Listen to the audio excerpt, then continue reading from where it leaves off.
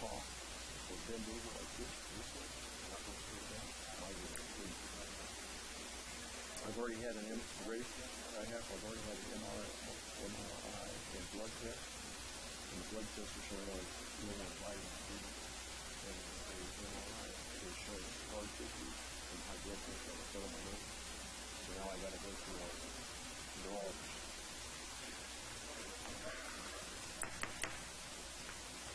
Morning, everybody. Welcome to this August 9th meeting of the Board of Supervisors. It is now called to order. Is there any addition, Rhonda, is there any additions to the agenda? No, Chairman, there's no additions. No additions. Okay. Would you please read? Yes, I'll read the closed session items. There are five items today. The first is conference with labor negotiators pursuant to Government Code Section 54957.6. The county negotiators are Adrian Caleb, and the employee organization is all units. There is a public employee performance evaluation, and the title of the position is County Administrative Officer. There are real property negotiations pursuant to Government Code Section 54956.8. The negotiating party is Eric Fleming, the County Administrative Officer, and the APN numbers are listed on the agenda. Conference with labor negotiation, conference with legal counsel, existing litigation pursuant to Government Code Section 54956.9, subsection B1. And the last item is anticipated litigation pursuant to Government Code Section 54956.9, subsection B2. There are two cases. Full session.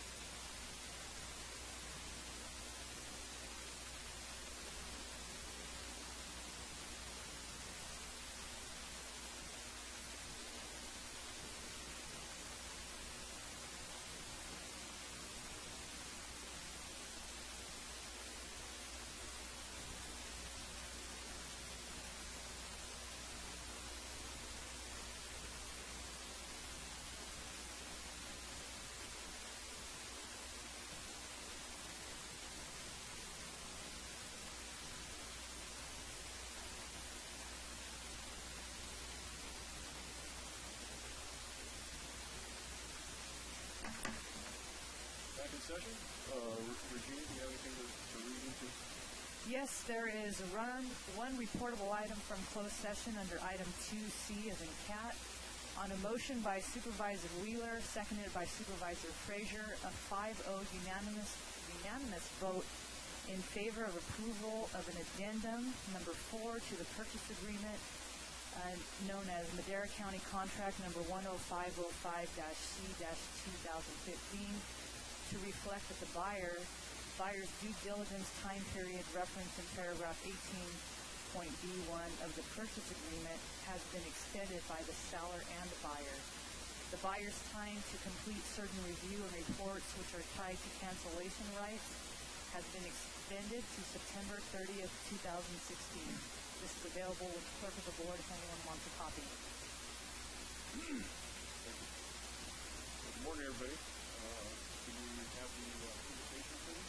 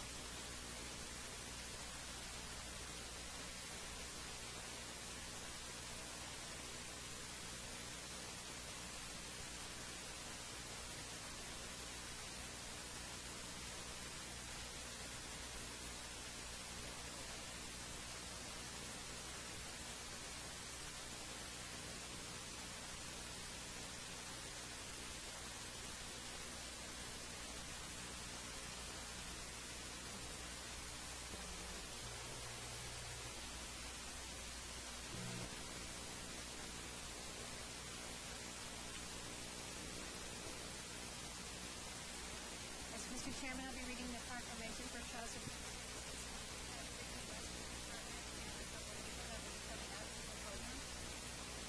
Whereas the Garrett County Department of Child Support Services believes that children are our most precious resource and become healthy, productive, and well-adjusted adults through the support and nurturing of their families. And whereas the Garrett County Department of Child Support Services believes that child support provides an essential bridge to self-sufficiency and financial security for children and their families, by ensuring that children have a reliable source of financial and mental support, allowing them to grow, learn, and achieve their dreams.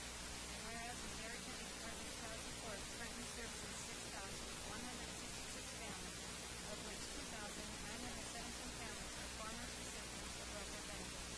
And whereas in the federal fiscal year 2014-2015, the Garrett County Department of Child Support Services collected and disbursed over $9.7 million in current and past due child support payments for federal fiscal year 2015-2016 to date. 2016. The department has collected and distributed $7.2 million in current and past due child support payments. And whereas the Garrett County Department of Child Support Service is strongly committed to its mission of working together to nurture their children and to enhance the well-being of the children and self-sufficiency of families by providing child support services to anyone who wants to do so. And whereas the staff of the Garrett County Department of Child Support Services believe in and practice the core values of integrity, teamwork, equality, and respect in public service. And whereas the Garrett County Department of Child Support Services, in partnership with regional and local child support agencies and counties throughout the state, commemorated this year Child Support Awareness Month by studying specific and families. All parents have gained in supporting their children. Now therefore be it proclaimed that the Board of Supervisors of the County of Garrett, State of California, is hereby proclaimed August 2016 as Child Support Awareness Month in Garrett County.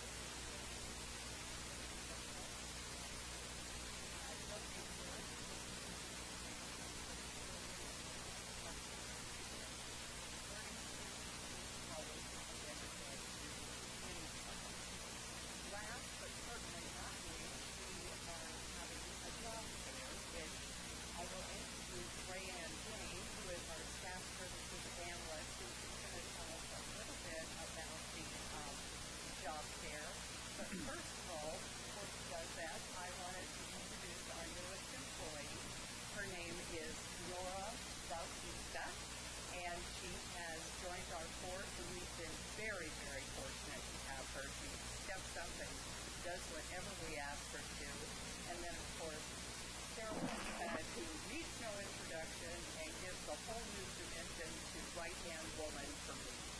So, Lena, would you like to tell us about the job fair? I had a great time coordinate the job fair. It is going to be held on August 31st from 9 to noon at the 700 Social Services Building, the Administration Building, and we're looking to have people to provide resources as well as some career choices available to our participants and members of the council. Thank you. Good job.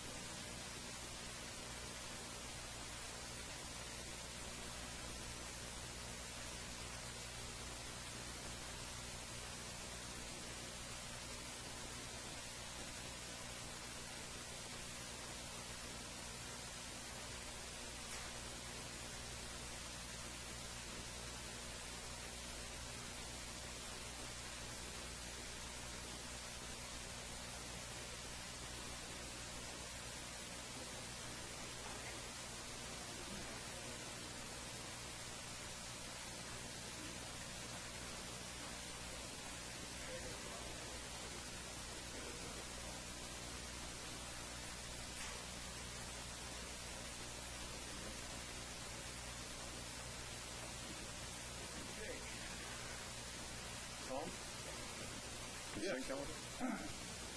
On the consent calendar, item H.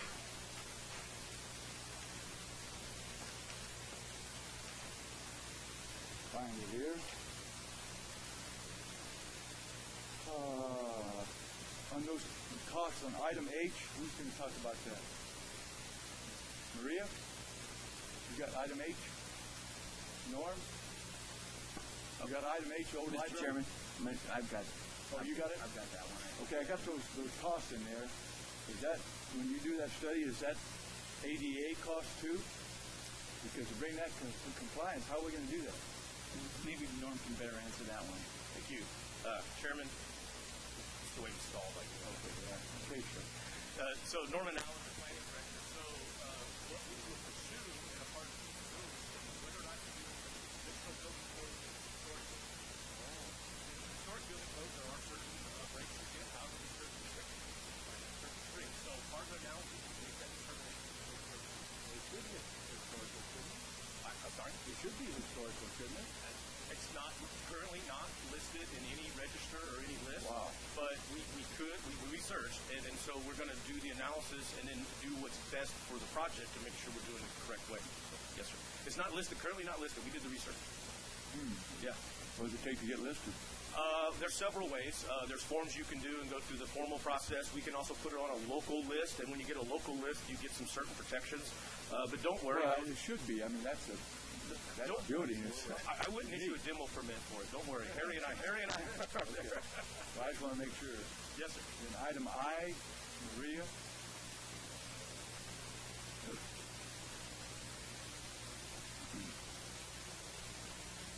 I see you got your name on that letter, so that the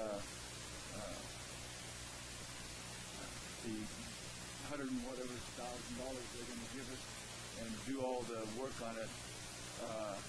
Are they're going to pay us rent between now and July of next year? We opted not to, Miranda General Services, we opted not to pursue rent since they own the modular trade. It would just be a land lease. We were more concerned with them restoring the site. The JOA doesn't specify that they had to restore the site, so we really wanted to make sure they did everything. We weren't stuck with anything once the modulars were removed. So we opted not to pursue rent for that time being, but ensure that they did all the renovations that we wanted them to do when the trailers were moved out. So in their original contract, was there anything in there that they had to just bring remove back within to 180 days. Huh? All they had to do was remove the trailers within 180 days. That's all it said, yeah. Nothing to clean up, nothing to... So you negotiated with them to get that all new fences and take all that, the platforms out, the cement curves and all that? Correct. And they'll put it back on gravel too, right? Correct. I guess that's okay. I'd like that rent. So we're not going to be back here again in a year saying extension? I hope not. Well, then it goes to rent. Yeah, the term is only through July 31st, 2017, so if we do Well, I extend think they're beyond waiting that, to we get can do that that. other side in Rhode Island or was ready to put them there, right? Inyo County. Inyo, I that's talked to right. the CAO down there, and they just need a little more time. Okay, and then item W. The Grace report. I just, when we abandon those right-of-ways like that, it always worries me because in the backup it says that that road goes to 4 parcels that those people created. Now we're going to abandon that, or we going to leave 4 parcels without a right-of-way. No, and I do apologize. There will be access. Jamie brought the maps. I had her look it up this morning after you and I saw each other. I apologize if the board letter wasn't clear. The parcels in question all still have access. That would be dereliction of duty on our part to landlock a parcel. And so, no, it's been looked at. Public Works could look at it, but it wasn't articulated clearly in the staff report where the traffic is still coming. So where's the right-of-ways to those 4 lots? Good morning, members of the board. Jamie Dax with Planning Division. Clear throat agreement. I can't hear you. Sorry. So there are parcels that access along Avenue 10. I don't know if you have a map in No, your there was no backup. map. All it did, and that's the other thing. I wish you had a map because all you had is just the length of the road. There are parcels I can read maps. I can't read that little thing on that. There are parcels that access off of Avenue 10. However, the portion that's proposed to be abandoned, the parcels that have access to there will have access on there after the abandonment. The abandonment is only for about a quarter of a mile. It was 200 right some of way. feet, is it? Right. So the 2,000 and some feet. right. So the portion directly off of the main alignment, that will remain. So the parcels will continue to have access off of that portion of right of way. Okay. I see myself. I don't see the map. Just give me the map.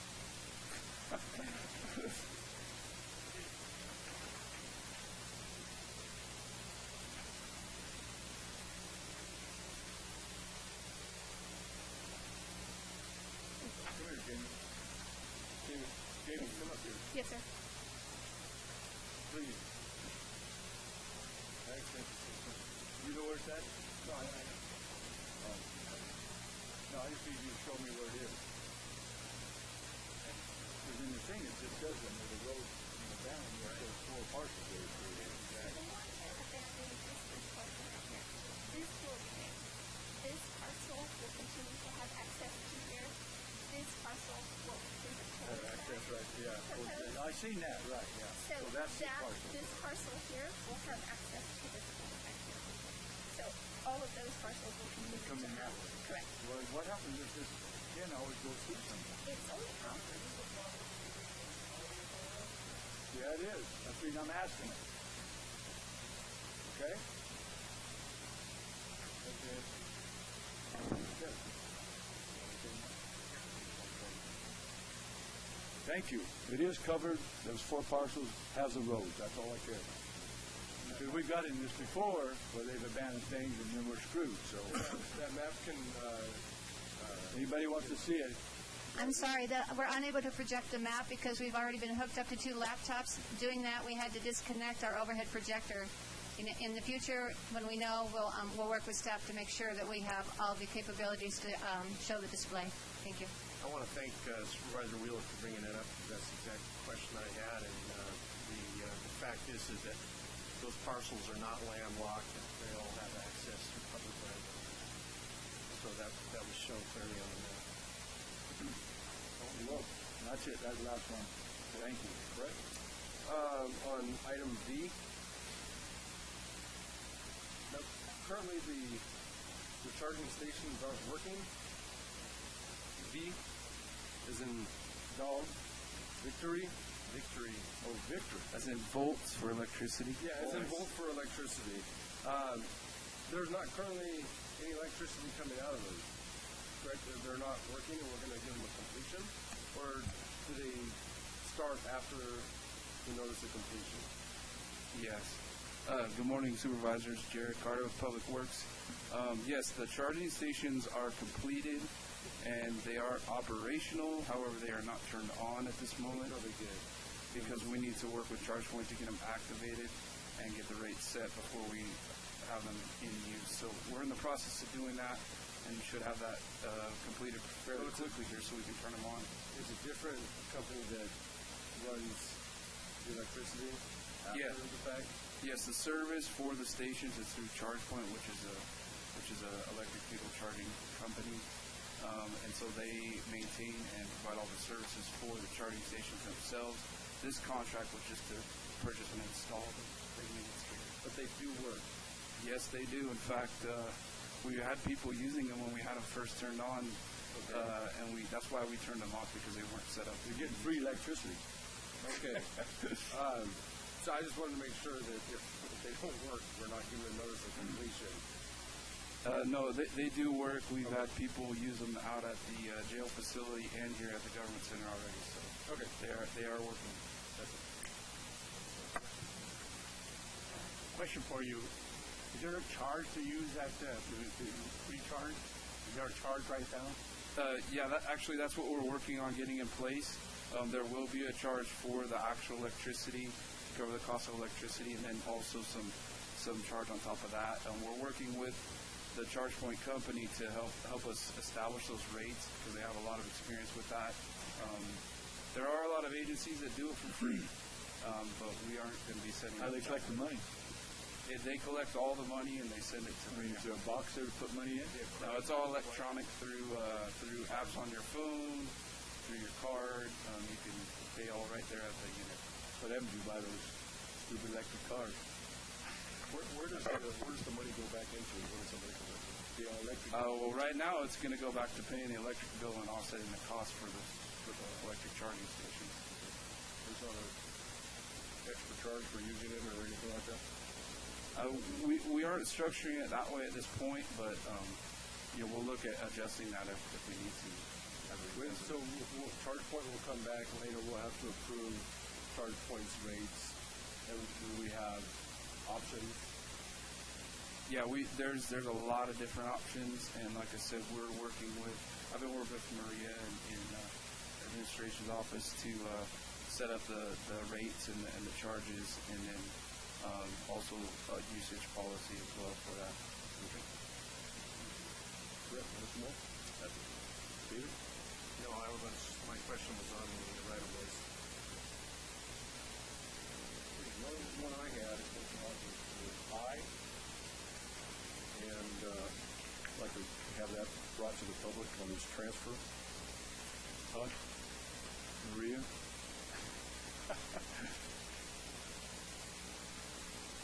Public Works? Yeah, Maria? Yeah, go ahead. I'm sorry. She done the contract. Yep. Yeah, go ahead. Sorry.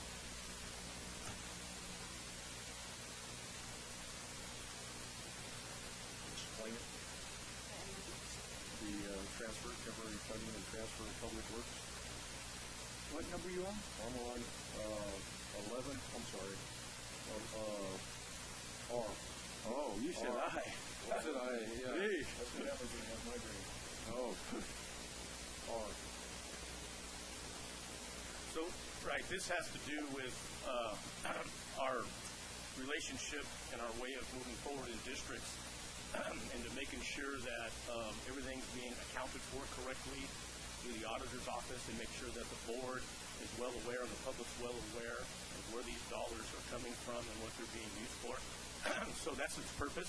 We have done this. This is not the first time we have done this, but we continue to come back here and you see more of these items, because in the past they were done through accounting behind the scenes, and we want to make sure that we're not using those kinds of approaches, and we're coming here and bringing it to the public so that and the board so that we understand where those dollars are, how they're going to be paid back, and what the purpose is.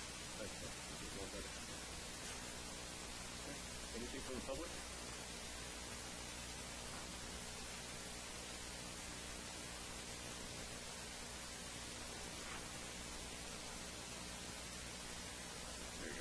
Jack Porter, 1625 Howard Road.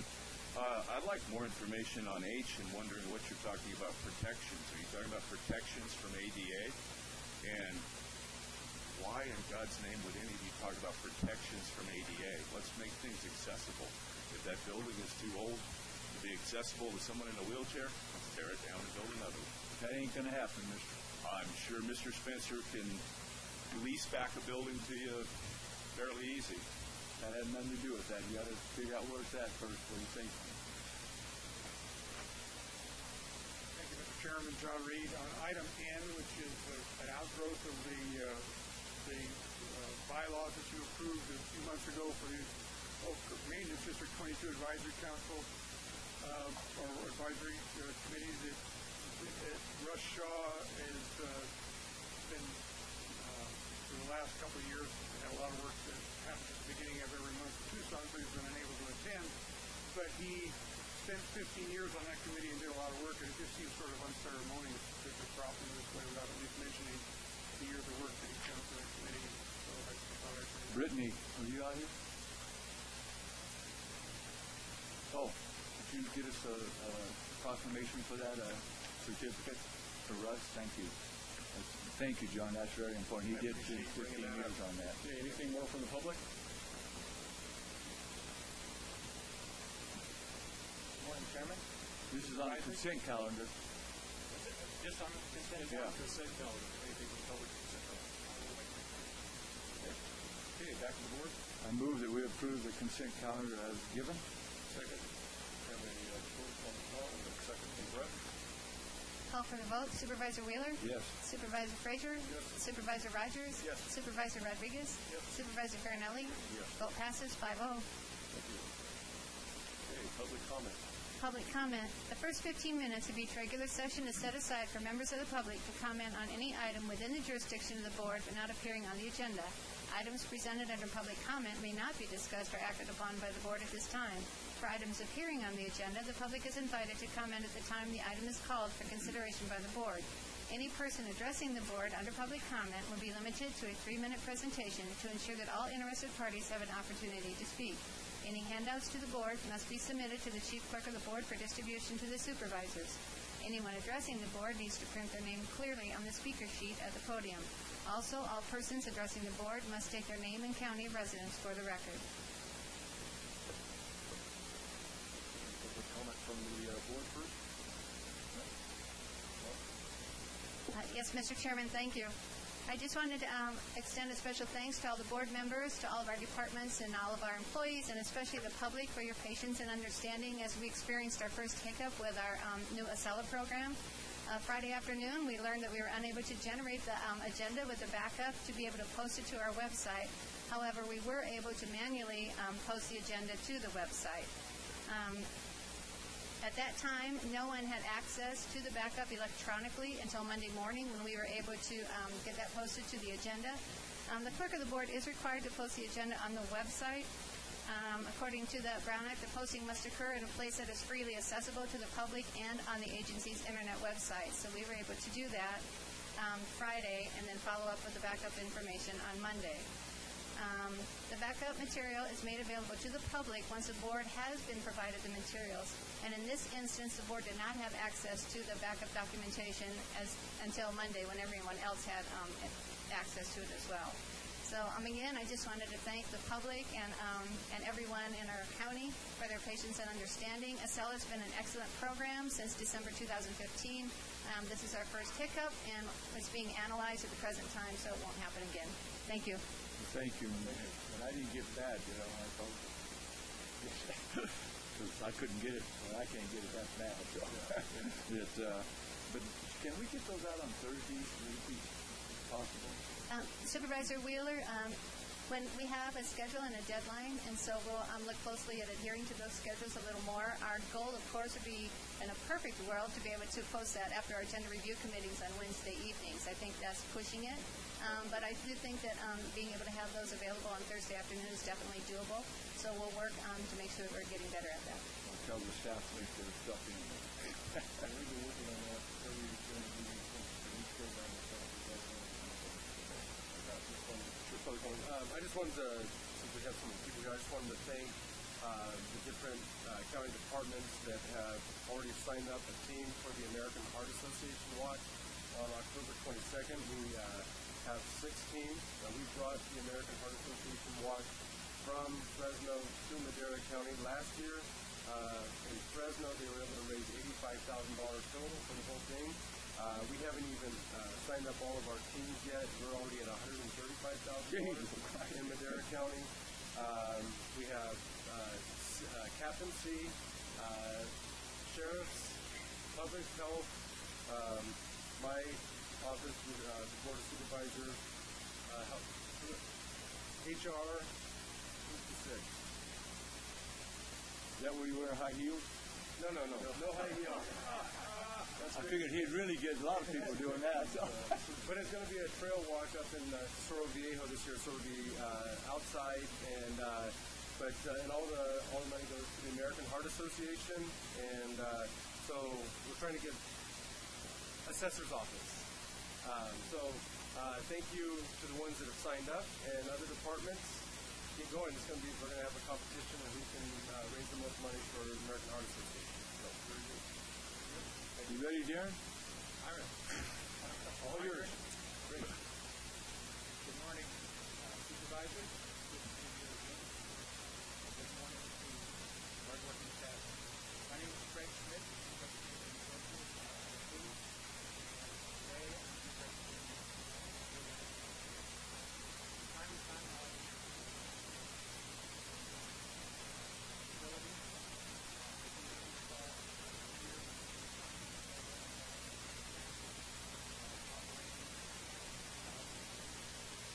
All of our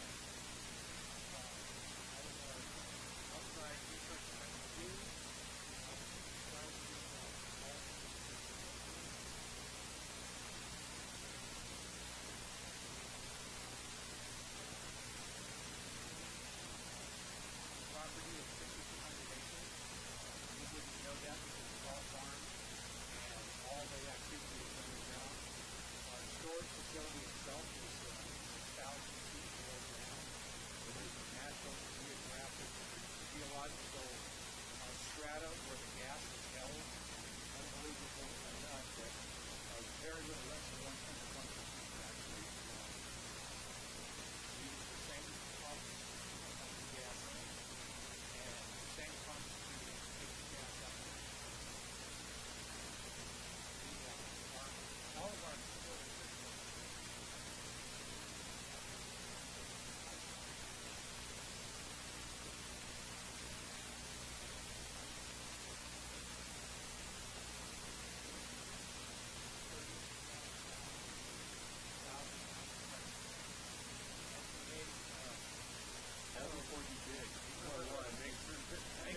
That would be my next comment. As you have before you, Supervisor Vice Chancellor, safety brochure, we have that motion to this.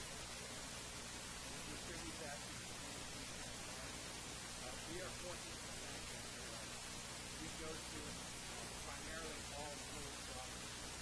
Very little food habitat, with the exception of small stretches on 180.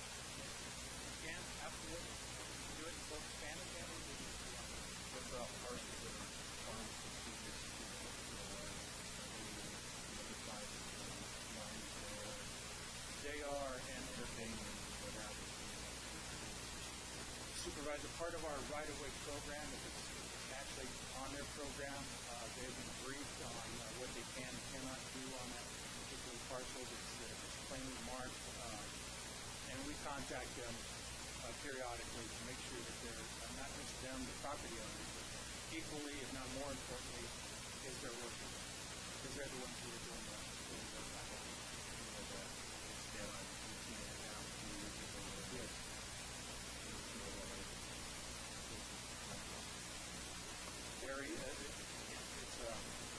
What happens particularly with a line that's been there for a number of years, the ground has been scraped, leveled, maybe a couple of different times, but it was once 3 feet, it may be 2 feet or less. And people don't realize that, and they don't call the 811 number, and they go out there and it's not marked. And the guy, perhaps not even in the area, on a big river tractor, lives right there. When I was, my previous life, when I worked for PD, we had a number of Okay, Greg. Thank you. This is a public comment and it's held to 3 minutes. I really appreciate your update on things, but the next time for maybe a more thorough update and call the clerk of the board and we'll do a presentation out of it. Great. Thank you. Get it under public comment. Thank you. Anybody else? Public comment? Back to the board. Look, we got one. If anybody else wants to make public comment, please do the line over here and sign the board. There's a card where we got to sign too. Mind getting the arm out. Okay.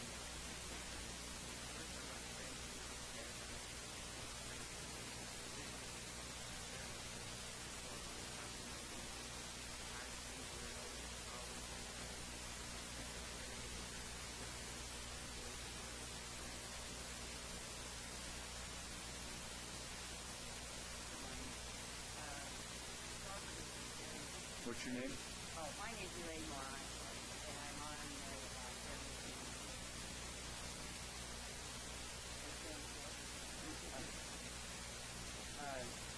Elaine Moore. I live at 22179 Road 18, Scottsdale, California.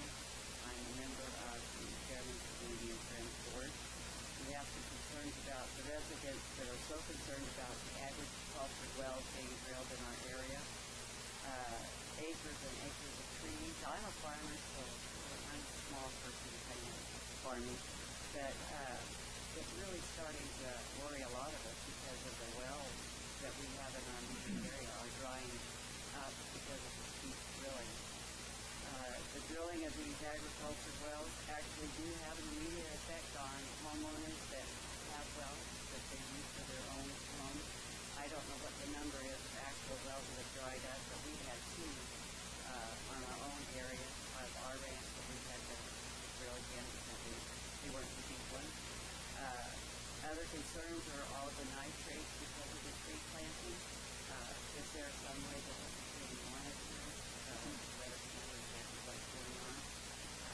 A lot of this with our school season starting, we just look and see all the best and see what's going on out there. In fact, I don't dust my house for 3 months straight on it.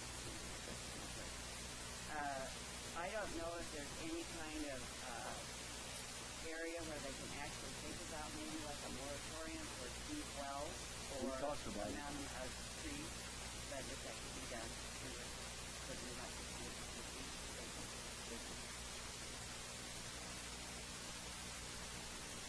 Good morning, my name is Ricky Ortiz. I'm the Chairman of Community of Friends. My address is 20278 Brownwood Place, Cincinnati. Chairman, the next issue that we're concerned about too is the pyramid area plan. A pyramid area plan has been prepared and ready for board approval since 2012. The project lies, Pyramid Community and Friends will repeatedly ask the Madera County Department for updates. We understand there's been multiple changes in past years in the county department staff to follow and support the completion of this area plan, but it's still important to the future of the community of families that it's completed.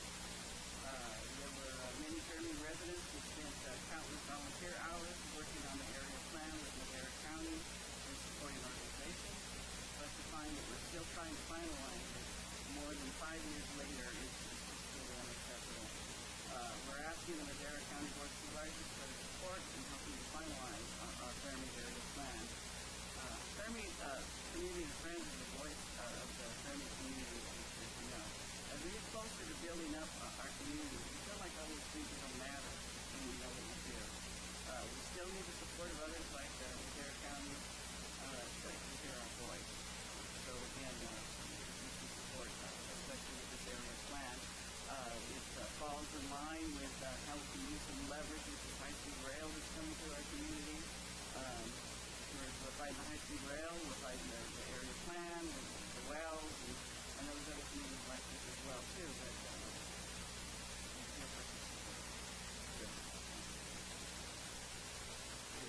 Anything more from the board? See no? Okay. We're going to go to public hearing. We're already off the time of it. So 7A, please. 7A, Board of Directors, Special Districts, Public Works Department, Administration Division. Hearing to consider of approval of a resolution confirming the report and authorizing the auditor controller to impose liens for delinquent utility fees and charges upon those parcels within the Madera maintenance districts and service areas.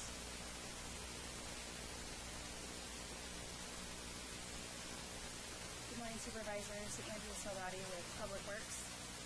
This is an annual item that we bring to your board. This is to remove outstanding delinquent accounts off of their monthly bill and put it onto their property taxes for full collection.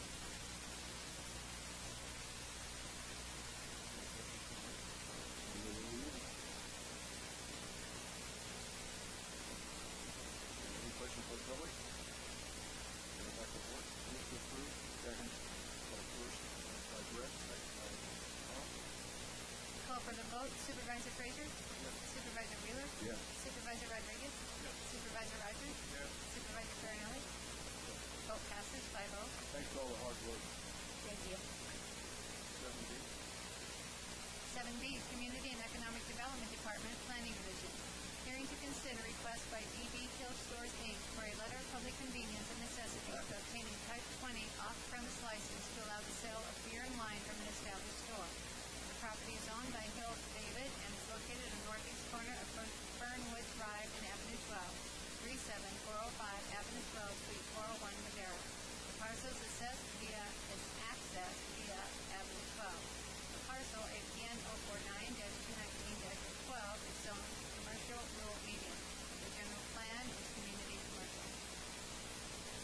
Chairman, members of the board, thank you for your consideration. The next two items I'll explain a little bit broader. As you know, as I've said before, the reason why we appear before you for these, this is not a zoning matter. Letter of convenience and necessity, it goes to the alcohol beverage control, and it has to do with the way our census tracts are structured. So they use their numbers based on census tract, and since our census tracts are so large in the county, because we're unincorporated, we're easily oversaturated. And so that's why we do these, and that's why we keep coming here for this, because of the way that our county is structured as a rural county. So with that, staff recommends approval. This is for, as many of you know, Rancho. So thank you. Yeah, this, I've talked with Dave about this, and this, he's held off for years and years on this question. Different businesses come in. This is because he wants to keep the real community. And he's got a great business there. He's, employed hundreds, if not thousands of local residents. And he runs a great store, and I know that done very responsibly, and so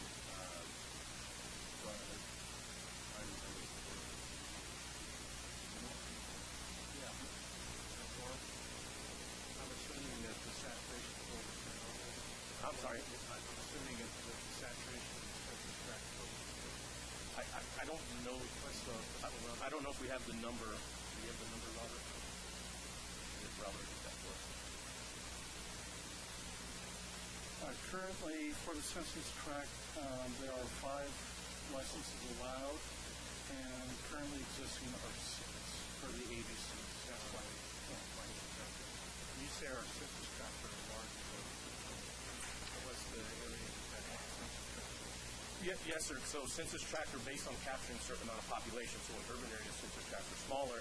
Capturing the population to be a census-defined place or a census tract will encompass a lot more commercial property. And so that's why we do that. You, out to the public? Back to the board. I move that we approve item 7B. Second. First by Brett, second by Paul. Call for the vote. Supervisor Frazier? Yes. Supervisor Wheeler? Yes. Supervisor Rogers? Yes. Supervisor Rodriguez? Yes. Supervisor Farinelli? Yes. Vote passes 5-0. Thank you. Thank you, Judge. Community and Economic Development Department, Planning Division. Hearing to consider request by Yosemite Bass Lake Activities, Inc. for a letter of public convenience and necessity to obtain a Type 20 off-premise license to allow the sale of beer and wine from an established store. The property is owned by Greenlaw Pines Investments, LLC, and is located on the south side of Road 432, approximately 520 feet east of its intersection with Beaver 54406 Road 432, Bass Lake. The parcel is accessed via Road 432. The parcel APN 070-120-012 is zoned commercial urban medium. The general plan is community commercial.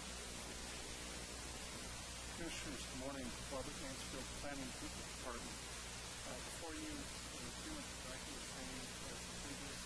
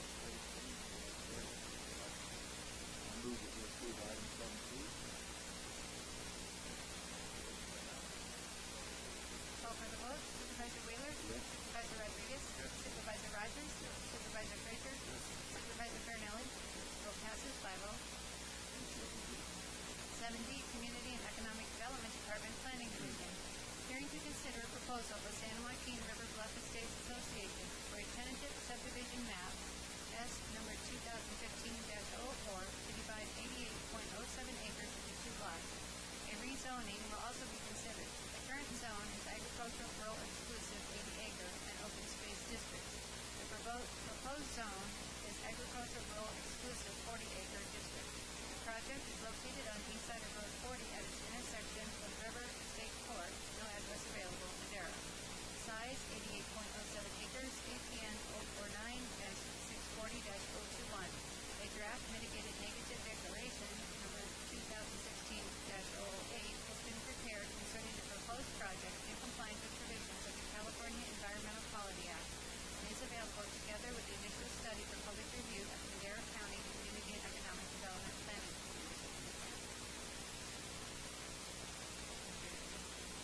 Mr. Chairman, members of the board, Norman Allen, you're here with Jamie Bax and Matt Creamer. I'll turn it over to Jamie for a short presentation and then moving forward. Thank you. Good morning, Mr. Chairman, members of the board. Before you is a tentative subdivision map and a rezone. It's actually an existing subdivision. It's Tract 199. They're requesting approval of a tentative map to divide 88.07 acres into 2 lots and a rezone to allow for the reduced lot size. The current zone is ARE 80, and it's proposed for ARE 40 to allow for the smaller parcel size. It will divide the existing open space, which is along the bluff, from the recreation area, which is north of the existing lots. No development will occur on the bluff area. It will remain as is, so impacts to the agriculturally zoned area will remain the same. River Estates Court, which traverses through the center of the subdivision, is proposed to be replaced by a new secondary road to the north of the northern property line of the project, and all lots within that tract will remain the same. This is the map itself. You can see the 20 lots. There is one house existing on those lots currently.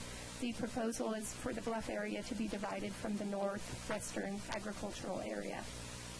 A mitigated negative declaration has been prepared, including mitigation measures for aesthetics and transportation. This is a general plan map where you can see it's agricultural and very low density residential. The current zoning, as I mentioned, is ARE 80. The dark green portion, they're proposing ARE 40 to allow for that smaller parcel size. The open space along the bluff will remain the same. Is that in yellow? Correct. I'm sorry, the blue is the open space area along the bluff. We're only talking about the dark green space. Correct. On the June 7, 2016 Planning Commission voted 5-0 in favor of approving the tentative subdivision map, rezone, and mitigated negative declaration subject to conditions. And I'm available for any questions. Thank you. Any questions from the board? Now, you said there's one house on the bigger piece? No, on the individual lots you see, there's only been one house built. This was previously divided, some 20-something years ago. Yeah, a long time ago. Right? Yes. And it was created as it's one of the few actually ones out there. And I don't know if we can bring it back up, IT, but if you see along at that road along the bluff, you see a bunch of individual lots. I think we're bringing it back up. Only one house has been built out there. It does have a community septic system. It has infrastructure and everything out there. Street lights and everything. It's got a final map. So you see the recorded lots along there, but only one house has been built in the area. So the two groupings have nothing to do with that subdivision, right? They are a part of the original subdivision. It was designated, the open space along the bluff was designated as that. Yeah, exactly. It was for open space, or was that supposed to be for open space for people to enjoy? For the bluff area, yes. For the northwestern portion where it's agricultural, no, it was not included in the analysis to be dedicated as open space. So the one piece they can build on, the other piece they can't? Right. The open space would not be able to be built on because the acreage is not large enough to. Correct. So the portion to the northwest, the agricultural area, is the portion that they want to divide off. I'm sorry? Can that piece be split up anymore? Potentially, but it would have to go through a whole new process. Not with the current zoning, not the way they're zoning it. So, you can always come back for different zoning, but not the way they're doing it now. Thank you. Anything from the public? Back to the board. In your district. I move we approve. I second it. First from Brett, second from Paul. Call for the vote. Call for the vote. Supervisor Frazier? Yes. Supervisor Wheeler? Yes. Supervisor Rogers? Yes. Supervisor Carnelli? Yes. Vote passes 4-0 with Supervisor Rodriguez away. 7E. 7E, Community and Economic Development Department Planning Division. Hearing to consider the request of Bradford D. Ditton to amend the Madera County General Plan, GP number 2016-002, pursuant to Section 65358 of the Government Code. The area to be considered consists of 16.99 acres located on the northwest side of North Star Lane at its intersection with Buggywood Drive. No address available. Course vote. This proposal is to amend a 14.50-acre portion of the parcel now shown as agriculture exclusive designation to agricultural residential designation. A rezoning, CZ number 2016-003, will also be considered to change the zoning from agricultural rural exclusive 20-acre district to a residential rural single-family 10-acre and residential mountain single-family districts. The general plan and rezoning will allow a future lot line adjustment. Size 16.99 acres, APN 054-270-037. This item is categorically exempt from California Environmental Quality Act. Thank you, Chairman, members of the board, and just a brief history on this. Before I was planning director, we had to do these all the time because of the interpretations on lot line adjustments, and that's why I'm giving the history. We reinterpreted lot line adjustments, and this is the first one in years that we couldn't make it work. We tried, and looked at it every different way to not have to do this. We used to do a lot of these. This is a very rare one where we couldn't make a lot line adjustment work, which, as you know, is ministerial. But to make it work, we had to do a rezone, and I wish we didn't, but we do. So thank you. For that, it's not in a special district, and I just don't have to do all that stuff through Gary. It's not subject to any special district. Not subject to it. We need to work on that again, too. Yes, sir. Any more from the board? Out from the public? Back from the board. I move that we approve item. Well, I don't want to hear you go fast. Mr. Chairman, members of the board, I'm Brad Wooten. My office is at 40307 Highway 41 in Oakhurst. The applicant, as was explained by Becky, is a North Star Ranch and General Partnership. I'm one of the partners. I thought when I created this parcel that I was doing the correct thing, but because it has a big, large, flat area, and across the road, there's a 4-acre not touching the roof. And clearly I was wrong, because everyone who looked at it rejected the parcel. It says it's land that does from here to there.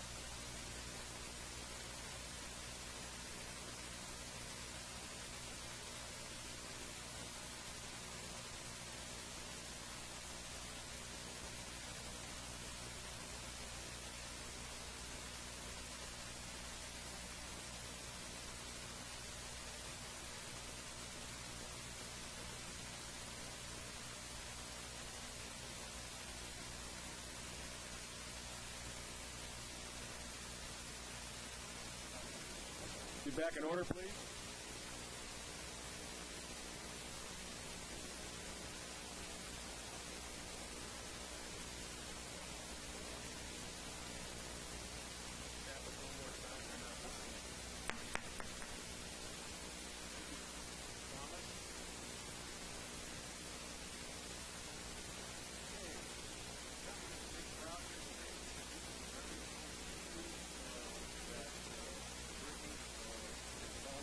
Very hard, and we're going to go with 6A, and then we'll jump around to some other ones. 6A, Board of Supervisors, District Number 5. Discussion and potential direction to return to the Board on August 23rd with a draft support letter as deemed appropriate for comments associated with the USFS draft environmental impact statement for the Sierra National Forest Land Management Plan. Good morning, Chairman, Board. Brittany Dyer, District Chief of Staff for Supervisor Tom Wheeler.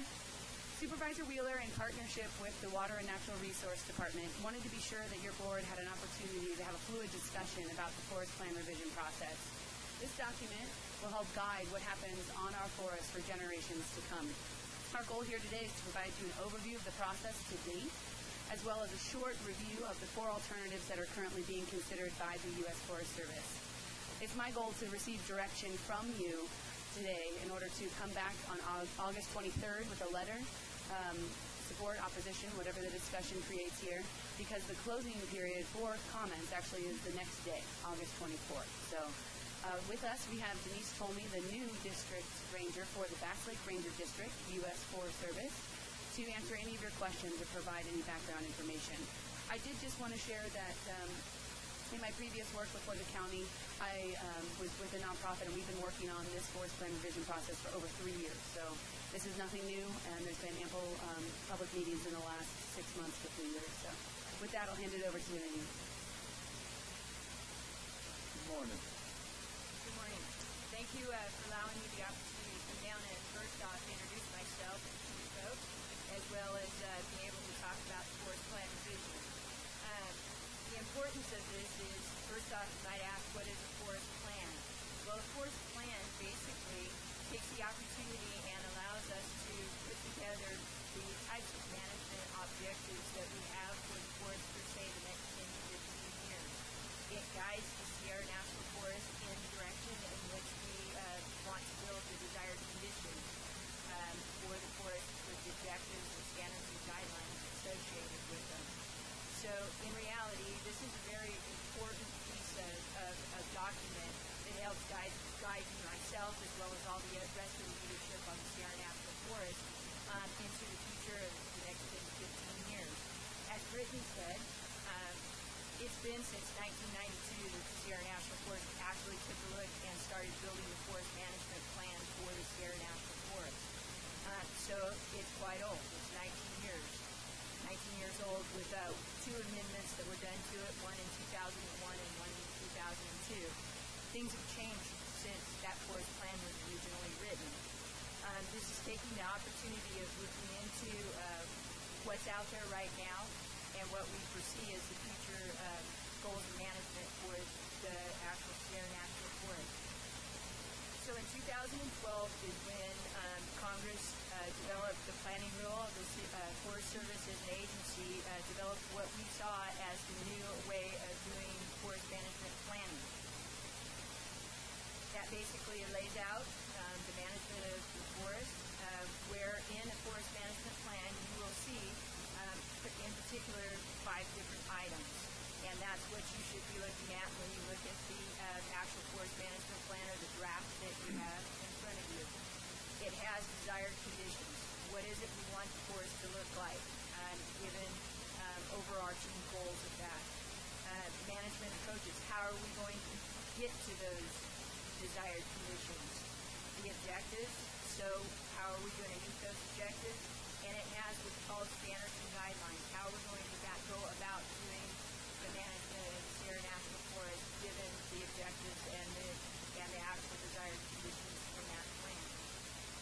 Right now, the Sierra National Forest, like I said, the planning rule was developed and approved in 2012. The Sierra National Forest is only one of 3 national forests in Region 5, the state of California, that is going through the forest management plan development right now. shall I say, our sisters in cohort with going through and developing these forest management plans is the Sequoia National Forest and the Inyo National Forest. Right now, what's developed in this draft environmental impact statement, let me back up a few minutes. What was done when the initial planning rule came out was there was an assessment that was completed basically saying, here's what we've got right now. Here's what's happening on the Sierra National Forest. Here's the management that's been done on it. And how is our water quality? How is our ecological restoration going? All various things. They did the regional office did an assessment of the 12 national Sierra Nevada National Forests. The reason that was done is because those 12 forests, including the Sierra National Forest, have forest management plans that are as old as Sierra. Sequoia, Inyo, and Sierra were chosen because we had the oldest forest management plans to date in the state of California. So they did an assessment. From that assessment, they developed basically what were the needs to change. What are the things that have changed over the course of the last 19 years that this assessment points out that weren't necessarily addressed in the old forest management plan. From that, the three revision topics that were decided upon to focus this forest management plan on were fire management and smoke.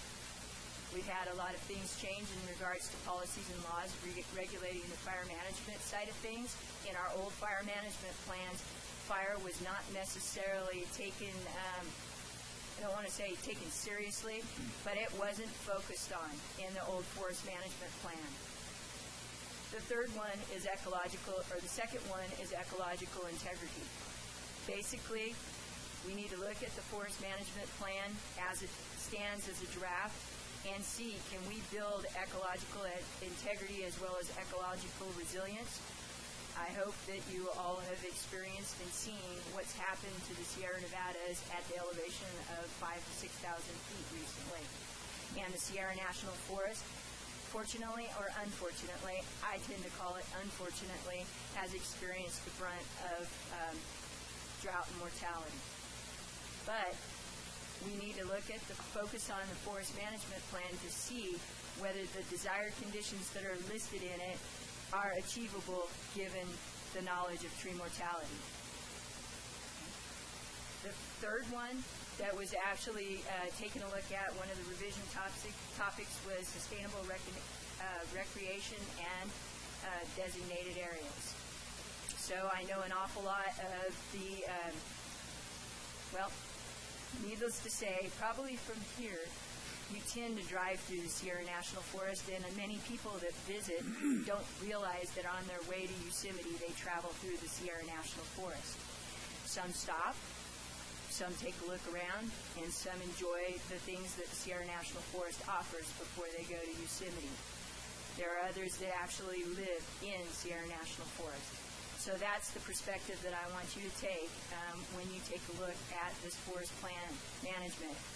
Let's take a look at it in regards to this is what we're proposing to do for the next 10 to 15 years to move the Sierra National Forest into the future so we have future generations being able to enjoy it just like our mothers and fathers did or our children are currently. That is one of the reasons why I was joined the Forest Service 33 years ago, is because I wanted to make sure we had a forest to go to in the future and for future generations to do the same. As Brittany described, during this draft environmental impact statement phase and draft forest plan stage, the regional office as well as some of the folks from the Sierra National Forest took a look at 4 different alternatives. You will see 4 alternatives lettered A, B, C, and D. Alternative A basically just changes the old forest plan into new planning rule language. So really not much change in the management of the forest. Alternative B takes and looks at all 3 revision topics and figures how can we increase the pace and scale of ecological restoration in the forest. and that builds upon what we can do to open up some of the pacing scale in regards to ecological restoration on the forest, and also incorporate some of the fire management and sustainable recreation. Alternative C basically takes a look, and in my honest opinion, what I read into that one is it's the conservative approach to management. It takes a look at the various, I call it fish, bins, everything that we have that kind of is in the conservative side of things for the management of the forest in protection of some of the species and the conservation areas that we have within the forest. Alternative D, basically, given policy, law, and regulations that the Forest Service needs to follow, Alternative D opens the door as wide as we could possibly go, knowing that we have to basically still follow policy, regulations, and laws. So those are the four alternatives that we have. We are required by law to state in our draft environmental impact statement what the preferred alternative is. In this particular case, you will see in the documentation the preferred alternative that's listed is alternative B. It kind of does a balance between the conservative approach and the no action alternative. So with that, I think I've mentioned, I know that's 3 years of work condensed into 10 minutes. So at this time, I'm more than welcome to take questions if you have them. So B is in balance. Yeah. B is in, tries to be in balance. Okay. How's that? For years, we put out every fire that came along, and we realized that wasn't probably the best thing that could have happened, because fire was an integral part of keeping the forest well managed and clean from overgrowth and vegetation. Does the plan reflect the dangers of tree overcrowding, overforestation, and the idea of catastrophic fire as a result of the dangers that poses? It also, there's 3 things that come into play, or actually 4 that come into play when you talk about overcrowded forests. Catastrophic fire, bark beetle impact, which is a good result of that, or a bad result. Drought, and then controlled burns and logging are all a part of that as well. So is that addressed at all by the plan? As a matter of fact, that's one of those 4 things that you just listed are actually the stressors found in the assessment that drove fire management and ecological integrity into being some of the revision topics. So yes, very much recognized. I do have to point out, though, before I became district ranger, that 33 years with the Forest Service was in fire management. I know the fire management portions of this plan because I was on the extended interdisciplinary team to do those portions. In this plan, what needed, right, the revision topic of fire management and smoke was put in there, is to recognize that we were starting to have additional or an increase in catastrophic wildfire, but also recognizing that there is such a thing as good fire.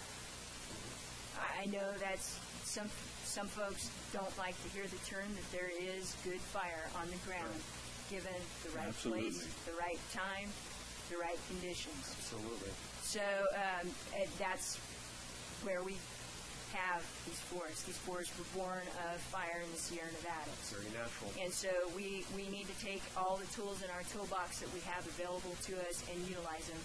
I do believe that this plan does at least a good job in recognizing the need for all of those tools and the balancing that needs to occur for that all to happen. Does the plan also recognize that the necessity of the watershed, that the watershed there's a direct correlation between the overgrowth in the forest and the loss of watershed, and that the valley water supply directly related to that, and that you can't have both an overcrowded forest and a watershed? So I have to be the first to admit, this actual plan is the first, let me think back.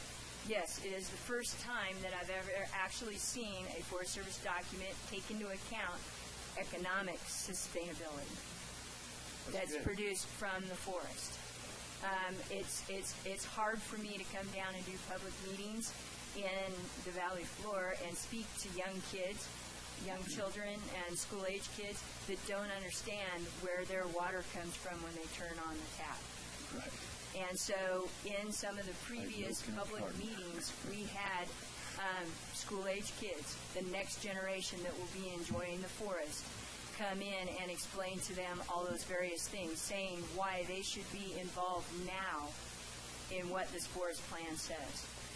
So I was very happy to be involved in those public meetings, bringing along the children. I'm glad to hear this. This really gives me hope for the future. It's going to be down the line because this is a long-term problem that we've created here. The last 5 years, we've lost more land to forest fires in the previous 70 years combined, catastrophic fire. And then, of course, you're probably familiar with Dr. Bale's study from UC Merced that intimates the idea that more water can be gleaned from the watershed as a result of healthy forest circumstances as defined by GTR 220, HR 1904, the Clean Forest Act of 2003.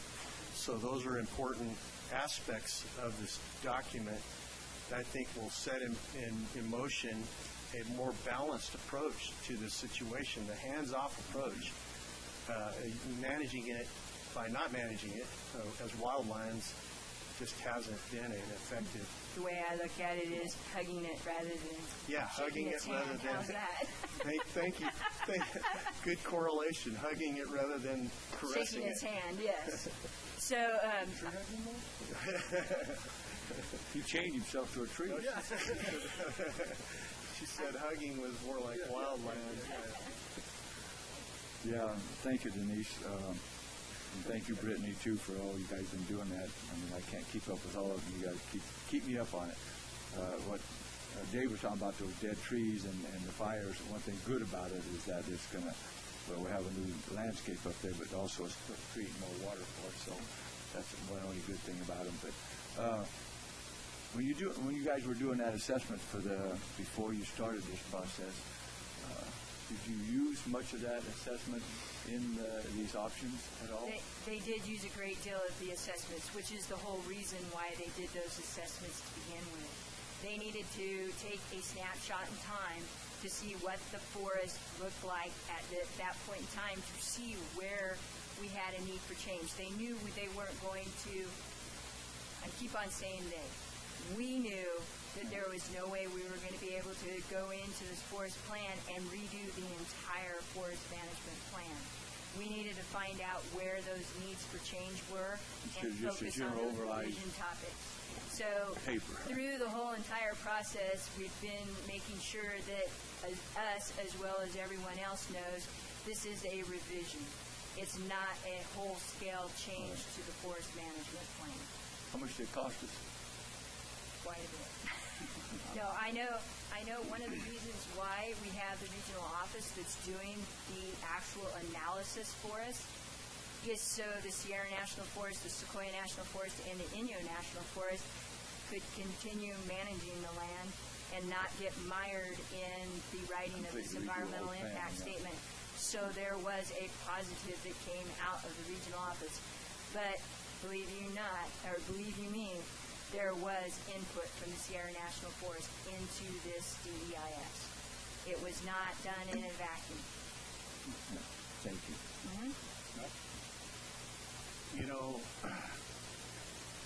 what has the attitude of the environmentalists, have they changed their attitude considering the conditions of our Sierra and devastation of the trees, the beetles? Have they taken a step back and kind of said, maybe we were wrong all along? Have you seen never going to admit that. They ain't never going to admit that, man. No, but I said let them burn. Well, I'm asking her. Oh, okay. What do you think? You know, but there's got to be some changes here. They're thinking people also, and they would consider maybe we weren't 100% correct in what we've done for years and years. Look at the results of our policies. In some of the ways, I have to play the full scale, all the way from it's a natural occurrence to let's clear it all. So I am fortunately in a position where I have to measure all. And to some extent, no, there has been no recognition. Hard to believe. But that's where I'm sitting here saying, that's where all four of those alternatives came from, is trying to measure that scale along particular points. Right. And say, okay, which one meets our purpose and need? There is always, in our environmental documents, there is always a purpose and need. Does the proposed action and the alternatives meet that meet that purpose and need? And so that's the question that the decision maker, in this particular case, it will be the forest supervisor that makes the decision as to which alternative gets selected. He has the option to modify one of those four alternatives. He doesn't have to go with flat out say, yep, it's B and that's the only one that I'm going to choose. He can modify that based on what best meets the purpose and need for the Sierra National Forest and based on comments. Thank you. David? Yeah, if you want to go back to natural, I think a scientific approach can be used here. We look at what is natural before a man intervened in the process. John Muir said 100 years ago that you could ride at a gallop through the forest and never stop. Now, we're certainly not in that circumstance now. And it's due to our own intervention. And so the circumstances that are there, certainly not natural. Right. And if we want to go back to natural, a well-managed forest needs to be gleaned of the chaff and the stuff that's there, whether by natural means through natural fires or by as a result of our own intervention for 100 years, going back to controlled burns and logging and reasonable marking of trees that need to be harvested. And that's the circumstance. It's very easy to figure it out. Right. The reason those catastrophic fires are there is due to overgrowth. It goes right up into the canopy. Yeah. So it's not a hard thing to figure out. It amazes me that people don't want to go back to that thought. I have to. Go ahead. All I was going to say is that's what I'm asking you folks to take a look at what was given to you for documentation and why we are asking for you to evaluate it based on your knowledge of the forest and making sure that at least one of these alternatives and the consideration that was done in all four of them meets what the desired conditions are that we've written and what you perceive as the Sierra National Forest direction to go as far as management goes. Thank you. I wish you have a very logical mind. I wish you had charge of the whole thing and you can just say this is the way it'll be done. She's done it all. No, thank you. I don't accept that nomination. What I'd encourage you before you do that, I just wanted to answer Max's question on that. Mr. Chad Hansen, who sues every Forest Service, everything they ever do, and he's against anything, even cutting one tree, and he lives in a wooden house, but he's also head of the Biological Diversity Group, I think's the name of it, and he wrote a letter, editor to the editorial to the LA Times saying that we shouldn't cut one tree, let them burn. That's what nature wants us to do. Leave them alone. Don't mess with it. It's our problem because we live in it. We ought to move out. You read that thing, you have died. How did he? No comment? Go ahead. I was just going to further Denise's comments and encourage you guys to really look at even melding some of the alternatives. I think that based off some of our other discussions, Alternative B has a lot in there that has to do with the fire and increased water for watershed. But D also does provide, there are some highlights in D that you guys may want to consider. One in particular has to do with ecological integrity. This has the same approach as Alternative B, but with D, you have more focus on increasing the area treated to improve the long-term sustainability and resiliency of the forest and watershed. So I would recommend definitely taking a look at doing a little bit of patchwork, but B and D seem to be the most up your alley from the experience I have with you. Okay. I can see nothing more from the board. Anything from the public on this issue?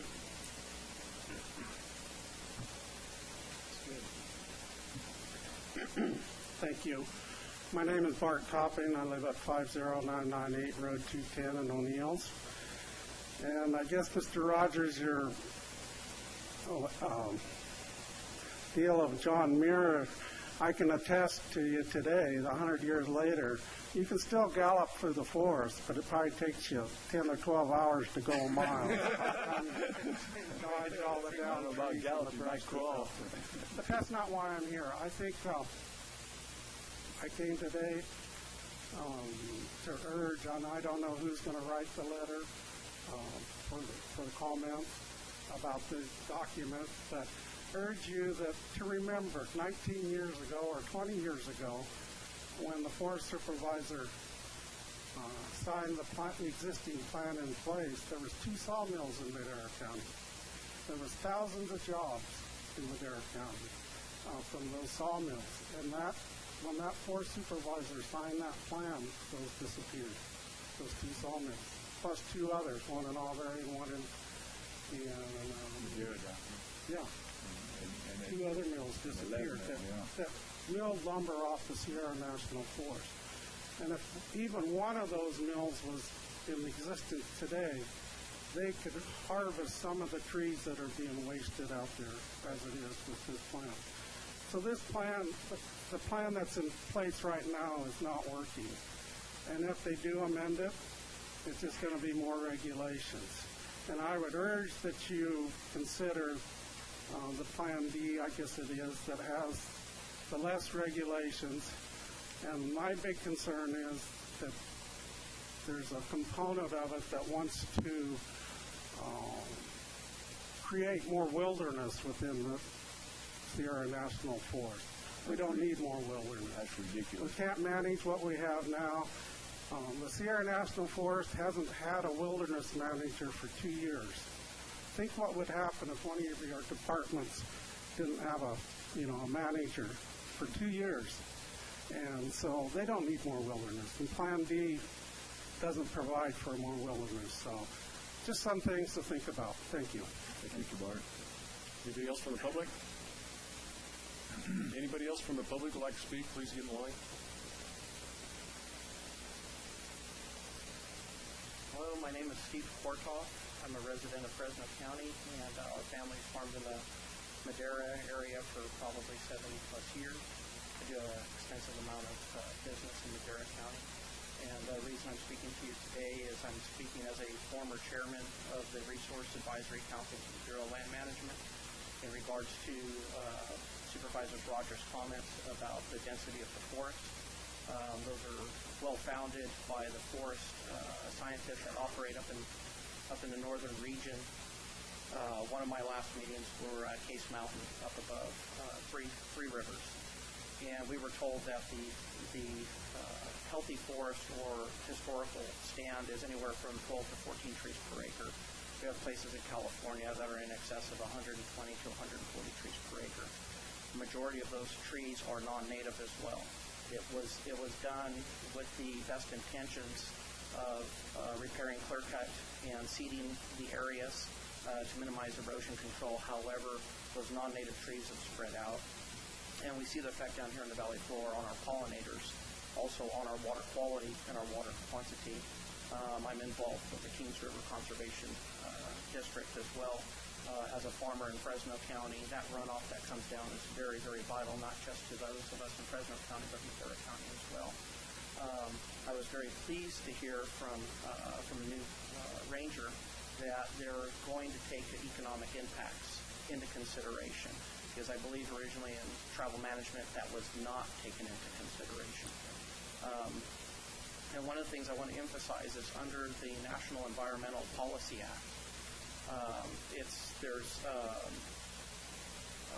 law and verbiage in there that allows the local communities, such as Madera County, to come in as a cooperating agency. And I applaud Madera County's efforts at doing that. And I encourage you to continue to do that and even more.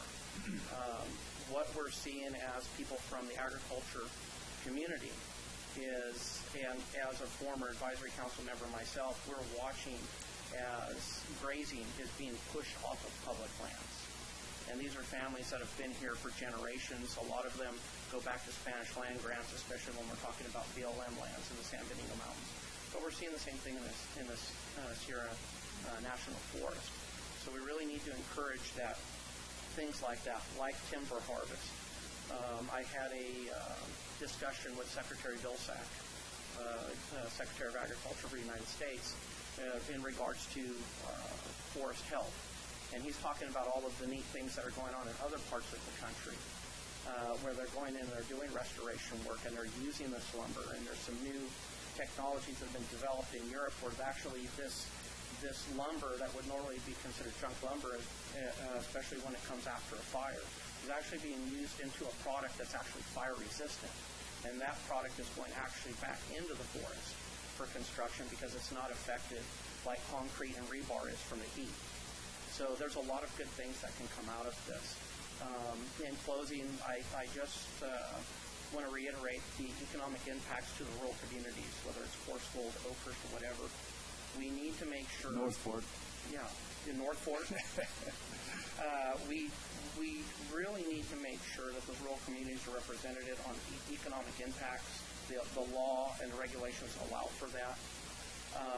And one of the things that I would really like to see a reversal on is on, we'd like to see the grazing leases not decrease. We'd like to actually see that increase because grazing is an excellent way to minimize fuels once the forest restoration plan is done. We want to make sure that motorized recreation is looked at as a legitimate use of forest lands because that also has taken a hit. Thanks to many people in the community and things like that have stepped up and said, hey, we want to be able to drive up into the forest. We want to be able to go to that waterfall. We want to be able to camp. We want to be able to take our quads and our families and things like that. We need to look at that. We also need to remember the beekeepers because down here in the valley, we're very, very dependent on the beekeepers. And the forest is so shaded out right now that there's not those plants there that the beekeepers rely on for the natural feed, and that's really what builds the beehives up. And so those of us in the almond industry really depend on that. And it was really depressing to hear from some of the beekeepers I know that they're saying it's getting harder and harder and harder to do that. So any kind of encouragement on that. Like I said, agriculture really depends on what flows down from the mountains, whether it's for cattle, whether it's for water, whether it's for bees, or whether it's those of us that like to get up and recreate. And I just ask that you continue to stay engaged in this and make sure that whatever plan moves forward, that all of those things are taken into consideration. Okay. Thank you, gentlemen. Thanks, Steve. Thanks for including the grazing in that. That's an excellent way of keeping forests. Anything more from the public? I just want to bring it back to the board. I just want to thank you again, Brittany and Tom and everybody that worked on this. It is a 3-year project. I remember when we brought Steve Brink down here and talked about watershed and why the forest is in such bad shape. The sad part about it is our President Bush basically signed into law Clean Forest Act clear back in 2004, and we just kind of sat on that money. I don't know where it's at now, $179 million a year or something. And it's kind of interesting how things get misplaced. So thank you, and good report. And anything from the board? We'll bring back something on the 23rd. Yeah, just need direction. Go ahead and write a letter. Okay, guys, We're outlining our discussions today, and then I'll bring that back on the 23rd. That will be our last time because the closing period is the 24th, the following day. And Bart, also, if you guys got any particular things you want to put in that letter, get a hold of us too, and we'll incorporate something in our letter that we're going to present. Thank you. The only other plug I'd make is yesterday at the Governor's Mortality Task Force, they announced that the Forest Service, they came up with an extra $10 million to give to the Forest Service due to the bark beetle epidemic. So we're making sure we're going to get our fair share down here in the Sierra National Forest. Thank you. Very good. Thank you for the presentation. Okay. 6E. 6E, County Administration Department, Blackhawk Ranch Recreational Project. 1, discussion and consideration of approval of a resolution accepting a donation in the amount of $26,438.60 from the stewards of the Sierra National Forest, which is specifically to be earmarked to fund the Blackhawk Ranch archaeological study. 2, discussion and consideration of approval of receipt of unanticipated revenue number 16-109 in the amount of $36,438.60 derived from Development Impact Fees, Parks Fund, and contributions and donations to be appropriated to park, recreation, and open space project. Professional and specialized services for fiscal year 2016-2017. 4 votes required. Good morning, Mr. Chairman, members of the board. Eric Fleming, County Administrator. As we continue to move forward and make progress on our proposed off-highway vehicle park at Black Hawk Ranch, we continue to address a number of things. At your last board meeting, there were a series of action items. All were approved except for one in particular, which dealt with the funding of the archaeological study. We have a solution before your board today, and with that, I'll turn it over to our grants manager, Bill Hayter. And you may notice behind me there are a number of yellow shirts. Is that turned on? Yeah. Oh. Yep. The people behind me have taken a day off work to be here today to present to you their answer to your question on where is the OHV community in this project, and stepping up to the plate to make a contribution towards the county to further this project. At this time, I'd like to ask Mike Wubbles, the Executive Director for the Stewards of the Sierra National Forest, to give you a little brief background on his organization, and I'll let you take it from there, Mike. Great, thank you. Thank you for allowing me to address the board today. My name is Mike Wubbles. I'm the Executive Director of Stewards of the Sierra National Forest. I live at 36633 Kenneth Avenue in the Madera Ranchos.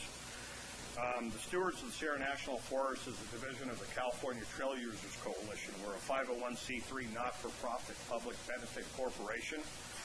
We started back in 2008 to aid the Sierra National Forest in its trail maintenance activities on its roads and trails on a volunteer basis. Annually, the Stewards of the Sierra National Forest put in approximately 6,000 volunteer hours per year, with a contribution of in-kind labor donated back to the Sierra National Forest in excess of $150,000 per year. The Stewards of the Sierra National Forest have been voted numerous times in the state of California as the Volunteer Trail Group of the Year for Region 5, which is all of California, also for the Sierra National Forest, and also for the U.S. Department of Agriculture, United States Forest Service nationwide. So that's something we take pretty seriously. The stewards believe there's a strong need for OHV recreation in Madera County, as it brings a lot of impact to the county in tax revenues and dollars spent in the area. A little thing that I gleaned from the Outdoor Industry Association is some economic numbers here. This is nationally, and I've got some stuff for California. I sent you up a package. Nationally, outdoor recreation creates 6.1 million American jobs. It contributes $646 billion in outdoor recreation spending each year nationally. Creates $39.9 billion in federal tax revenue and $39.7 billion in state and local taxes. That's a pretty significant number. Next to health care and pharmaceuticals, it's the largest thing there is in the United States. In California alone, through the Outdoor Industry Association study, which was dated in 2012, which has only grown since then, in the state of California, outdoor recreation represents $85.4 billion in spending, 732,000 direct California jobs created, $270 billion in wages and salaries, and $6.7 billion in state and local tax revenue. I've lived in Madera County since 2002, and I know that we're not exactly the richest county in the state of California. Great place to live, great place to raise a family, great place to send our kids to school. Okay, I believe that we need these safe places to take our kids and our families to recreate, and this is an opportunity for the county of Madera to make an investment in that future for our generations to come. My kids are growing and gone. I have grandkids now that ride and recreate, and we don't just recreate on OHVs. This is total recreation altogether. So this is a great opportunity for the board to make a decision in the right step. We realized that the County of Madera filed for an OHV grant to do the studies that they needed. They were not successful in receiving that grant, and I feel badly about that because I think that we deserved it here. I also understand that we did get some money from the state green sticker funds to help with those studies. I believe about $60 or $62,000 is coming from Madera County for that from the state grants. Stewards of Sierra National Forest, through much hard work and fundraising, would like to help the county of Madera. You guys bring that up for a minute. We'd like to donate $26,438 out of our own coffers to the county of Madera to be used exclusively for the Blackhawk Ranch OHV study. We'd like to present this check to the Madera County Board of Supervisors for that amount. And that check is cashable and good. That comes out of our very own pockets, right? This is not money that is just brought up from anywhere. This is money that the stewards have worked diligently since 2008 to stock away and stash away that comes from our operating budget capital that we'd like to go ahead and put forward because we think this is a really good thing to have in our county. Okay?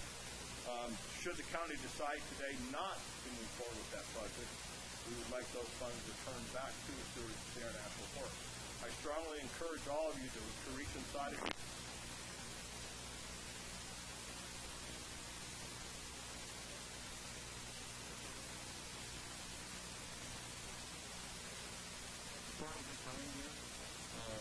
I'd like to have a show of hands that are for the, I'd like to have them counted. Farmer operation, please raise your hands. Please count them. Remember.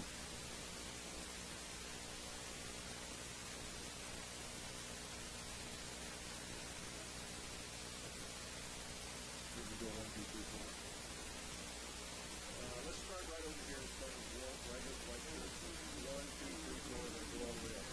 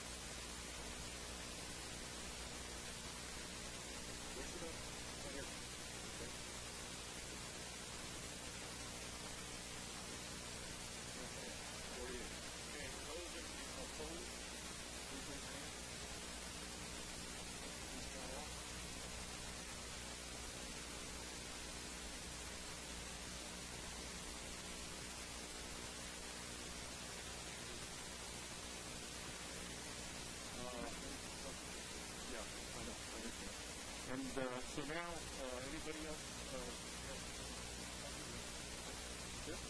Being out to the public? Hey, let's talk. Let's talk. Go ahead. You didn't have your name up here. Oh, well, I didn't know if you were going to call it for it. Go ahead. I'm with it. No, I just want the public to know whether it's opposed or for it. Everybody says we've been trying to do everything behind the doors and all this stuff. You know, when you're negotiating on any piece of property or what you're going to do with it and how you're going to do with it, you can't divulge that until you get some final numbers and final things. We have never, as this board said, we would not do the archaeology study. We've been upfront with that. We have to do that. I do more stuff with Indian tribes than almost anybody up there. They're very important to me. I got a big basket collection and a whole bunch of other Indian stuff.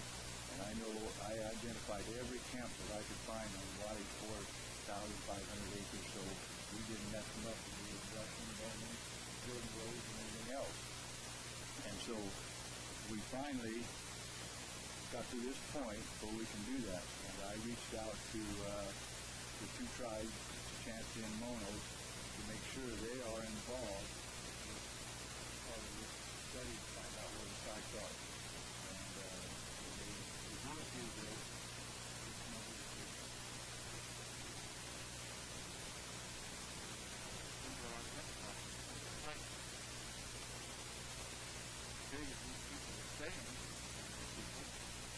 It might not be feasible to even do this. We have no idea. But now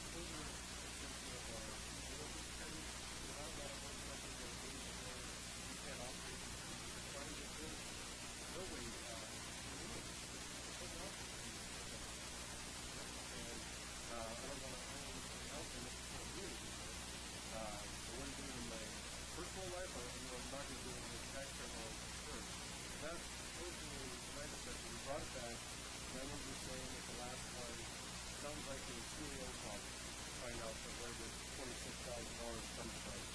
And I hear a little bit later that it's going to come from a private organization, a group that, by the way, if anyone's tried to call my cell phone and my messages are,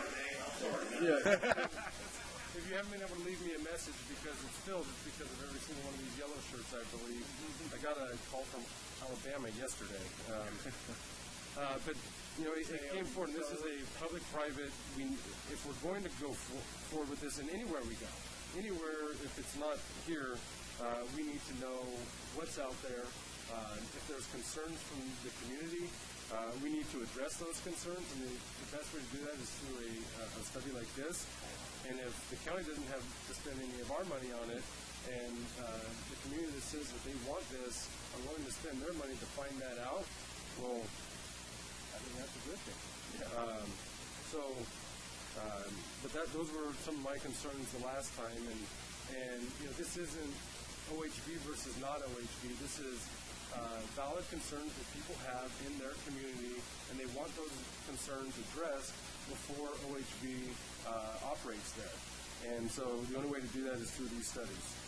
So it's not we're not against each other. Let's figure out how to do this together. David? Yeah, I'd just say ditto to that. I mean, it's just, I can't put it any better than that. My concerns were where's the money going to come from? And I'm a steward of the county's budget, and so that was my concern. That's been taken care of and addressed, so I'm fine with that. Thank you. To the public? When you sign up, you got to sign your name. Please sign the clipboard as you come up. Thank you. Good morning, Mr. Chairman, members of the board. Thank you for taking the moment to listen.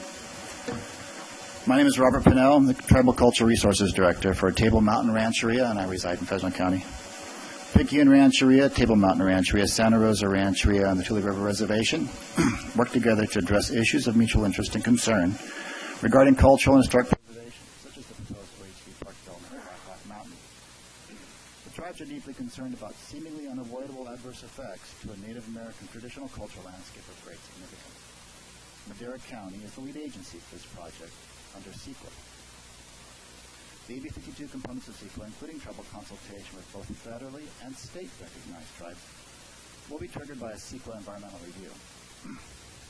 However, because this land acquisition is federally funded, triggering federal law, the Federal Highway Administration is responsible for government-to-government consultation with tribes under Section 106 of the National Historic Preservation Act.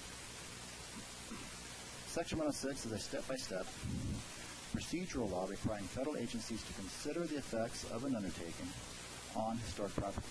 The agency must consider those effects in consultation with affected tribes early in the planning stages of an undertaking. The agency official must complete the Section 106 process prior to the approval of the expenditure of any federal funds on the undertaking and prior to the issuance of any license. In March and June of 2016, the 4 tribes sent 2 letters, one to state parks and one to federal highways, informing both parties of the tribe's concerns and the need to consult under the law. Copies of the letters were also sent to Caltrans in Madera County. On June 24, 2016, the Federal Highway Administration approved federal funding for the acquisition of the Black Hawk Mountain property for the Madera County OHV Park. On July 6, 2016, the 4 tribes sent a letter to the Advisory Council on Historic Preservation requesting their formal entry into the Section 106 process for Black Hawk Mountain, copied to Federal Highways, Caltrans, State Parks, Chippewa, and Madera County. The Advisory Council is the federal agency with the legal responsibility to advise on carrying out the Section 106 process.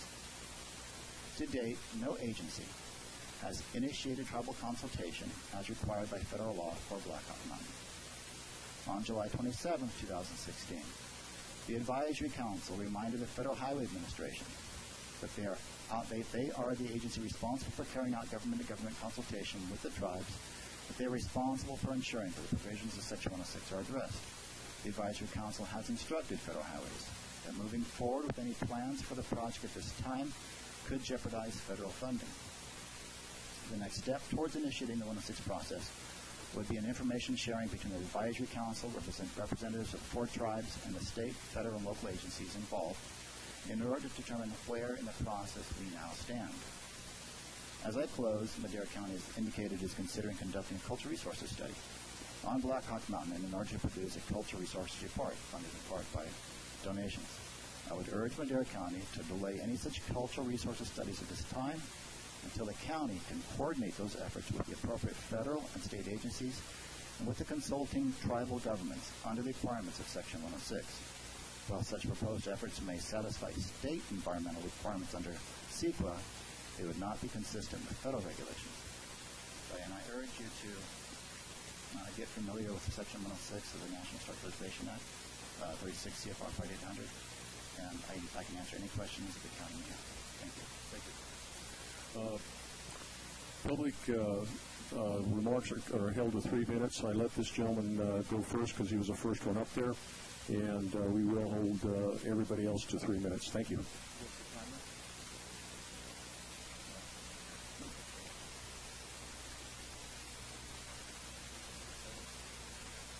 Good morning. Barbara Bigelow, Road 200, O'Neills, California, Madera County. Good morning, Chairman and members of the board. I'd like to go on record, I haven't previously, as being in opposition to this particular site for an OHV park for a variety of reasons, but the main reason being the chair of the Tewaniki Unified School District Board of Trustees and the fact that the OHV park would share a fence with our high school is of grave concern. Our board adopted a resolution, which I believe was previously given to you by our superintendent. Yeah, it was a 3-2 vote, right?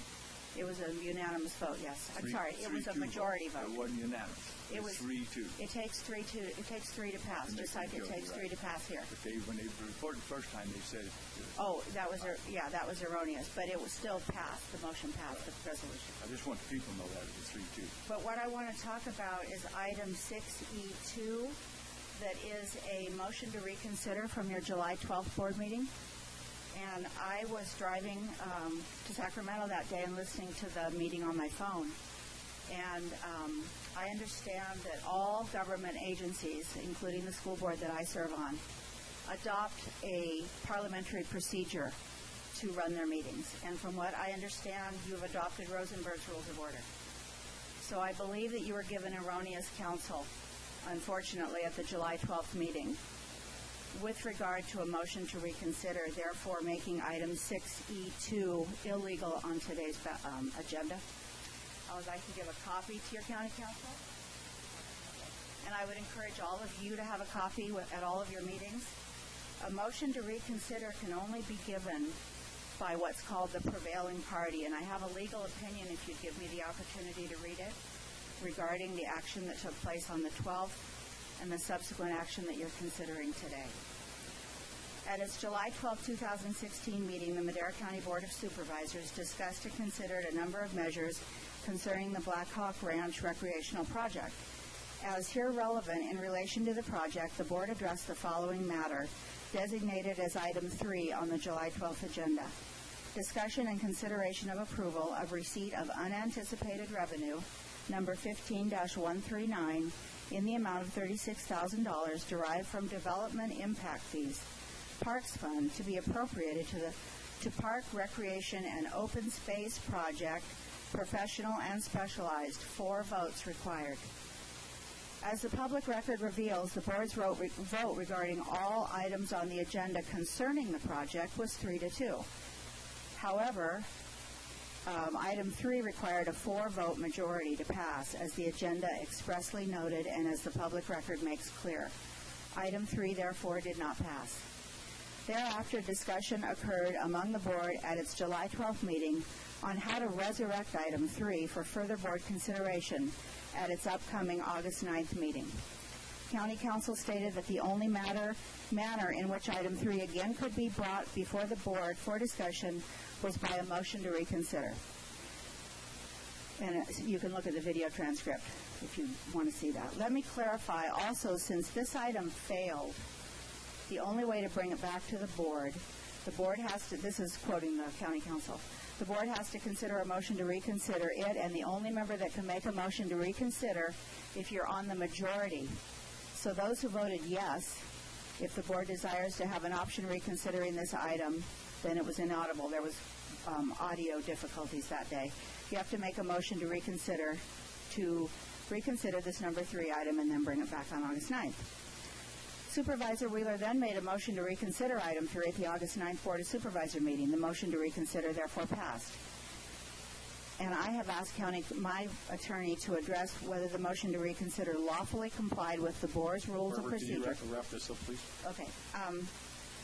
A motion to reconsider can only be made in the case of a prevailing party. In other words, since it required 4 votes to pass, the only 2 members that could have made a motion to reconsider were either Supervisor Rogers or Supervisor Frazier. Otherwise, every time a motion fails, anybody could bring a motion back, and board meetings would be chaos because board meetings would be coming back and back and back again. Prevailing, not the majority. It's the same with all parliamentary procedure, not just Rosenberg's Rules of Order. So my point is that once a motion fails, if it's not properly brought back at the meeting that it was considered by the prevailing party, which would have been Mr. Rogers or Mr. Frazier, then the motion cannot be considered for another 12 months. That's my only comment. However, this is not the same motion. This is not the same agenda item. 6E2 is the same item. It's not the same item. It's a different item. Thank you. Next, please. Hi, I'm Mary Matola, and I live at 44609 Road 420. And my only concern is the process that's gone through. When there's an excess with the federal government and you're receiving federal funds, it kicks in the 106 of the Historic Preservation Act, which kicks in tribal consultation, and that hasn't been done.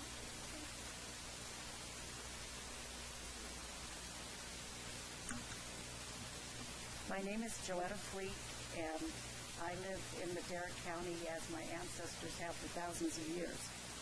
I've spoken here before, and I still support my tribe, which is the North Fork Mono tribe, and all the other local tribes that have written and spoken against the OHV Park at Black Hawk Ranch.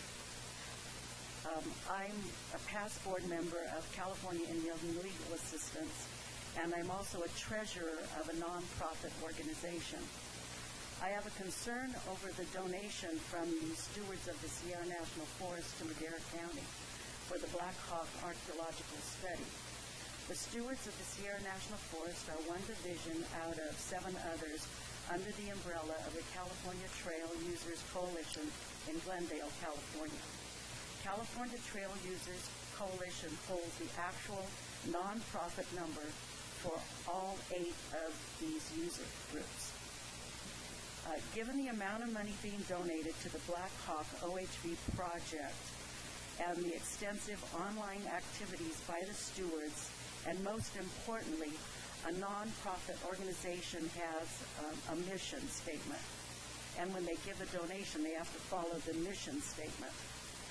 The mission statement clearly states that their mission is to unite the many people who enjoy the diverse recreation activities available in the Sierra National Forest, which Black Hawk is not a part of the Sierra National Forest.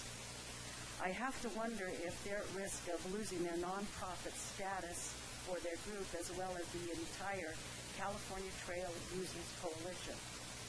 And I wonder if the California Trail User Coalition knows that this is being done.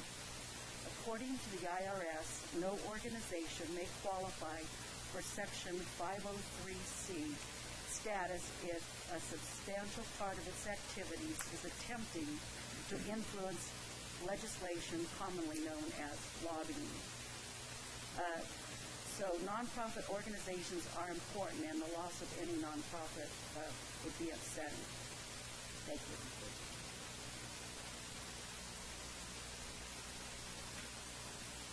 I'm Dr. John Pryor from Fresno State University. I bring kind of an interesting perspective in that I've been working with both Table Mountain Rancheria and also Picayune Rancheria.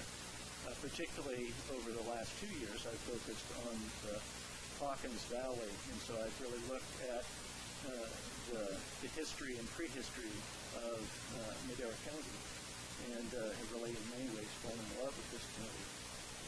And I've been using Google Earth to layer historic maps and prehistoric sites, doing this for the tribe. And one of the things that I've really been struck by is how Black Hawk is often this kind of hole in the donut. So many other of the lands, I'll see changes in ownership, but this is a place which really in many ways is a place that time has forgotten. And so it is an amazing resource, and it is something that you guys need to do stewardship on. I was walking up through Hawkins Valley with Mel Espy, and he said, what I'm worried about is the younger generation are going to see this place as simply a place, not see it as a cultural heritage, not see it as a place that was home for all these people. And so I'm certainly not here to speak against off-road vehicle. I just think that this is not really the best use for this place. Thank you.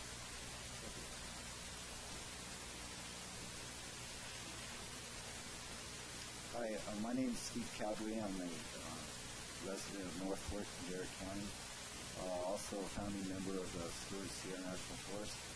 And I just would like to share a little bit with the board that when the Sierra National Forest implemented their travel management, they closed thousands of miles of roads and trails on just the Sierra National Forest. At that time, 3 businesses in Madera County closed, and these were motorcycle shops. There were 2 in Coarsegold and 1 just south of Madera on Highway 99. Direct result of closures from the Sierra National Forest. The stewards have been working with them since 2008 to help reopen some of those roads for use. And I'm just asking the board to consider, have some foresight looking at the potential of providing a crown jewel in Madera County, which from Bakersfield to Sacramento, there is nothing out there for the public, the OHV community, that Black Hawk would provide. And just the amount of revenue that would come in from out of our county, from Bay Area, from LA, from Sacramento area, is incredible. The people come, they spend gas money, they stay in hotels, they just bring an incredible amount of revenue to the county. Now, in respect to the site itself, we are all environmentalists. We want to do the right thing. We're not out to just tear things up. And so we want to go through the process correctly. We ask that you consider this. There isn't any issue on that site that cannot be mitigated, whether it's environmental or man-caused. So please have some foresight for the future of Madera County, especially up in the hills. We have lost lots of jobs. This will provide some opportunity for employment, and thank you for taking my time. Thank you.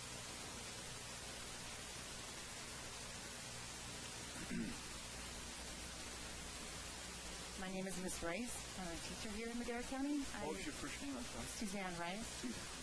I have served and taught the youth here for 15, close to 20 years.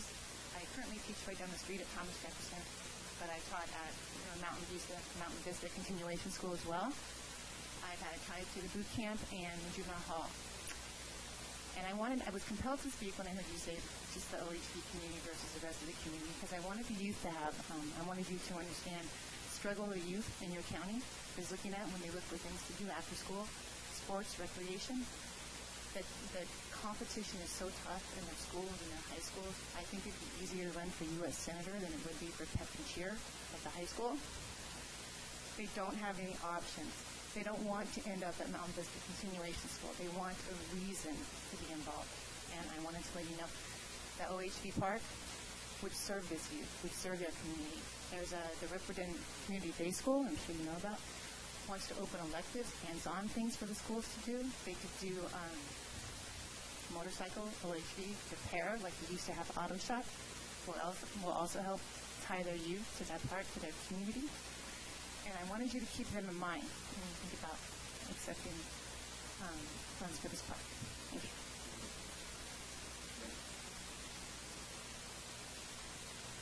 Charles Sheets, 30475 Madera, California, Highway 145. You stated earlier that Madera doesn't have a problem, or these other people doesn't have a problem with OHV pieces of equipment. I think you're wrong. You've enacted, we have an ordinance where we can't ride on our own property unless we have 24 acres. Because of the It's actually 10 acres, and Frank Bigelow put that in about 15 years ago. Yes, that's correct. Now, So it's only for the rich and elite. exactly. You have to be rich or elite, or you don't care. You're putting in a quarry right down from my house. Right down from my house. Big money, got it there, no problem. Quarry, fine. It's going to be a house. How many people do you have coming down my, how many trucks do you coming down my street? Hundreds. They don't care. Subject, sir, you guys. I know, but this is part of the subject. It's not part of the subject. Yes, it is. It is not. It has not been Big money decided. has their way. Big ranchers have their way. We have tens of Let's keep it to if you're for the off the road or okay. many people in here for it. The only people who are against it are the big money interests, the big ranchers. The little taxpayer has we don't have a place to ride anymore. You've taken it away from us. We bought property here. I've got a couple acres. I've got 5 acres. We bought 30 years ago. Now we can't ride on it anymore. Now we can't, you're saying we're not even going to ride anywhere. This is big interest is just coming up. Thank you. Good morning. Katie McDougall, Road 200, O'Neill. I'm a graduate of Minarets High School. I graduated in 2014 after spending 4 years there. Very involved in my school, very involved in my community.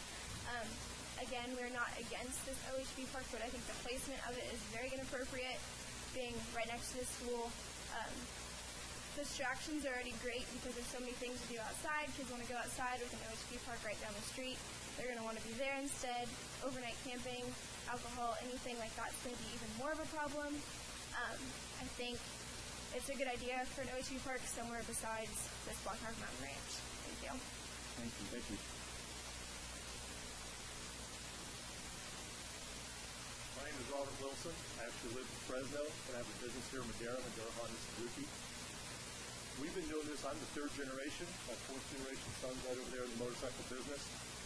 In the 30s, my grandfather promoted hill climbs on the corner of 145 and 41 up the back side of what we call Table Mountain, whatever's up there. In the 30s and 40s, we promoted races and hill climbs on what is Wagner Ranch on the Madera side of Millerton Lake.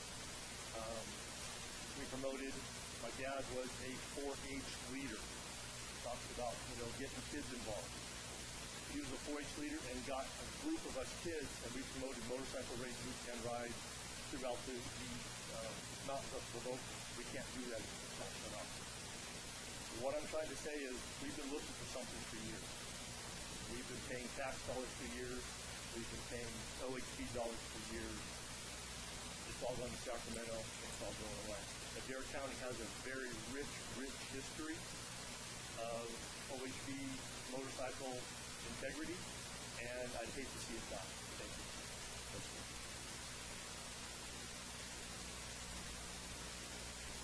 Time permit, we'll hear one more in favor, one more against. I'm Robert Jacobson, just a grandfather from Mariposa County. And I've got my grandkids that come up. I spend a lot of time, and I spend an awful lot of money running over to Hollister Hills, which is the nearest place. And we're talking thousands of dollars a year that I'm spending that I could be coming into Madera County and spending here locally. I would much rather have it money local in San Benito County. Thank you.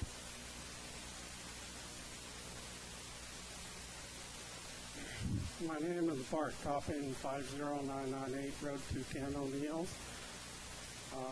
And many of you know probably why I'm here, but there's a few things I wanted to tell the folks that I'm a third-generation permittee in the Sierra National Forest Bass Lake District. I've seen many of these folks out on the district doing the work that they do, and I compliment them on it. They clear brush, they rehabilitate meadows, and those sorts of things.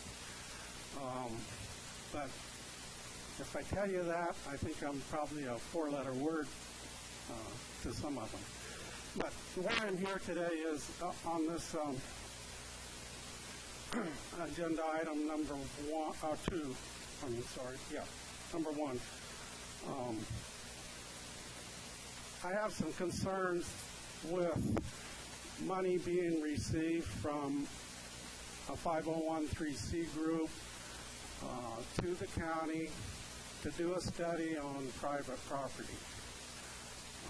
I think the stewards of the Sierra National Forest need to think about you're basically lobbying with this money. You're using this money to lobby two boards of supervisors. On your Facebook page, you lobbied to have your folks call the two boards of supervisors that opposed this on July 12th. I don't see much change taking place between July 12th and today, so I don't know why their votes would, I would hope that they still have the same concern. One thing that really hit me now is that the statement that if the project doesn't happen, that the money needs to be refunded to stewards of the Sierra, which is understandable. But I asked the board, where's that money going to come from? It's going to be spent on archaeological studies, so it's not going to be in an account someplace. It's going to have to come from general fund, as far as I can see, unless you can get it out of a grant or something of that sort. So that's the things that I think the board needs to still think about.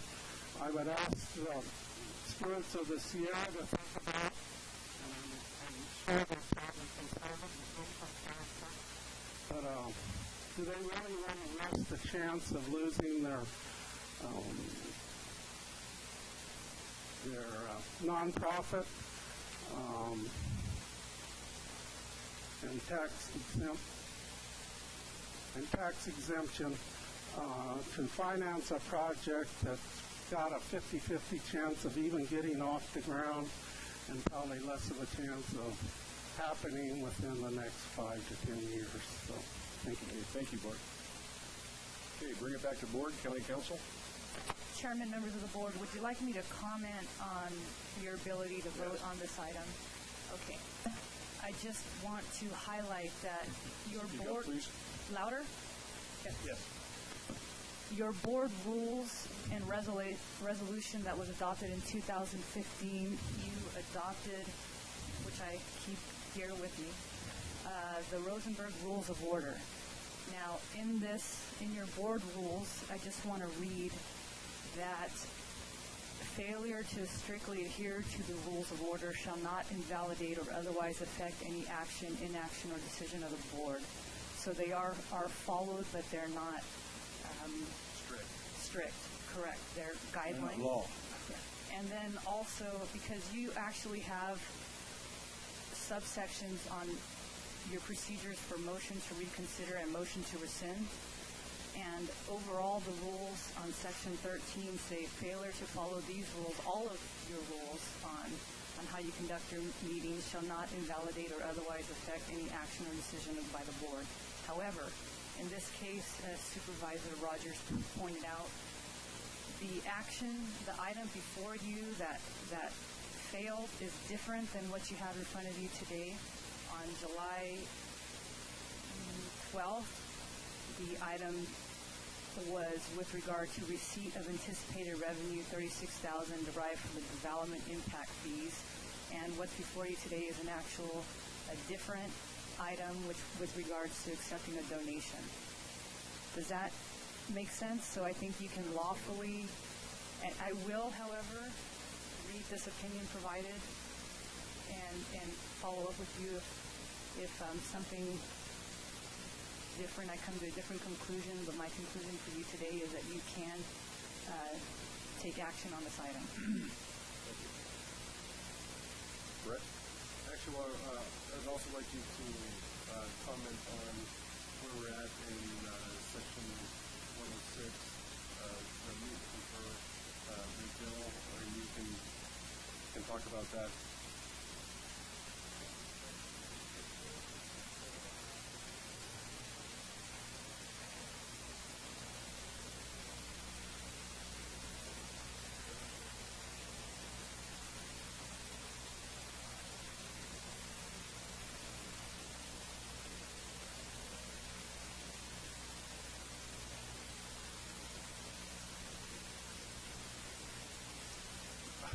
Thanks.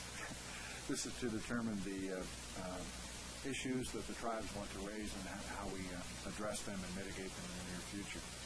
In regard to the purpose of the donation today, the request was if you do not do the archaeological study, that the money be returned, not that if the project doesn't go forward.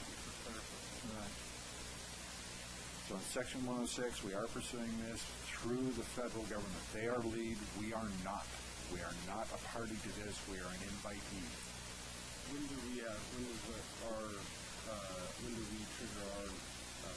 consultation? Our consultation would be triggered upon the notice of preparation of an environmental document, and that would be under AB 52. That could be as much as a year away. We have no intention of waiting that long. We will consult with the tribes prior to that. The trigger being the archaeological study. What's there? And that's the reason we're doing this study now. Right. Okay. Another thing I think needs to be pointed out is that you see to the donation from a 501c3, we are a nonprofit organization. You're not operating with a profit organization, so I don't see how they're jeopardizing their status as a 501c3. This is a public organization, not for profit. I move we approve items 6E, 1 and 2. Do I have a second? I'll second. First from Tom, second from Dave. Call for the vote. Supervisor Wheeler? Yes. Supervisor Rogers? Yes. Supervisor Rodriguez? Yes. Supervisor Frazier? Yes. Supervisor Farnelli? Yes. Vote passes 5-0. Thank you, gentlemen. Thank you very much, Stuart. Thank you, everybody, for coming. We appreciate it, all of you. Yeah, thank you.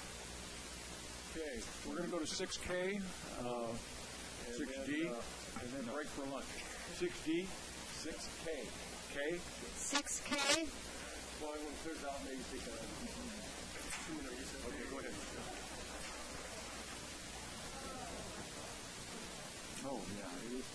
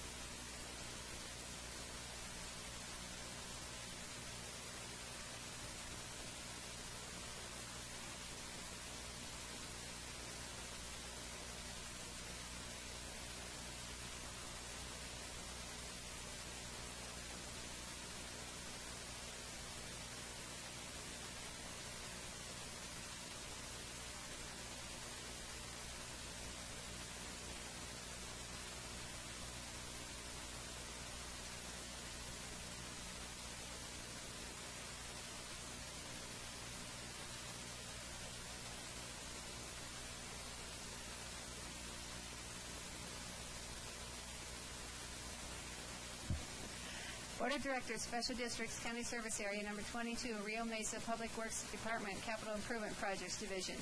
Zone of Benefit D, CSA 22D within County Service Area 22 in association with the new Riverstone community. 1, discussion and consideration of approval of a resolution to form Zone of Benefit D, CSA 22D within County Service Area 22. 2, discussion and consideration of approval of a resolution to set the assessment for Zone of Benefit D, CSA 22D within County Service Area 22. Let's do this after lunch, right? Thank you, Chairman.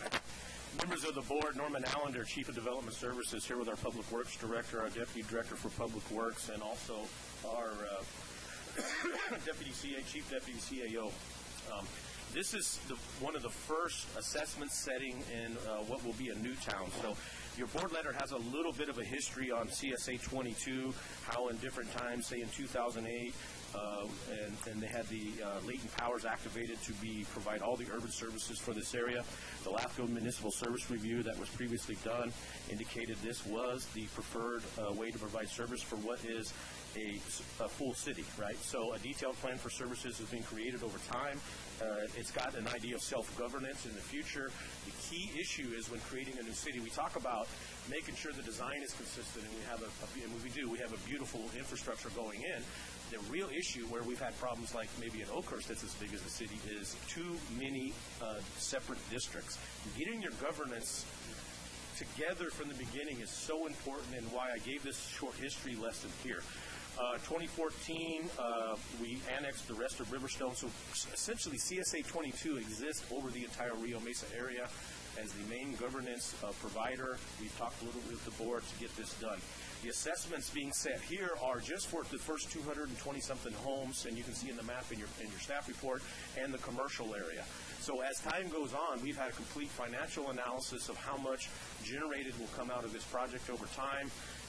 The assessments have been set at $285 per single-family unit, 192.72 for multifamily or attached residential, and 40 cents a square foot on commercial properties. So, and these are some of the highest individual assessments in the county, which are set. And these assessments, let me be clear what they are for street maintenance, street sweeping, street lights and operation, and also some of the landscaping adjacent to the major roads, which is a little bit of a departure from what we've done in the past, but we haven't also provided urban level of service in the past. So with that, that's the brief presentation. I'll turn it over to Public Works if they have anything, but we're ready for questions. Thank you.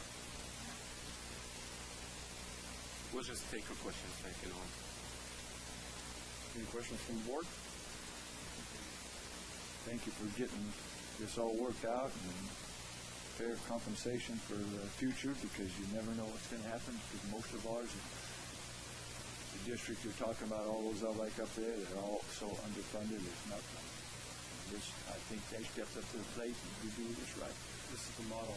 This should be the model. It has a CPI, by the way. It has a CPI, yes. I already asked you that number. Any questions from the public? Norman, just a question for you. You know, this is a big project here. Yes, sir. But does the Melrose law apply to a project like this? It does. This is not the Melrose approach we're using. There are a way to use a Melrose on a project, and in fact, many of the ways, like I believe, and I can defer to the applicant, a lot of the school funding in this year is going to be done, in this area is going to be done using a Melrose. So they're also known as CFDs, and that's a very common way to do master plan communities. It's fairly common, yes. But this is not what we're talking about here, but on the schools, I believe Mr. Jones is going to use the Melrose, yes. First of all, I'd like to thank staff for spending the time. It's been a detailed process. Name, please. Oh, yes, sorry. Timothy Jones, Riverstone Development. My address is 265 East River Park Circle, Suite 310, Fresno, California. This has been a very detailed process, and I know it's like the first time something of this magnitude has come before the board, and I can assure you staff spent a great deal of time, hired an independent consultant, which we were glad to pay for because it's critical that we get it done right. I hope you understand that we are knocking ourselves out to build something that is something you will be proud of, that I will personally be proud of. And, you know, as far as we are unique in the county from the perspective that our water, sewer, and storm drain is not being provided by the CSA. It's all being provided by Root Creek Water District. There will be some Mello-Roos CFD type financing, very minimal. Most of it's coming from connection fees, developer funding, et cetera. And then the other Mello-Roos issue, the CFD, is coming to do the schools. But what we're doing is we're putting in all the infrastructure, and then this is just designed to maintain that infrastructure. So because we really don't have any of the water utility infrastructure, it's not, the CSA is not providing any of that, as you might in other developments. Right. And so the issue is just how you fund the maintenance going forward, and that's what this is designed to do. Okay, I'm happy to answer any questions. I would like to move to approve items 6K, 1 and 2. Second. Got a first and a second from Brett and Dave. Call for the vote. Supervisor Frazier. Oh, have we done up? Yeah, we already did. Yeah, we already did. Yeah, we did the public. I asked the public. Yeah, Chairman, you can just ask if there's any more public comment. Yes, I did. Okay. Yeah, okay. Go ahead and ask. Ask for the vote, please. Supervisor Frazier. Yes. Supervisor Rogers. Yes. Supervisor Wheeler. Yes. Supervisor Rodriguez. Yes. Supervisor Farinelli. Yes. Vote passes 5-0. Okay, we'll break for lunch till 1:30. Thank you. 1:30? Thank you. We'll start with 6B. Oh, 1:30.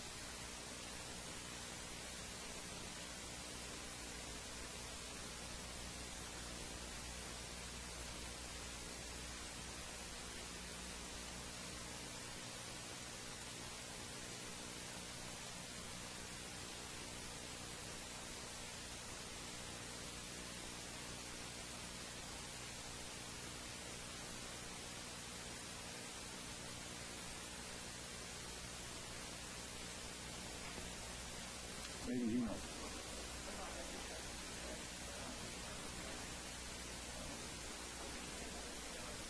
Yeah.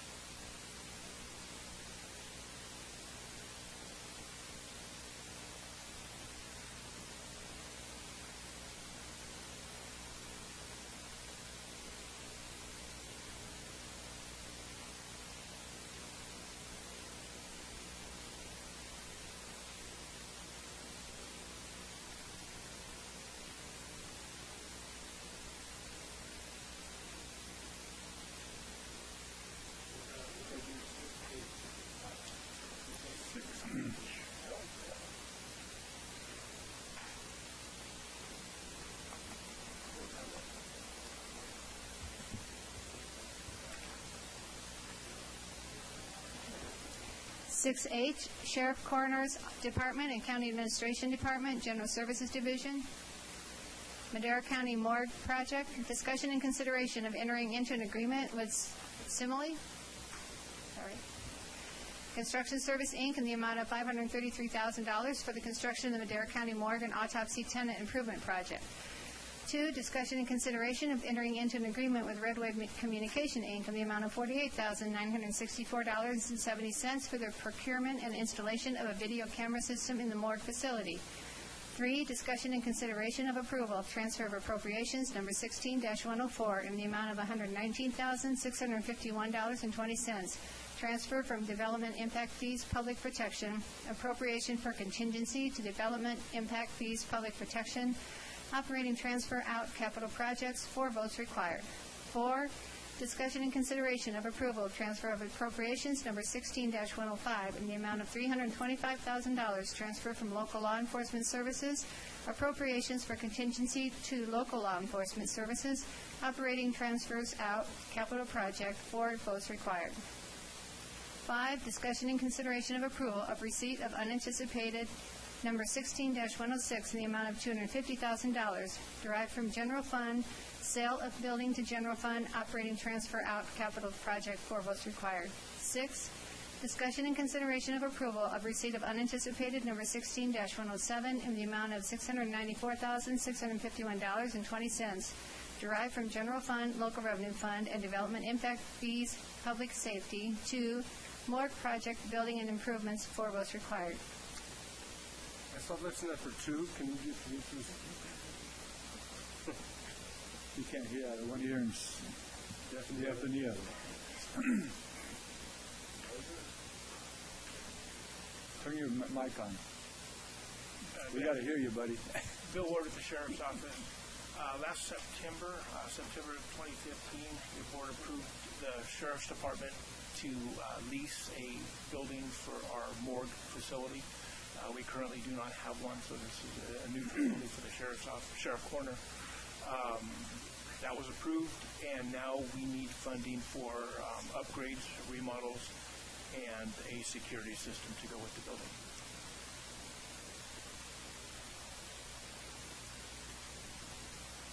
He's done. I got a question. Yeah, on item 5, on the sale of a building, was that the RNA building or something else we sold? Is that land or what? What's that money? Maria? It was the new sheriff's facility. The what? The new sheriff's facility. So we sold that to the developer, That's right. and then we did a lease back structure. Okay. And where's the other one? Oh, Bill, the local law enforcement services appropriations. Is that money you guys collect on grants or certain things to get that money? Who would know? Oh, Kevin knows. Okay. Come on up, Kevin. You ain't retiring, buddy. Say that right now. Kevin Freeze with the Administrative Office. Mr. Chairman, members of the board, that is the Sheriff Rural County's money that they receive from the state on an annual basis. You get that annually? Yes. And we can use it for projects and stuff like that? Absolutely. Beautiful. Okay.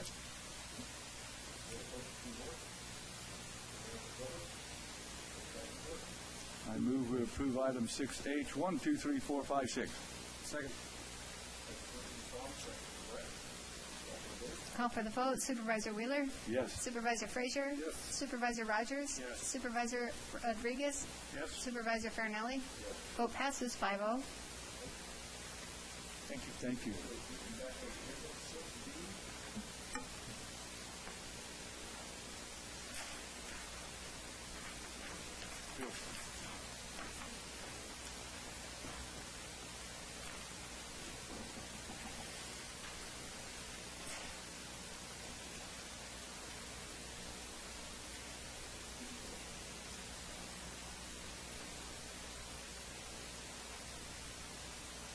Good afternoon.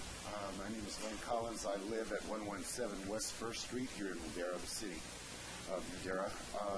We have approached the county board some time ago with regard to the HUD-VASH fund appropriation for veterans.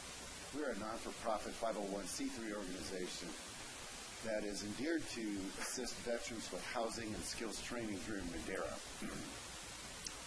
So far, we have applied for the HUD-VASH fund has been turned down because we do not have what they call site control or site ownership. And so we find that that is going to be insurmountable in getting the appropriation.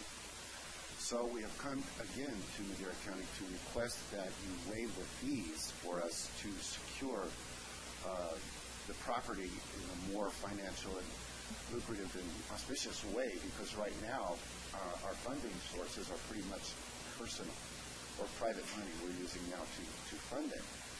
And so this is our request. We've spoken to Norm Allender, who has provided us with information with regard to the property we propose to use, which is 2311 Avenue 18 in the county of Madera at the Golden State Pass right there on 18. And the property owners have since made it, let us say, impossible for us to purchase that property because of the huge cash expenditure they're asking for it. We've been advised by the county not to go forward with the project at this time because it is too expensive. They're asking $280,000 basically for dirt.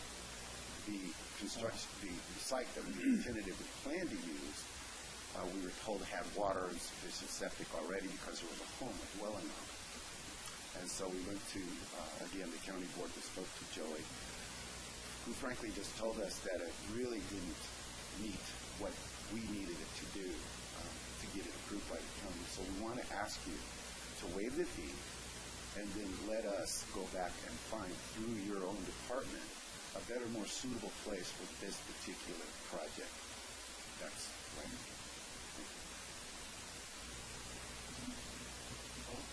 Well, you know, I didn't catch your name because I was bowling over there. So what is your name? My name is Lynn Collins, sir. Lynn? Yes, sir. Lynn, you know, we don't know what a new place would be the cost. I mean, it could be approximately this $5,000 that's on here, but I would rather wait until you find the place and come to us and discuss that with us, you know, about the waiving of the fees. Because this, we waive it today, and this might not happen for 10 years. And I don't want to commit, you know, if I'm not on here in 2.5 years, to something that might not be feasible. And I would a lot rather wait until you find that piece of property and then come to us. I mean, it's not that long to get on the board. Once you find a piece, I mean, isn't that right, Norm? I mean, we could... Jamie Bax can prepare one of these in less than 30 minutes if we have all the applications. It's not like time-consuming. Yeah. No, the amount of time for us to prepare this is very minimal. It depends on when it hits the cycle. It could take 2 weeks or 3 weeks, depending on how many board meetings are coming up. So, bless you. So, yeah, it depends on where we are in the board hearing cycle. Cause, so, I mean, anything we do to help you find this piece, I mean, I'm totally 100% for this. I mean, we need it bad. Anytime we can help any veteran, I'm ready to do it. But right now, I don't think... You didn't feel like that when I asked for the waiver? For what? For the church. That's for your outdoor toilet, though. No, for the leach property. Oh, yeah, but... You turned me down. No, we gave you a third. You didn't give me anything. Don't say that. We gave you a third. Son. And I turned it down. You turned it down? Hey, you got to talk to this Okie better than that, son. So, why did you say you're not going to run for re-election? I haven't decided yet. I have one. I have a comment. Yeah, Tom's right. If you blanket waiver fees, could be a CUP involved here. There could be the current proposal, which the applicant's saying may not work. The current proposal and the current fee waiver is for a conditional use permit and the CEQA associated with it. And that's based on the project description. You're correct that the property could require a rezone or could require a different level. Right, that's what I meant. Yes. Could require other things. There's a lot of variables involved there. Based on what we've seen, that's what we know. But yeah, it could change it. What can we do to help short of this? Because waiving a fee without a property is kind of hard. Yeah, it is. Because you have no idea what the requirements are. We don't know what the project is. I mean, we have an estimate here. It's about $8,000. Back out a couple of amounts. So you could set a cap if you wanted to. You could do. You have all sorts of options in the way you do that. I just don't think it's. I don't do that. I don't agree with all of them. But I don't know what there's not really a project yet to waive them on yet, right? No. Based on our most recent testimony from the applicant, means they may look at other sites. We'll assist them in looking at other sites. We've assisted them already. I kind of sad they don't like this site because I like the layout they had. It was a really nice layout. But at any rate, we'll help them get that there, and it'll take 2 or 3 weeks to put a fee waiver back in front of the board in the future. Yes. Yeah, and I have no problem doing that right with the other side. I agree with Tom. I think they're too ahead of they need to bring something property and look at what they have. And as far as if it's just for the homeless, we've already basically are homeless in Madera County. We basically take care of it through HUD, our program that we have up at Oakhurst. So, again, I agree with Tom. It's a little bit too soon. We need to see the property and stuff like that. Mm-hmm. Can we bring back like a letter of support for your group to go to talk to who you're trying to get the grants from too? Yes. And support them that way? The situation is with the state of California, HCD, sir, is that they would require the Board of Madera to tender a letter to that effect. We can do that. I think we'd like to do that. Yeah.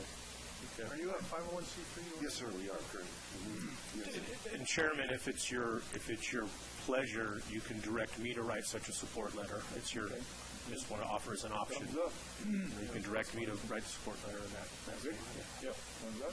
Okay. Is that all right? We got you. Is that all right, gentlemen? I thank you. One more thing. Are Measure C funds available for the training of a veteran? Is that the way I understand that? I have no idea. I don't know what Measure C is. We'd have to follow up. Well, we were told that that's what it was. It was recently, I guess, approved on the ballot. We just don't know. That is school bond. I see. Yeah. That'd be through the State Center Community College District. Gotcha. Oh, yeah, right. That's nothing to do with that. They probably do have something in there for that. The thing, the board, I basically 6 months ago, I guess we met or something like that. Yes, sir. That is correct. I met with Charles Honeycutt. same time. And I think the same thing we told them at that time, come back with a building, and we'll work with them. So if you can help them with a letter and stuff like that, that'd be great. Right. Anything from the public? Anything, sir? Anything more? Yeah, I got one other question. I know that there are certain county lands available that you've been heard that are available. We were just wondering, perhaps maybe that might be an alternative to us looking if you already have the property available. Could we look at that? Mr. Chairman, if I may, we would have to go through a process. We'd have to advertise it, take bids, and all sorts of things. We couldn't just say, yeah, we want to use the property. I see. Yeah. Okay. Well, thank you so very much for your time. Thank you. Thank you, Lynn. Chairman? Chairman? Or just direction? Right, so you can ask if there's a motion, and it looks like there might not be a motion. I can't hear you. I'm sorry.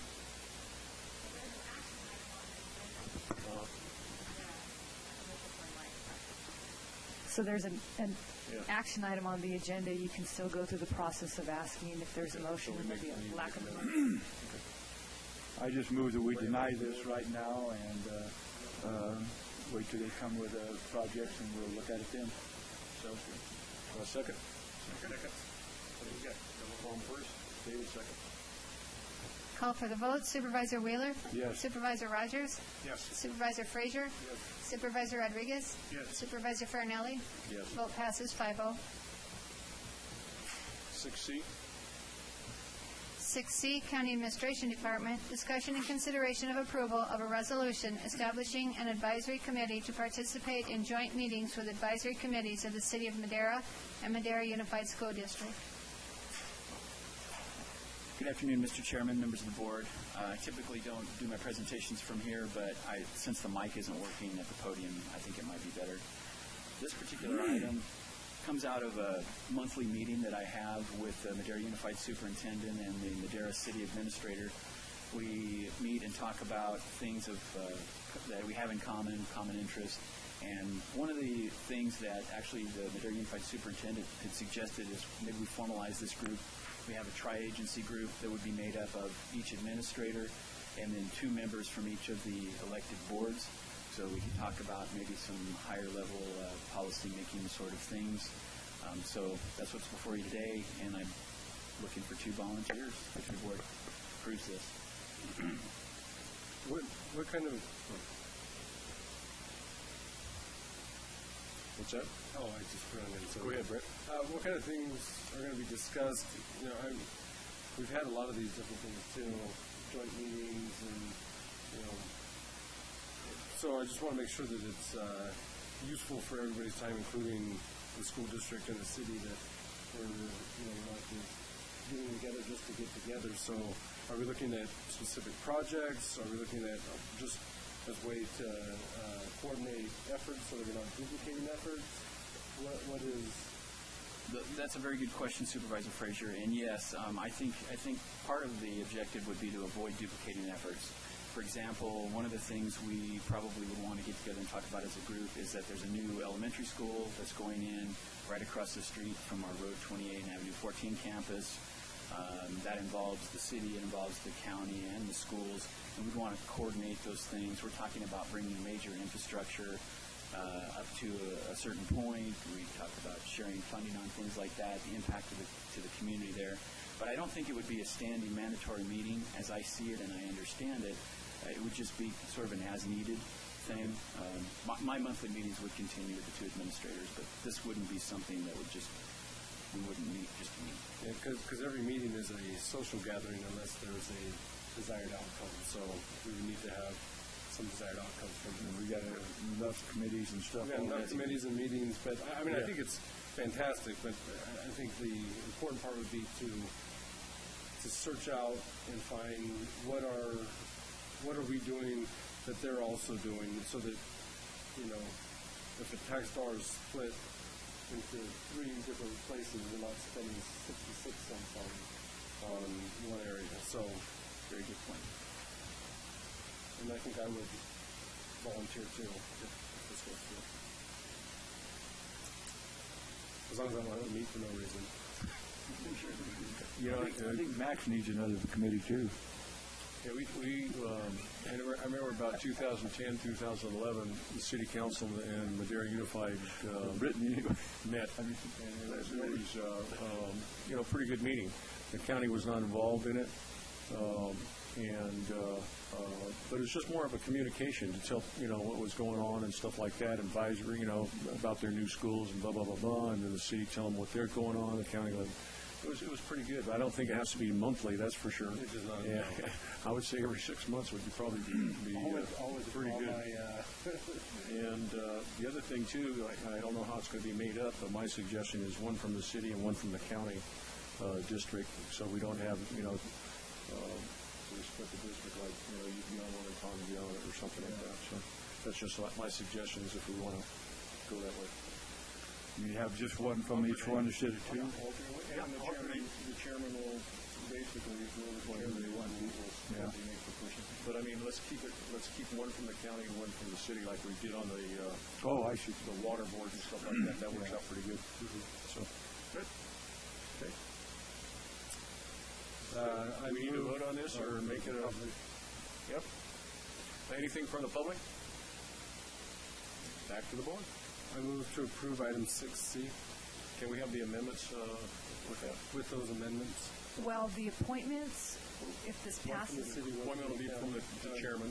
One from the city, one from the unincorporated area. Right, and the chairman will pick those, just like always.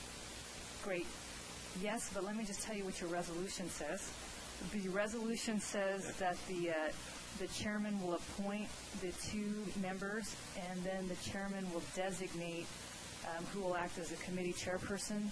So it looks like you worked that out, but maybe the formal appointment, that action will come back on the consent calendar at your next meeting. You can make that decision. Direction now will prepare the formal appointment, and it'll come back on the consent calendar, because the only action for today is to approve this resolution establishing it. Okay. Yes. Yeah, that. Okay, Brett, second? Second. First and second. Brett, Dave. Call for the vote. Supervisor Frazier? Yes. Supervisor Rogers? Yes. Supervisor Wheeler? Maybe. Supervisor Rodriguez? Present. Is that a yay or a nay? You didn't get a nap at lunch. Yes. Okay, 6D. 6D, County Administration Department Enhanced Infrastructure Financing District. 1, discussion and direction to staff to develop an enhanced infrastructure financing district in the Rio Mesa area for the purposes of financing a regional multi-sports complex and other infrastructure projects. 2, discussion and direction to staff to prepare a contract with David Halsig and Associates for consulting services to establish the EIFD and return to the board for contract approval and associated budget adjustments. Good afternoon, Mr. Chairman. Eric Fleming, County Administrator, and again, I'll present from here because the mic's not working at the podium. About a year ago, I had a chance to meet with the county's assessor, Gary Sponda, and Supervisor Frazier to talk about this concept of enhanced infrastructure financing district and basically get educated on what that is in general. And since then, we've looked for opportunities to establish the first one in the county. And as we're starting to develop in the Rio Mesa area with Riverstone and Cerro Viejo, we thought the timing might be good to establish the first financing district over and overlay the Rio Mesa area to set up a mechanism to fund infrastructure projects in the future using tax increment. And that's not additional tax increment. It's committing a piece of future tax increment. So since we know in general about the concept, we think it's important that we hire an expert, a consultant to come in and help us look at what it's going to take to set up this financing district and to get that mechanism in place.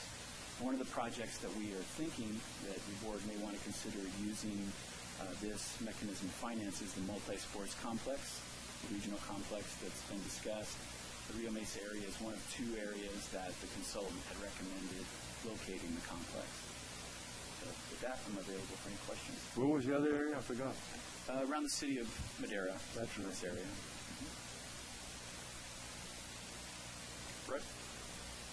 I think this is going to be extremely important long term, and looking at how to do this in other areas as well. We've been short of being able to fund different infrastructure projects that have kind of set us back throughout areas. This is a way to take that tax increment and be able to finance some of these infrastructure projects that we need in the county. So I think it's very important. It's a tool that we can have. This is relatively new.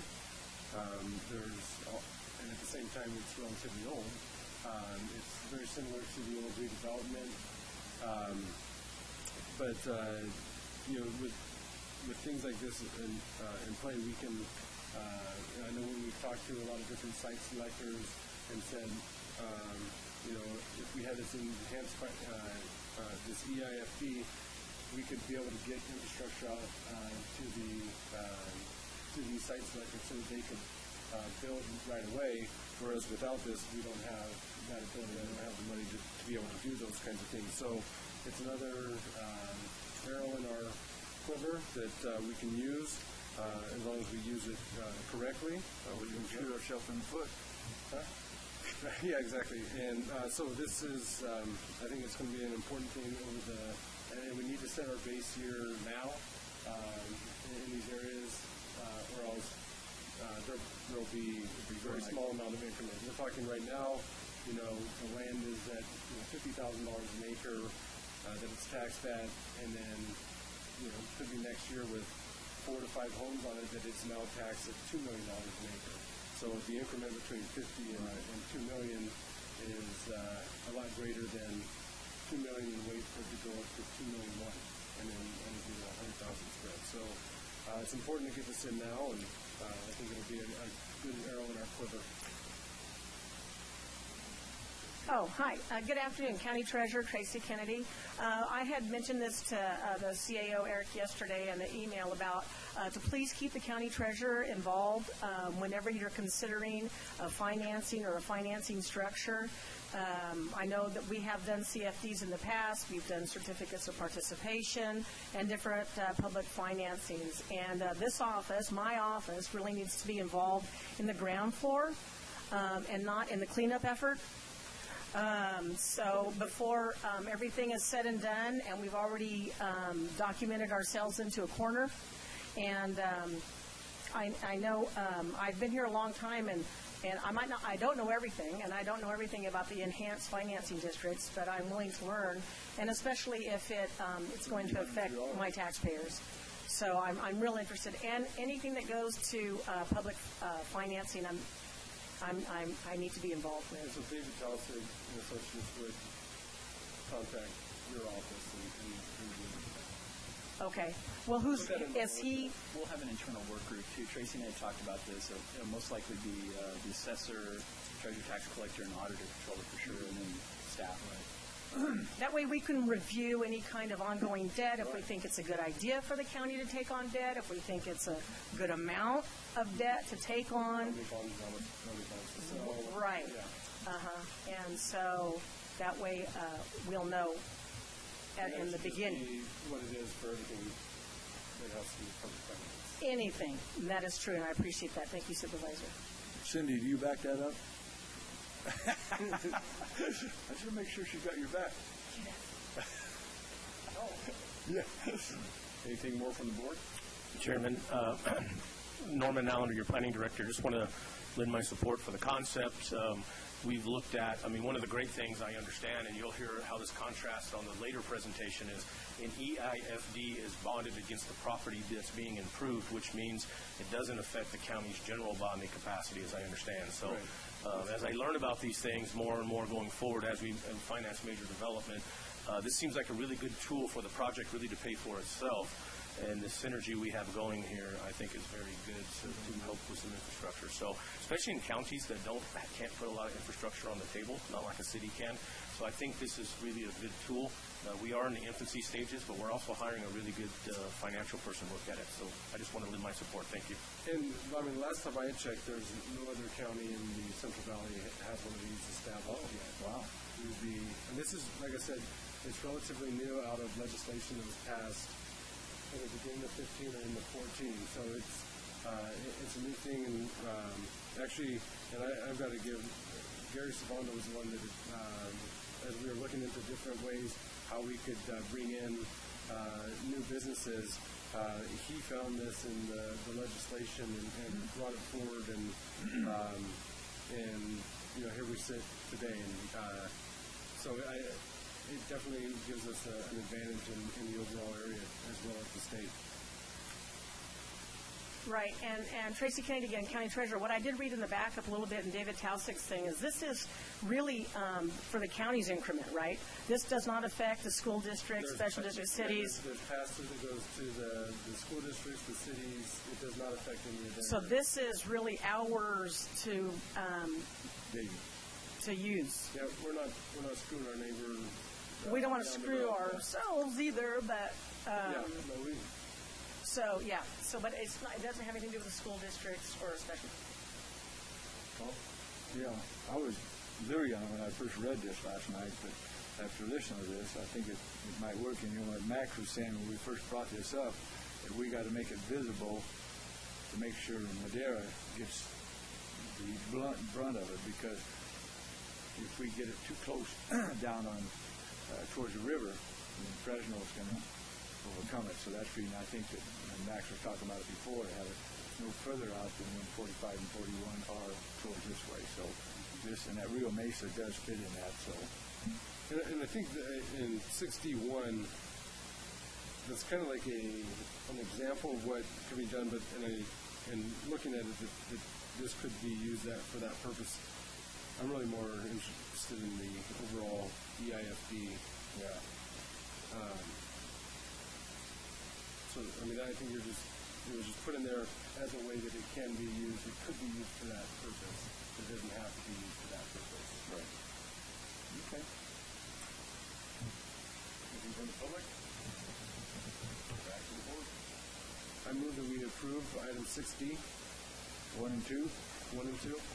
Second. I have a first from Brett, second from Tom. Call for the vote. Supervisor Frazier? Yes. Supervisor Rogers? Yes. Supervisor Wheeler? Yes. Supervisor Rodriguez? Yes. Supervisor Farinelli? Yes. Vote passes 5-0. And Chairman, I would like to clarify the last vote on the previous item did pass with a vote of 5-0. I put 3-2. I guess I better change it. 6F. 6F, County Administration Department, General Services Division, Madera County Parks. 1, discussion and consideration of entering into an agreement with IV Tree Services in the amount of $28,800 for the removal and disposal of dead trees at Courthouse Memorial Park and Parkwood Park. 2, discussion and consideration of approval of receipt of unanticipated revenue number 16-102 in the amount of $5,713.22 derived from Chevron Energy Project. Release of fund balance to operating transfer out. 4 votes required.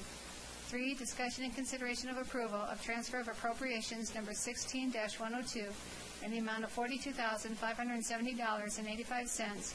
Transfer from Chevron Energy Project Professional and Specialized to operating transfer out. 4, discussion and consideration of approval of receipt of unanticipated revenue number 16-101 in the amount of $45,598.90 derived from Madera County RDA release of fund balance to operating transfer out. 4 votes required. 5, discussion and consideration of approval of transfer of appropriations number 16-103 in the amount of $28,717.03 transferred from appropriations for contingency to grounds maintenance, maintenance building and improvements. 4 votes required. 6, discussion and consideration of approval of receipt of unanticipated revenue number 16-103 in the amount of $93,882.97 derived from Chevron Energy Savings Project and Madera County RDA to ground maintenance, maintenance building and improvements, and FA building and improvements. 4 votes required. I was talking to Max on 3 and 4. Would you repeat them? Drink some water on that one. Go ahead. Tough. Good afternoon, Mr. Chairman, members of the board. Maria Miranda with General Services. With me today is also our grounds maintenance supervisor, Joe Hernandez, and our building maintenance supervisor, Raymond Huerta. During the 16-17 budget hearings, your board directed staff to assess immediate needs for our county parks and come back with a proposal to address those needs. Staff, including myself, our general maintenance supervisor, grounds maintenance supervisor and building maintenance supervisor, as well as the chief of staff for District 4, Letty Gonzalez, conducted site visits for each park listed here to determine a number of potential improvements and repairs that would not only make a difference aesthetically, but would also address safety concerns as well as add to the overall durability of certain fixtures at the park. For Courthouse Memorial Park specifically, we recommend contracting out the removal of 23 dead trees to Ivy Tree Services. We had attempted to perform the work in-house, but with our limited resources, it would take a pretty long time to do so. So to address that more quickly, we opted to contract that out to a tree service company. We then plan to replace those trees with new ones. Renovate the bathrooms with stainless steel detention grate partition walls, as well as new fixtures, a toilet, sink, urinal, all brand new fixtures, as well as repaint the bathrooms. We want to reseed the grounds, repaint the light posts, as well as replace the older galvanized steel trash cans with no more durable all-steel trash cans. And then here are a few photos of Courthouse Park. The first there is the women's bathroom. Since this picture was taken, the doors have been repaired, but it's sort of an ongoing issue out there. So upgrading it with the stainless steel partition walls, I think, will make a big difference there. The second is Joe has already gone out and marked all the trees that need to come down. So that's just a sample of one of the trees out there. And then we're replacing the galvanized trash can there with the newer all-steel one there at the end. Oh, it's a little bit better. The trash can. It's a lot better. Yes. For Fairmead Taller Park, we are looking to replace the rubber mulch around the play area, replace the picnic table that's been burned and damaged, replace damaged fence slats there at the park, reseed the grounds, and then again replace the trash cans with the new all-steel trash cans. And then we have a few photos here of Fairmead Toddler Park. As you can see, the neighbor there, that neighbors the park, in fact, their dog has done some damage to that fence there. So we're steel picnic table? Yes. So they've actually, it's been vandalized there, as you can see. So we're going to completely replace that table there, reseed the grounds, and then replace the rubber mulch there on that top picture. Right.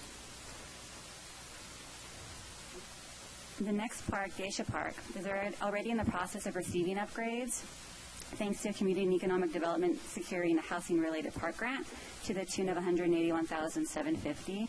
The grant will revitalize the basketball court, restripe their soccer field, and install a shade structure picnic area. So we would like to complement those upgrades by renovating the bathrooms, planting additional trees, adding the new steel trash cans, new signage, as well as a pressure pump to adequately water the grounds. And then we also have a few pictures of Geisha here. So you can see that top picture, they've already revitalized that basketball court, which looks great. They're going to do the soccer fields there, and then we need to do some renovations to the bathrooms there at Geisha Park. Similarly, Parksdale Park also is being renovated with the Housing-Related Parks Grant to the tune of $200,000. The grant includes a new covered playground area, new shaded picnic area, barbecue area, restriping the soccer fields, new park benches, and then a new walking path around the park. To complement those upgrades, we only need to add the new trash cans as well as new signage. So you can see they've already done some work out there. Then the play structure looks great. Finally, for Parkwood Park, we also secured a grant, Housing-Related Parks Grant, to the tune of $189,000. The grant will allow us to refurbish existing recreational facilities, reseed the grounds, and purchase new recreational equipment. So staff met with Supervisor Rodriguez last week to start discussing use of those funds. So today's request doesn't include any Parkwood Park costs. That's all going to be covered by the grant. So overall, we're requesting $122,600 to implement the repairs and improvements outlined today. Of that, only $28,717 is slated to come from the general fund. We were able to clean up some special funds and utilize that to cover these costs. Included in the total cost is the contract with Ivy Tree Services of $28,800, We'll also be purchasing a stump grinder for grounds maintenance. Typically, we've had to rent them to the tune of $5,000 a week. So it's just a better use of our money to go ahead and purchase that piece of equipment. And that, as I said before, no project costs are included for Parkwood in the proposal. So with that, we're available for any questions. Yeah, thank you. Great job. On these, what's the C and ED grant? What is that? Community and Economic Development. Wow, we got a lot of money. Yeah, they went out and secured the Housing-Related Parks grant. They did a great job. That wasn't you. Don't give me that shit. Look at him back there. He's a monkey in the window. Look, he wants money. Money. The stump grinder, as you guys went out and got some, they're buying them like mad up there, so a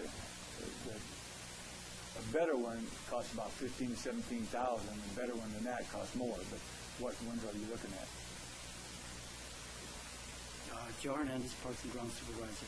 And yeah, we have researched on stump grinders. This stump grinder is it's a walk behind. A what, Milwaukee 9? A walk behind. Oh. Yeah, you walk behind it, and it's self-powered. It's hydraulic. Yeah. Of course, there's more expensive ones out there, but that would be just perfect for our parking ground. How much is that one about? It'll run about $14,000. 14? Yes. Yeah. If you ever see one of those work, they are totally unbelievable. Oh, yeah. I've operated them before. They're crazy. They just, they go across and just, you can take them way below the ground, and if there's dirt there, it don't make a difference. I mean, it's good to clean them around, the dirt, but you can do it. That's all I have. You know, the board asked you to compile a list of defects in our parks, and you guys have done a great job. Yeah. Hopefully this board will vote in favor of this motion. But we do need this to improve our parks. You know, they're in terrible shape. We couldn't afford it in the past, but I think we can afford it now. Let's get behind this motion so that we fix all these parks up, make them that we can be proud of them. Right. You know, especially the Courthouse Park. You know, we need it, and hopefully this board will vote in favor of this motion in these 4 votes. Correct. On the IV tree services, they don't do any of the stump grinding. Yeah, they do. They do. I think it's just a better use of our money to do it in-house. But renting them is crazy. I mean, if we got that many, we got that much profit we have here, it's a lot better to buy that sucker because renting them is expensive. And they're sturdy, they're reliable, they don't I have no problem. I understand what a stump grinder does. I just didn't know if they were already doing them. So we buy it and then they use ours? No, we do the labor in-house as well. Okay. If we bought it, could we just rent it to them and make some money off of our stuff? There's a businessman for you. I'm just trying to get where I can. And then on the self-help, on Parksville, what does that mean? What is it? That's who built that park, is it like a volunteer group or something? No, they built that park, right? Self-help, it's in the self-help community. So that's how we designate. There's 2 parks in the Parkdale area. We just designate that as self-help because that's in the self-help community. Oh, I got to know. Okay, I got to know. Jason? I remember that because it was like it was where they went and built their own homes, and then that was their literally sweat equity that had gone into it, where they built it, and it was called self-help. But I was just because we're self-help county in terms of our roads, I thought, oh no, but now I got it.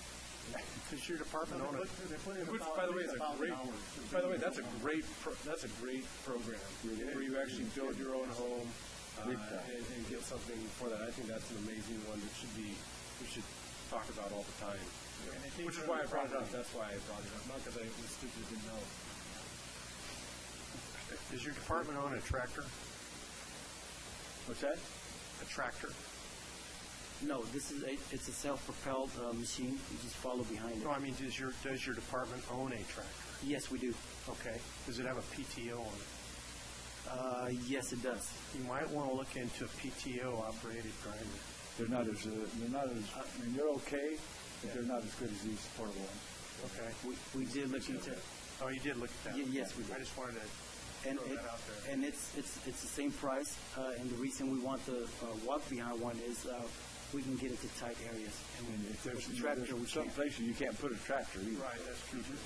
Yeah. And how much work do we think we're going to need out of this grinder over the years? Is this like a one-time? Well, we got 26 right now.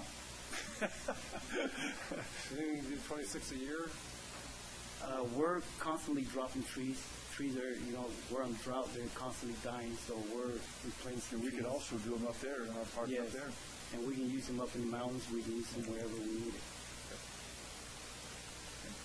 Got a lot of stumps to grind. Real quick, I really want to thank you for putting this together. Joe and I are on the Memorial, Park over here at the courthouse, and I want to thank Max for getting involved with these parks. And the only problem, we're going to follow procedures on how to plant these, and we have a plan how to plant the new trees so the roots go down and all that stuff. Okay. And then the other thing, I know this is not part of it, but we got to make those parks safe. And we need to look into something like that. I've already talked to Jay and I've talked to Steve Frazier and try to come up with, especially in the city parks, some kind of an MOU or something. Just started working on it. But one of the things that's happening, as everybody knows, over here, especially at the Courtyard Park, the county, First Five and special services and stuff like that don't even want to have get-togethers anymore because of the things that are going on over that park. And so we need to address that so that the county wants to come back. We had to really beg them basically to put the farmers market back over here. They wanted to go to Walmart. And so anyway, that's a big issue that we need to address real soon. And how do we address that issue? So thank you again for putting that together, and thanks for the planning. And I tell you, there's a lot of stumps up at Bass Lake that you guys can grind too. Maybe we can charge it out, huh? We could, very easily. Okay, put it from the public. Bring it back to the board. I'll make that motion. Second. I make a motion that we approve 6F, 1 through 6. Second. We have a first and a second. First from Max, second from Tom. Call for the vote. Call for the vote. Supervisor Rodriguez? Yes. Supervisor Wheeler? And thank you. Supervisor Rogers? Yes. Supervisor Frazier? Yes. Supervisor Farinelli? Yes. Vote passes 5-0. Beautiful. Thank you. 6G. 6G, County Administration Department and Tax Collector Department, PACE programs. 1, discussion and consideration of approval of an agreement with California Statewide Communities Development Authority, Open PACE, for the collection of taxes and special contractual assessments. 2, discussion and consideration of approval of an agreement with Golden State Finance Authority for the collection of taxes and special contractual assessments. Good afternoon, Mr. Chairman, members of the board. Maria Miranda, again here, General Services. Before you today are 2 agreements for the collection of taxes and special contractual assessments for the California Statewide Communities Development Authority's Open PACE program, as well as the Golden State Financing Authority's Y-Green PACE program. As your board is aware, California law authorizes property-assessed clean energy or PACE financing programs to address upfront costs for property owners who wish to install renewable energy or water efficiency improvements to their properties. A county or city must opt in to the various PACE programs in order for the program to operate within that jurisdiction. The county has opted into California Hero PACE back in June 2014. We also opted into the California Statewide Communities Development Authority's Open PACE program in August 2015. To date, Open PACE has financed 26 projects within the county, and today we're asking for approval of a collection agreement which will allow the auditor's office to place the assessments on the tax roll and then authorize the tax collector to collect those assessments. Similarly, the City of Madera opted into Open PACE as well as Golden State Financing Authority's Y-Green program last year. Approval of the collection agreement with Golden State Financing Authority will allow the county to add those assessments to the City Y-Greens program to the tax roll. The county, however, has not opted into Y-Green. We're only opted into Hero and Open PACE at this point. As referenced in the board letter, staff recommends postponing opting into any additional PACE programs until after AB 2693 is approved by the governor. It's currently making its way through the legislative process. and the bill will address a number of the disclosure concerns that you've mentioned in previous board meetings. It'll standardize disclosure forms. It'll guarantee a 3-day right to cancel, and it'll also just get overall better consumer protections. So with that, Tracy Kennedy's here, and they're very helpful in getting all this done.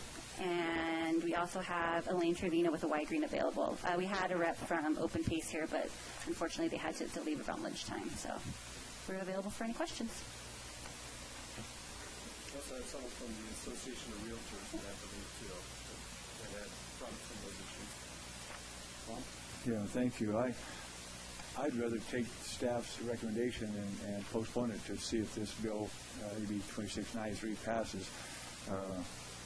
I tried to do some calling last night to different ones, and one of the things that when you read this, I don't know exactly what it is now, but it said that, and I think this is unfair, that if these people get these dollars and then they lose it or sell it, the new property owner is liable for these things. And I don't know if that's always true on liens. I mean, the liens got to be paid before anything closes, but I'm just leery of it, and I'm leery of these all the way through anyway, but I think that we should do what staff says and delay this until Assembly Bill 2693 either passes or don't, and see if we got some more direction of how to protect the public out of it. That's what worries me about protecting the public on these things. Tracy Kennedy, Madera County Treasurer Tax Collector. The one thing, we're up against a little bit of a deadline for the city of Madera. Okay, the city opted into the program, and I don't know what kind of due diligence that they had or public hearings, but they opted into it. They allowed people to lien their properties and put, whatever improvements on their properties in the city. And so now it's Y Green, correct, Maria? So all of a sudden they start, the city sends it over to the Auditor Controller's office to put on the tax bills, and the Auditor Controller says we don't have a funding agreement or a collection agreement to do this. And so, excuse me? Somebody should have been talking. If only we would have had that group set up that we did earlier today. Yeah. Well, so I don't know how many city parcels have taken advantage of the financing. I don't know if Maria knows. But we are putting on hold going any further into the PACE Y Green vendor, any vendor that is offering the financing for the PACE program at this point until after we know more about the legislation. I think this is done to accommodate the city of Madera, and so that Y Green can get their money back or a payment anyway. Do you know how many parcels? Yes, 17. 17. So, is that our problem? Well, well, I'm just here to report the facts. So I know that there's a deadline to get on the tax roll. Is that our problem? And 17 parcels. I don't know what the annual financing would be. I know that we did the HERO. We had 33 parcels that participated. Only one was delinquent out of all 33, so that was good. Is it? Yeah, pretty good, And so that's kind of where we stood for the county-wide ones. But I can let you have a Y Green representative here. Maybe you want to say something. Can we just do this for those 17 parcels, and then if anybody comes in next year and they would have to go through the same process, or does it have to be do we have to do it for the entire county, or can we just do it for the city of Madera, or just these 17 parcels? So, if I may, Supervisor, we're in a similar boat with Open Pace. We opted into Open Pace August of last year, so August of 2015. So since that time, Open Pace has been going out and entering into contracts with folks for some, I think there's 26 parcels that are within the county's jurisdiction. So we opted into Open Pace, but we didn't execute the collection agreement at the time. So now we're just trying to get that done for this coming fiscal year, because the deadline for the auditor's office is actually the 10th, tomorrow the 10th. Otherwise, Open Pace is likely to default on their bonds. Yeah, that was brought in August. For sure our problem. That one's for sure our problem. Yeah. Well, it went through the board. I mean, the board approved it. Yeah, we did. In August, I think. I don't know. We had the contact of Glenda Jarvis at the time, so it's gone. I mean, it's bona fide resolution. We're on the hook for that one. What's the interest rate on those again? Well, they vary. I think they probably vary between 6 and 8%. 6, high 7%. See, you're screwing the people, I'll tell you. Well, I've talked to a lot of people that have tried to get in this program and stuff like that, and it's just so expensive that they can get a cheap, like a second on a house or whatever. They're not even looking at these programs. Yeah. Anyway, Pace and the Hero program, they've been all over the news lately. Not really good programs. So I stayed and looked. Where's everyone else? No, I'm kidding. So I'm Elaine Trevino. I'm with California Strategic. Can you hear me? I know there's a. I'm with California Strategic Solutions, and I actually am a consultant to Y-Green. I am not their tax expert, so if you have specific tax questions, I'm going to have to take them back to the mothership and have to get back to you. So there's PACE, which everyone knows is the Property Assessed Clean Energy, and Hero was right out the gate. They were the first ones to capitalize and whatnot. So Hero came to you in 2014 to the board and to the 2 cities within the county, and was adopted in each of the cities and within the county. Next out of the gate was California First and Fig Tree. I'm not sure if they're here or the other cities. And then I saw that you've adopted Open Pace at the county. Y-Green is the only PACE provider that is not part of the county program. And what, she didn't catch your name. Elaine Trevino. I'm a consultant for Y-Green. And Y-Green's energy backwards, if you're wondering where that name comes from. Oh. I know. They paid high consultants, how many consultants, but anyhow, there's a lot of points from that around my speech. So the request here today is not for the county to adopt the resolution something that'd be nice, but for the to be a competitive tonight. I understand it's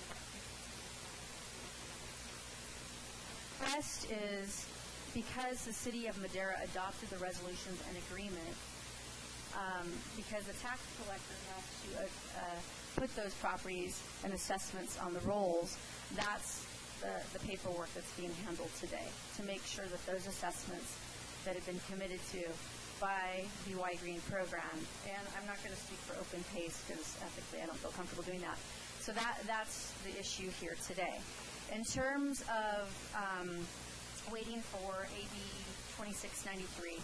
AB 2693 came up, and I wasn't around in 2015 with Y-Green, but I did see Mike Lemire presented, who is one of the vice presidents, in April of that year. And then I saw in August of that year, Supervisor Rogers had some concerns about PACE, and it went back, and so I saw the video, and so wanted to be prepared to answer all those concerns here today. So since that time, several things have happened. One, AB 2693 came into fruition. It's actually brought about by the California Association of Realtors for consumer protections.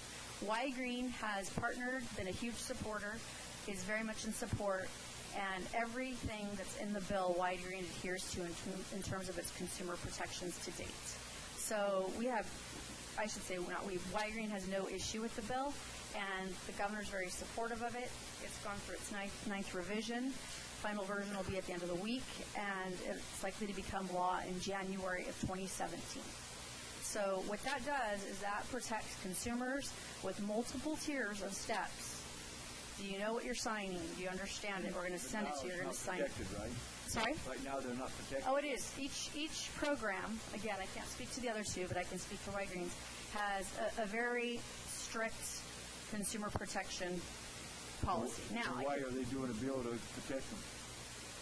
Why are they doing a bill? It has been abused, yeah. Oh, there's been contractors that want work, And so even though they're trained by these... So if we pass this, then they could be doing that same thing until we get that bill to protect it. Well, I will speak to Y-Green again. And Y-Green, if it's brought to the attention, when the supervisors mentioned some media around some misrepresentation, and I think you're talking about the one in Southern California, and one of those news shows was their undercover camera, and the contractor completely misrepresented the program. They said it was a county program, and it was misrepresented. So at that time, it was a Hero contractor and a Y-Green contractor.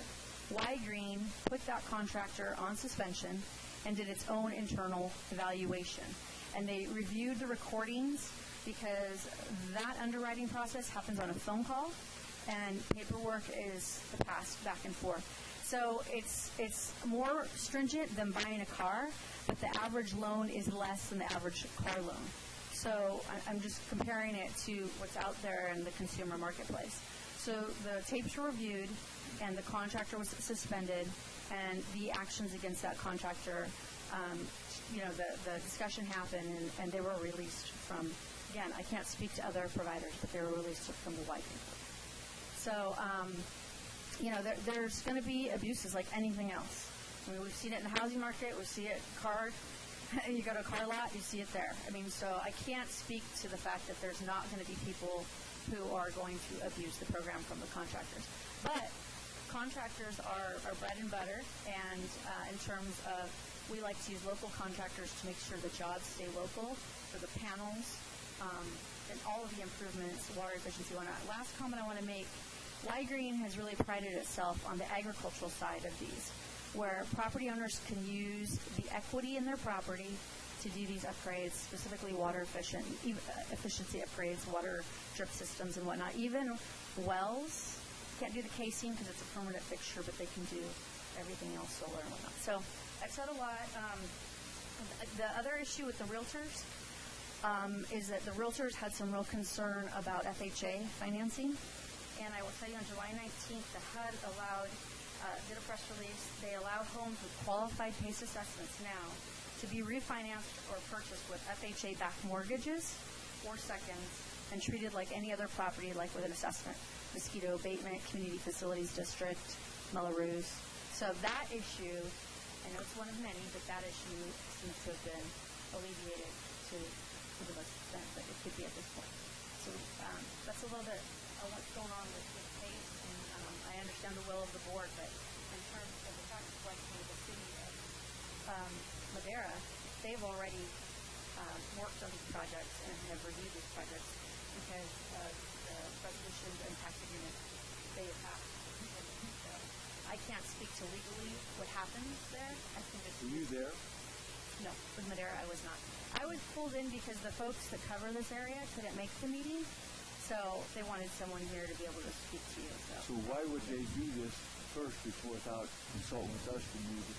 We approached the Board of Supervisors a little after Hero did, saying, hey, you approved Hero, we're a competitor, we want the residential homeowners to have competition in the marketplace because it drives down the rate, they get the best deal. And we approached, the presentation was made in April to this board and another one in August to this board. And on both counts, Y-Green was not approved. So... It just didn't get to the board? Because I don't remember it being in front of it. It was in front of you as an item. We pushed the staff into the concern of the board of reality. Oh, that's right. Yeah. And then, do we get paid from you guys for doing these? That's the tax collection agreement. It's a payment per parcel for the work that the tax collector does. And if you already have a standard set rate, I don't want to speak for you, but most counties do because Hero's operating here, so the rate's already been established. It's not much. How much? I mean, does it pay you guys to do it? If it don't, get up there. We need to talk about that. The auditor controller puts the fees on the tax bill, and there's already a county fee schedule, and it's, I don't know, $8 a parcel or something. It's not much. What takes the time is reviewing all these documents. That's what it's doing. Well, I think we need to get paid for that, though. I mean, how do we get paid for that?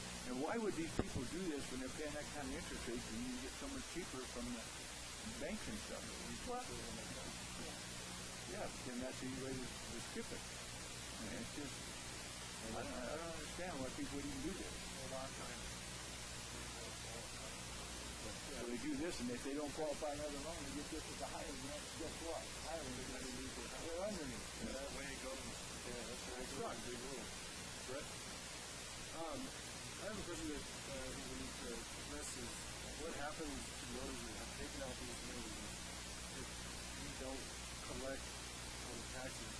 Do they have to pay back the entire lump sum, or is it just carry over the next year? Well, as 5 years when we sell it. yeah, in I 5 don't years wanna we take back sell it. Because we don't like the PACE program, and somebody in the city of Madera took out one of these liens to pay for the improvements, and then now we're not able to, or we don't collect tax because we don't put this on. I don't want to take somebody home because they went to a contractor to tell them why this would be great. Right. They haven't done these jobs, have they? Yes. What? Yes. You shouldn't me. Yeah. The city of Madera, they've done. What did you say, Maria? The infrastructure is already on. Yeah. Oh, geez, already climbing. Well, you talk about putting the cart in front of the horse. Yeah. So I don't want to take back. What would happen to the owners of these if we don't? Well, if they don't pay, like we didn't have one pay, so then it goes on the delinquency roll from the HERO program, and then they get delinquent notice after delinquent notice. They can make a payment plan. Of course, we don't send that money to the HERO program. Now, what I think, and I don't know if White Green wants to or has, but there's a thing called judicial foreclosure, and I would think that after a year of delinquencies, if you'd want to strip them off and collect on your own. White Green operates under SB 555, which is different than AB 811, which HERO and Open Pace operates under. So we're different. We operate like a Melrose.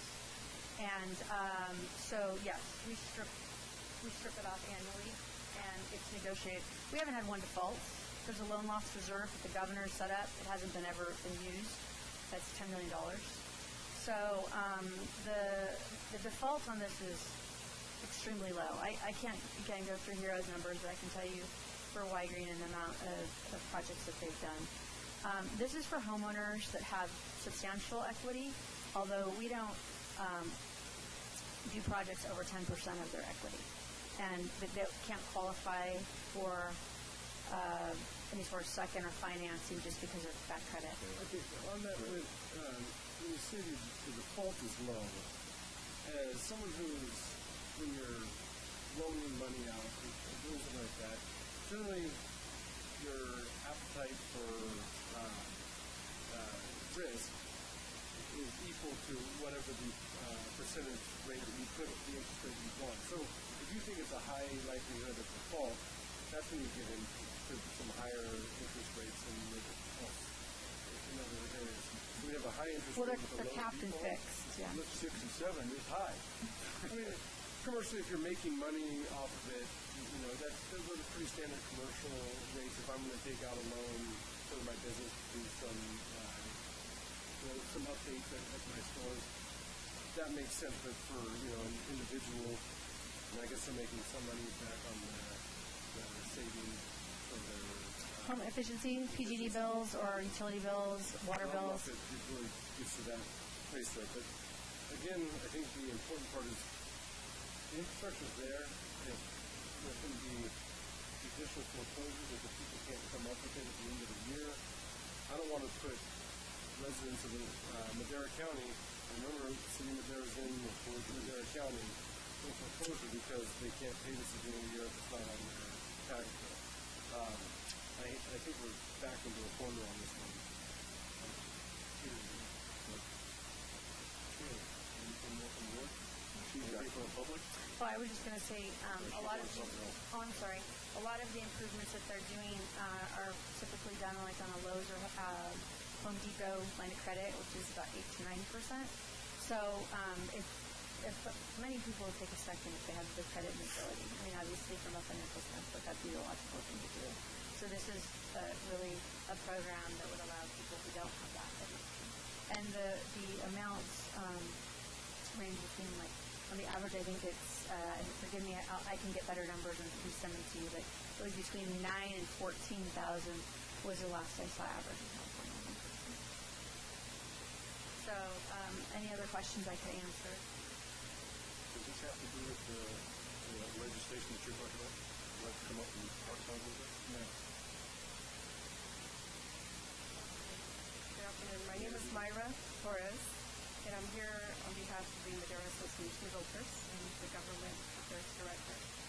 And I just, there are a couple of concerns because this is legislation that started at the California Association of Realtors to protect our consumers. And these are the people that we work for when they're needing to resell. And one of the things that were not explained to them was that the taxes that these programs that will turn into a tax collected item affects them at the time that they want to sell because it turns into a super lien. The taxes need to be paid prior to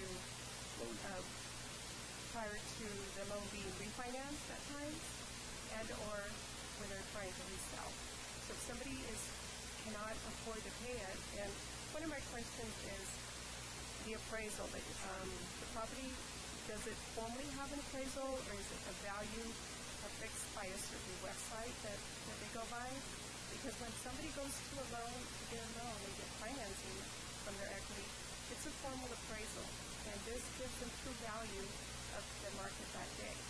And this assures the homeowner that they're not upside down, that if they want to sell, they're going to be able to sell, and their investment is protected.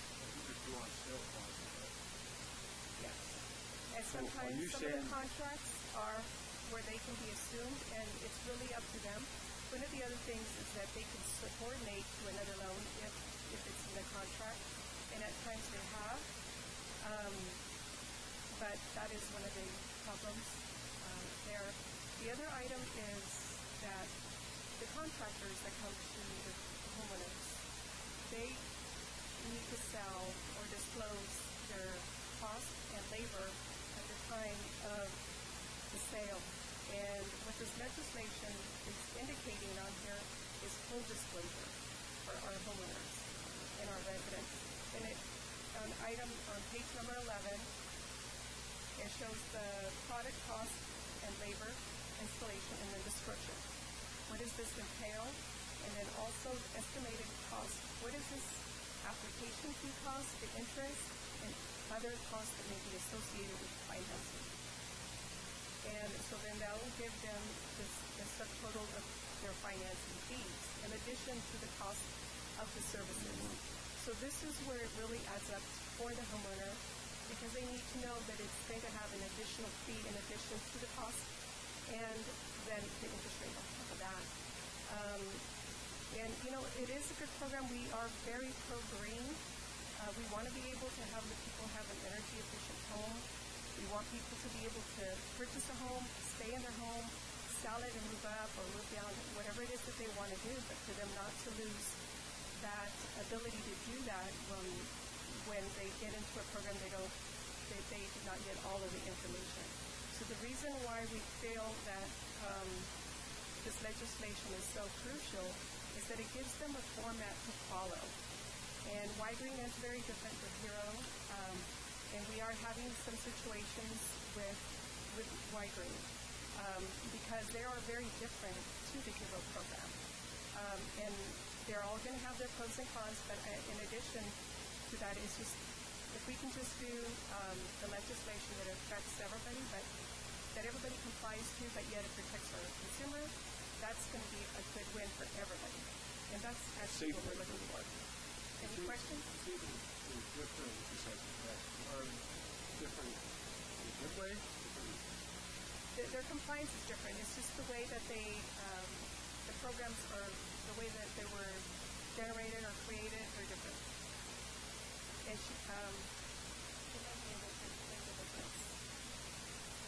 sure.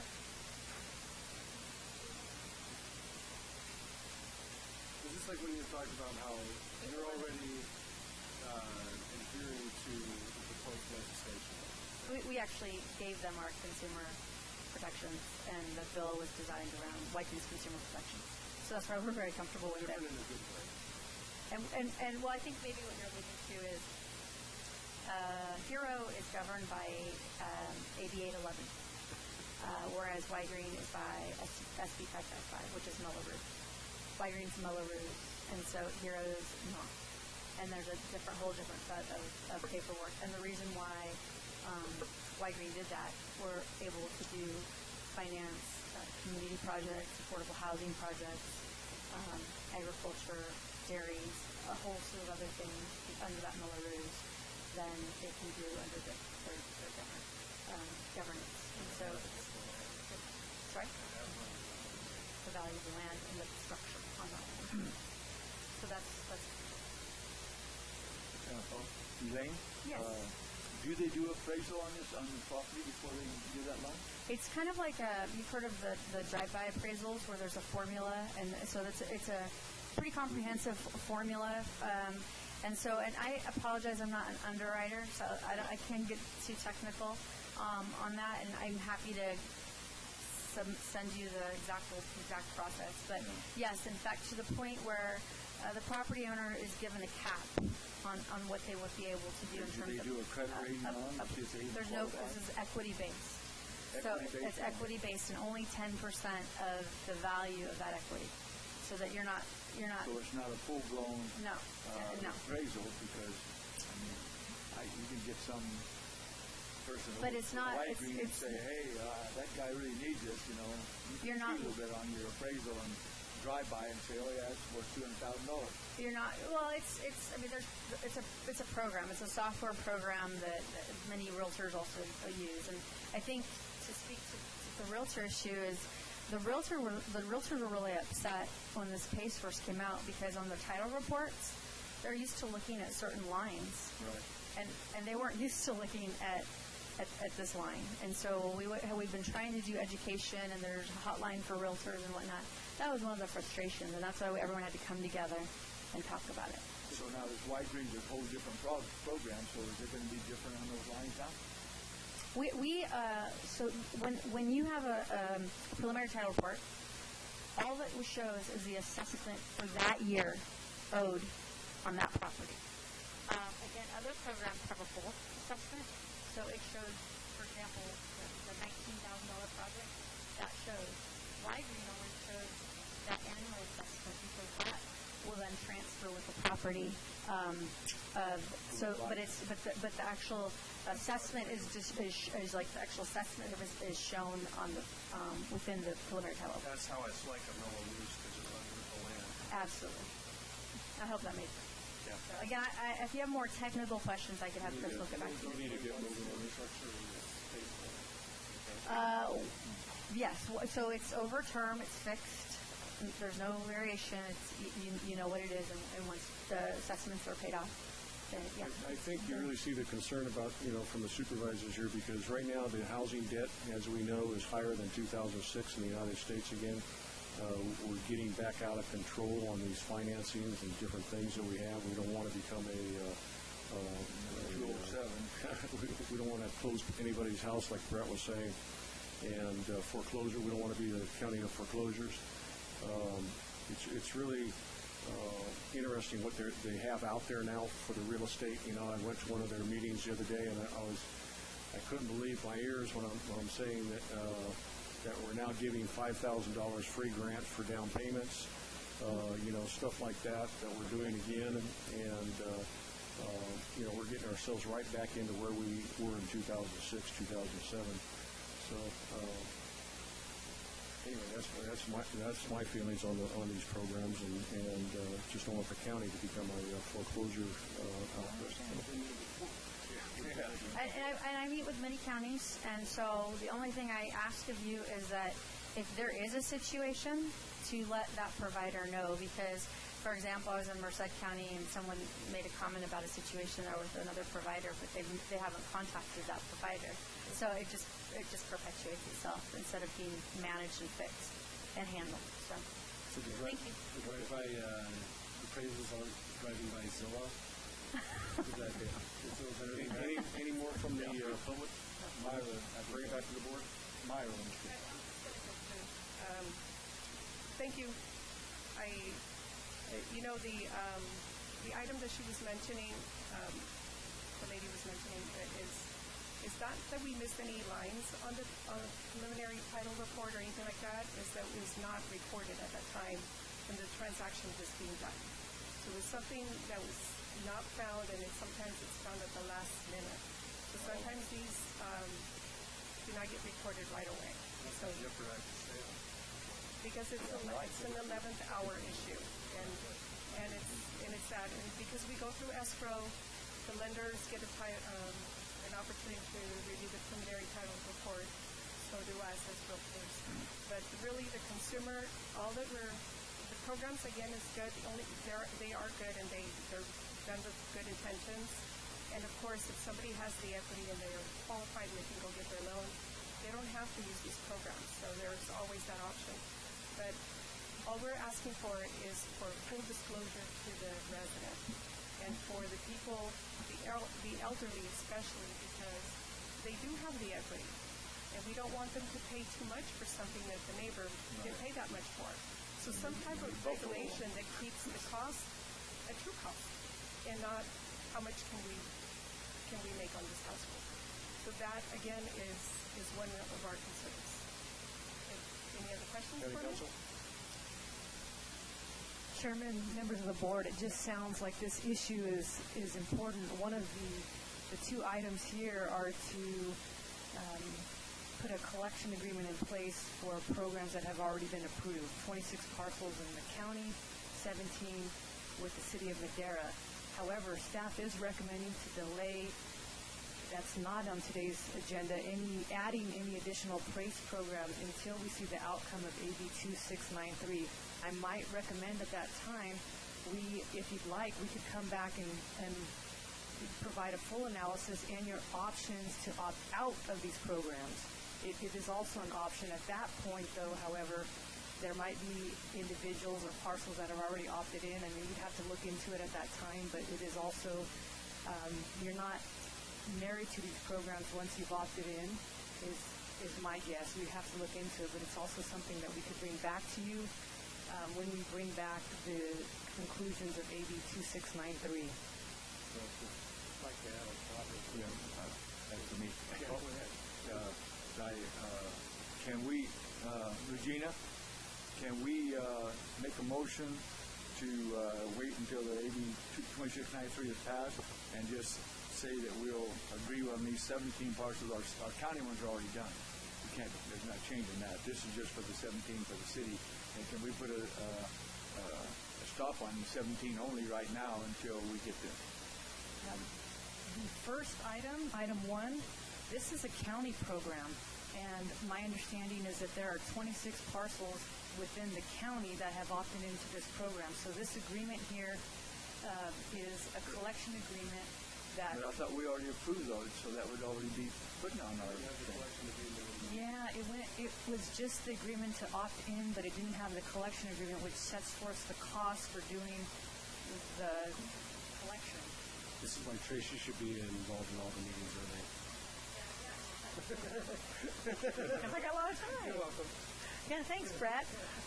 As far as the 17 City of Madera parcels, and I don't know, Regina can stop me if I'm speaking out of turn, but I don't know if we would want to send the City of Madera a letter and say, hold the phone until after, maybe suggest to them that they not take any other.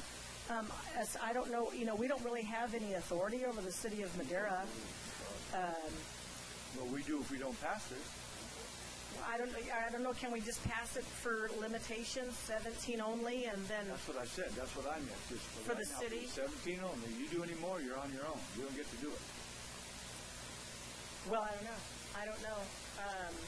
Send them a letter. Yeah, we could send them a letter that said that you were, you kind of got ahead of yourself in the first place. I mean, I don't know. I don't want to get a 4th Street war here, but... it's not a war. This is common sense. This is protecting our public. I don't give a shit about their war. Because I don't know, as far as the city parcel 17, that was probably as of right now. You know, they're advertising on the radio all the time. Yeah, well, hell yeah, that's money. Those people are making money. If they can advertise on the radio, that's how much money they're making. I think it's an education process. How to get stuck. Yeah, the city of Madera, they didn't let us know that they opted into the program, and I don't read their agenda, so I didn't even look at it. But what we're doing is we're just accommodating. Yeah. We're just accommodating the city. So, I mean, we're not making a judgment call whether or not they should have the Wide Green program or any program. We're not making that call. They've already decided they should have. Yeah, we're not saying that we're going to have the Wide Green program here and try to say that we have to have the ability to collect those taxes, or else we're going to leave people in a pretty big bind that already signed up for this. And I don't want to be a part of leaving. Regina, can I make a motion that says we'll cap it at 17 right now and write the city a letter, say you aren't going to do anymore, you're on your own, and also put in there that we collect the actual cost it costs us to be here. We've got to review all that stuff. We're going to get paid for it. We're not going to do this for free. It's not for no $8, I'll guarantee you. I'm not going to vote for that. Otherwise, I'm voting no all the way across. Okay, so these agreements, these collection agreements, those costs have been vetted through the auditor controller's office, the treasurer tax collector's office. They put in the cost to do that, to collect it. So you just said it's $8, and that ain't going to cover it. But that's a county-approved fee schedule. Mm-hmm. We can't change a county. You know how county-approved fee schedules are. You bring in, you do your time study, you bring it in, you put it on the agenda, you say we want to increase the fee from X to X. When did we set this this price for this, and we didn't even have it until last year? Well, but the review process is what's taking the time. Right. Putting the direct charge on the tax bill takes 50 keystrokes, or they upload it from a data file. The review costs money. Correct. And that's how we got to figure out how we recapture that. How do we do it? That's in these agreements, Supervisor Wheeler. That's why there's a collection agreement to let these programs know exactly what will be charged for that process, for the time that it takes. You can charge more than $8? There are a couple of places. And it talks about a correction. If there's any corrections to the roll, it's $23.33. Otherwise, per parcel enrollment on the property tax system. Yeah. Well, I'm not saying that, those aren't my fees. But anyway, so that's to put it on the tax bill. So I think the question on the table is if we can limit the city of Madera from doing any more. I don't know. That's not my call. I don't think we can. I don't think we should. I mean, if they chose for their constituents, we don't know what they're going to do. They have support.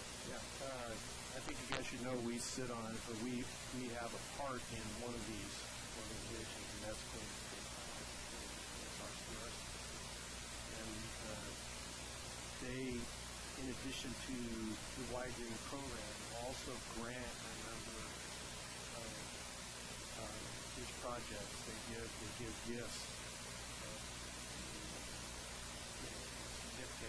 You watch over that picture. So for our part on Golden State Finance, that's very well taken. You want to go?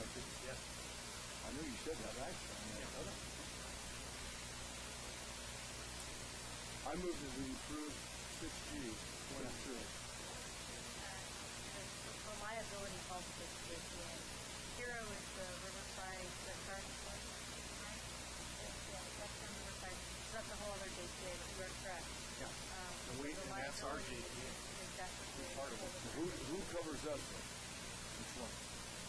That's Golden State. Not here. I thought you said yes. I move that we approve items 6G 1 and 2. I move that we approve items 6G 1 and 2. Second. Call for the vote. Supervisor Frazier? Yes. Supervisor Rogers? Yes. Supervisor Rodriguez? Supervisor Wheeler? No. Supervisor Fernandez? Passes 3-2.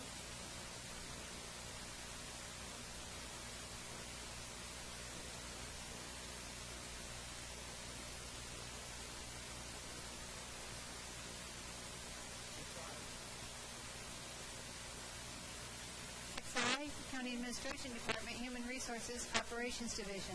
Adoption of a new job classification, Victim Services Specialist. 1. Discussion and consideration of approval to amend the classification plan by adding the class of Victim Services Specialist. 2. Discussion and direction to set the salary at range 205, $3,459 to $4,204 per month, $41,511 to $50,457 annually, $19.96 to $24.26 per hour for Victim Services Specialist. 3. Discussion and direction to designate the Victim Services Specialist class as overtime eligible pursuant to the Fair Labor Standards Act. 4. Discussion and consideration of approval to allocate the Victim Services Specialist class to the professional unit for bargaining purposes. 5. Discussion and direction to the Human Resources Operations Division of County Administration to amend the position allocation within the District Attorney's Office as follows.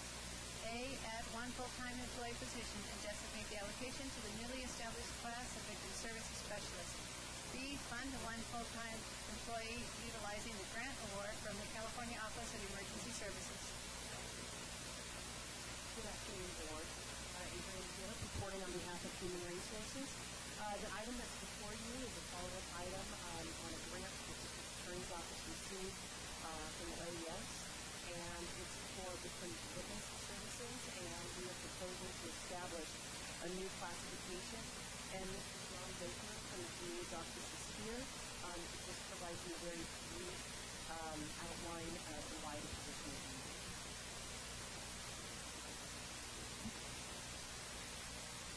Thank you, Chairman, members of the Board. My name is John Baker. I'm supervising from Madera County. We believe there's a gap in services as it relates to the District Attorney's Office and the victims that we serve. As the Board may be aware, we're the only District Attorney's Office in the state that doesn't have an in-house victims services advocate present. Now, there's been some changes in the law. For example, now there's a U visa, which places an affirmative duty on the part of the District Attorney's Office to act on behalf of the victims, which is specified time for immigration purposes. It's our position that a victim's advocate would be somebody in the office to work closely with the victims to see if they qualify, and we can serve them in the manner that we're here to do, to protect and serve them and get them processed as quickly as possible. Also, the Board may be aware that there's a lot of issues now with parole. People getting parole right and left. I've done many life events over the course of the year, and more recently we've seen more and more releases. People who, in our position, dangerous to the community. One of the big things that help to keep parole or defendants murderers behind bars are the victims who show up to be parole. To have an in-house victims advocate who could work to find these victims, in many cases, after decades, speak with them, work with them, and advocate for them to come to the hearings, I believe would make our community safe. Finally, in addition to duties and adult board concerned, having an advocate on hand would certainly help with the day-to-day calling of deputies issues with victims and needs that arise at a moment's notice. In addition, on certain, for example, child molest cases, gang cases, victims are often very reticent for obvious reasons. And having an advocate on hand would certainly help our office in serving victims of victims. I think this is a good idea. I'm glad that we're looking at this. I talked with many members of Capital C, with their victim services, and they said something that also will help with this is that their victim services person would then have a person to talk to within the DA's office that would allow the ability for these victims to know what the process is, what the next steps are, and just create a much better system for them where there's not as much where they're just on their own. So I think they don't get left out. They don't get left out, and there's better communication. This will make it a much more efficient process for the people that are, they're a victim, and we're trying to help them. But having someone within that office that can really help them, I think would be the best thing to do. I'm glad this is brought forward. My concern is a few years back, we had one of the lawyers from the DA's office that was basically dedicated to victim services, and she did an outstanding job with victim services because I had to go to the cases and stuff like that because I'm on CAP-NC. We just had the case study just about a week ago. But the problem with trying to break it up into different people is basically, especially with the child, interviewing that child 3 or 4 times through the paper. Are you still going to be able to go over to victim services in their soundproof room and work with Tina and the victim services and basically question that child 1 time instead of 3 times? Yes, absolutely. In fact, I think if we had a mental health advocate who would help us to work with victim services to make sure that when that was done, the child interview, like you said, is done quickly and concisely as possible. So it's little restriction on the business. So you'll be working directly with Tina Rodriguez? Our victim service advocate will be, yeah. And I,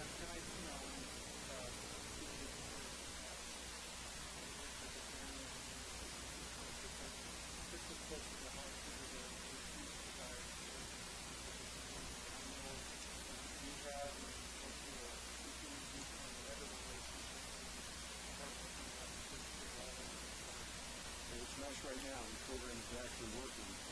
You have the physician, you have the caseworker, you have the detective or policeman, whatever the case may be, and the district attorney's office, all in one session talking to this person, so they don't have to go through 3 or 4 times. So it's working really well, and I hope this just improves that communication between those groups so we can get these guys where they belong.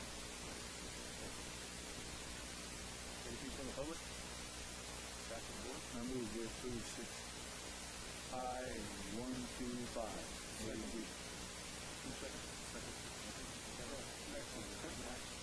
Okay, we got a first from Tom, a second from Matt. Call for the vote. Supervisor Wheeler? Yes. Supervisor Rodriguez? Supervisor Rogers? Yes. Supervisor Frazier? Yes. Supervisor Farinelli? Yes. Vote passes 5-0. Thank you. Thanks for waiting all day. Yeah. Did you enjoy the day? Yeah, that was. 6J. 6J, Public Works Department, Municipal Services Division. Report on financing of wastewater improvements for CSA 2A 2B, Bass Lake and Wishan Cove.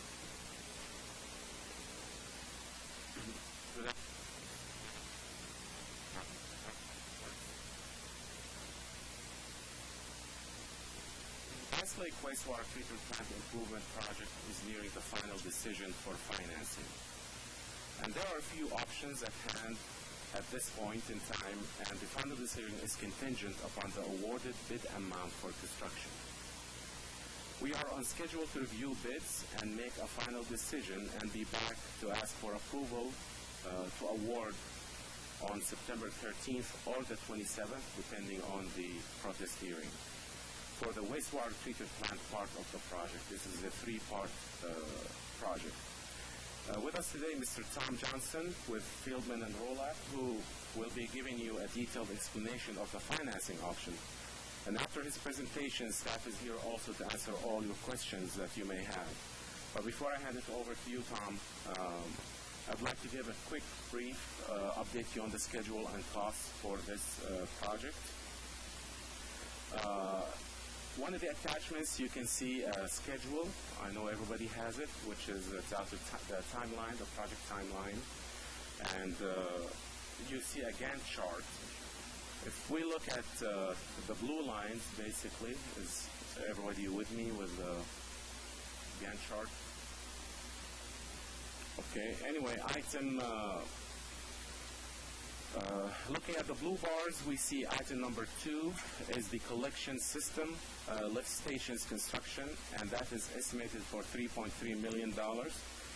Duration is about 6 months for construction. We're advertising for this part this Friday, so we are getting ready to advertise on Friday to start the construction sometime in November or December. The scope of work for the lift stations is basically wet well rehabilitation or the manholes, remove and replace and upgrade the lift stations. There's 11 of them. Update the piping, the electrical, and the generators. And then site restoration. The reason we're advertising this project earlier than we wanted to is because the need for an actual or a solid number for Tom and his team to fine-tune their financing options. So that's why we elected to go to advertise and open bid sooner, but construction will be held until the winter time. Item number 4 is the wastewater treatment plant upgrade, estimated at 4.6, possibly 4.8. That's just an estimate. We advertised this yesterday. And I'd like to thank staff for getting this done quickly. And the duration for this project is 12 months to start construction around October is what the goal is. The scope of work for the wastewater treatment plant upgrade is removing and replacing the clarifiers. We have one damaged and one already exceeded its life expectancy, so they're due for replacement. A new activated sludge pump station, new solid handling facility, and upgrade the electrical and the instrumentation. The third item is item number 7 in the Gantt chart, and this is for the spray field construction and improvement with an estimate cost of $4.2 million. The advertising for this, our goal is January 2018. So we still have some time. Currently we are working on the NEPA and trying to get all this out of the way before we go to advertise.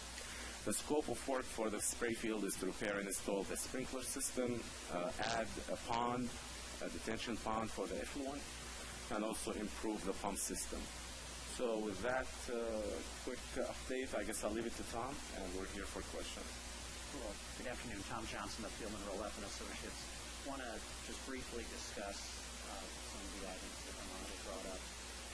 The financing options as we see them, the desired plan that the county could utilize to provide for the improvements, and also the next steps in the financing.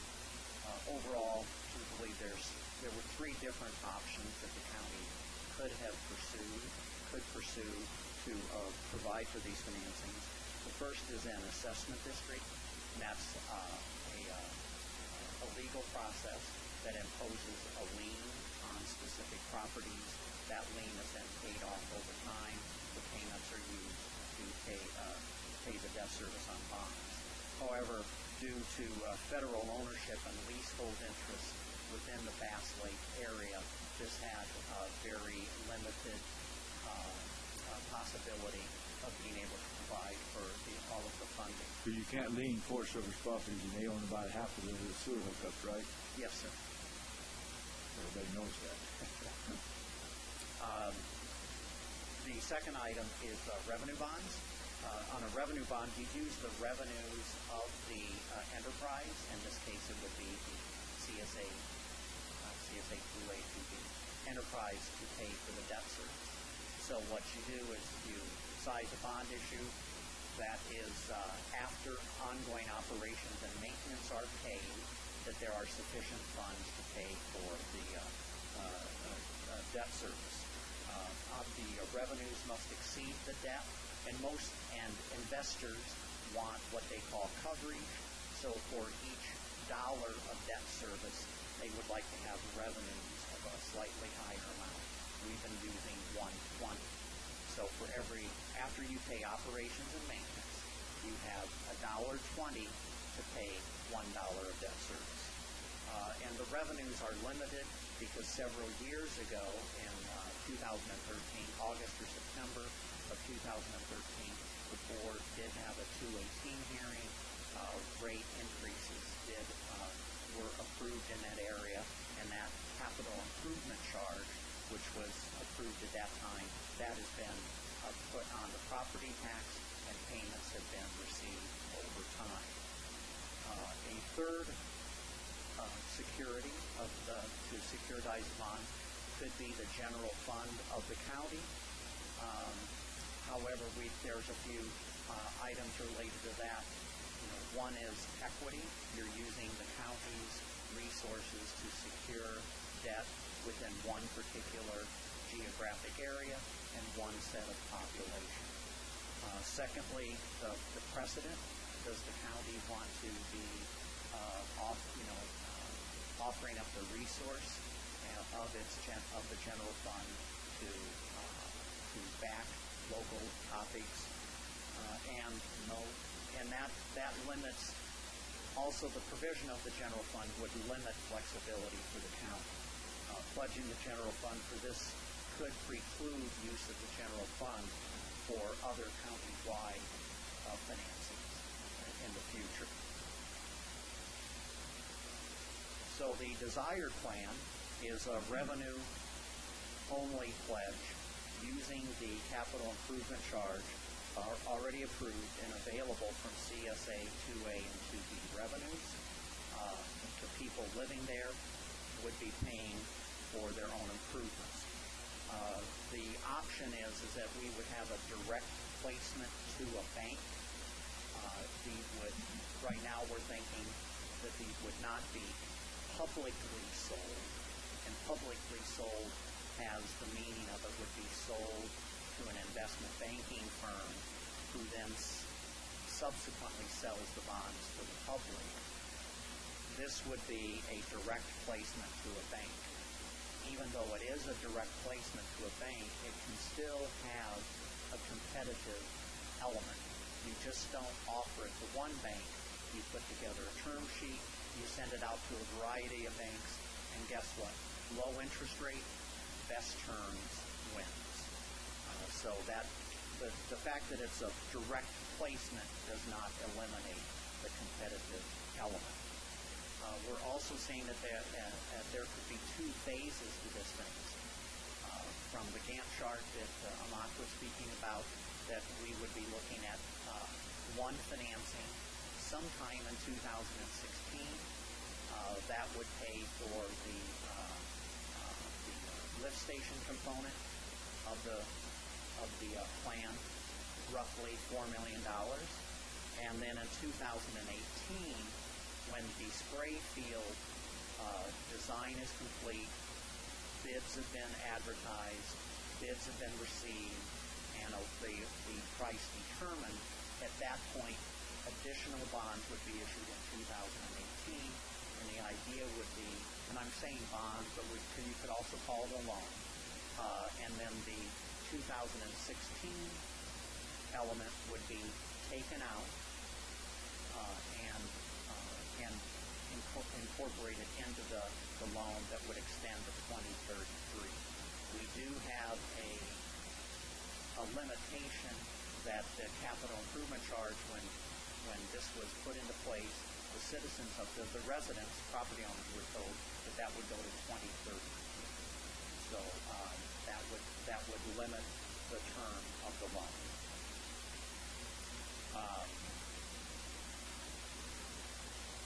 We do have some challenges on it.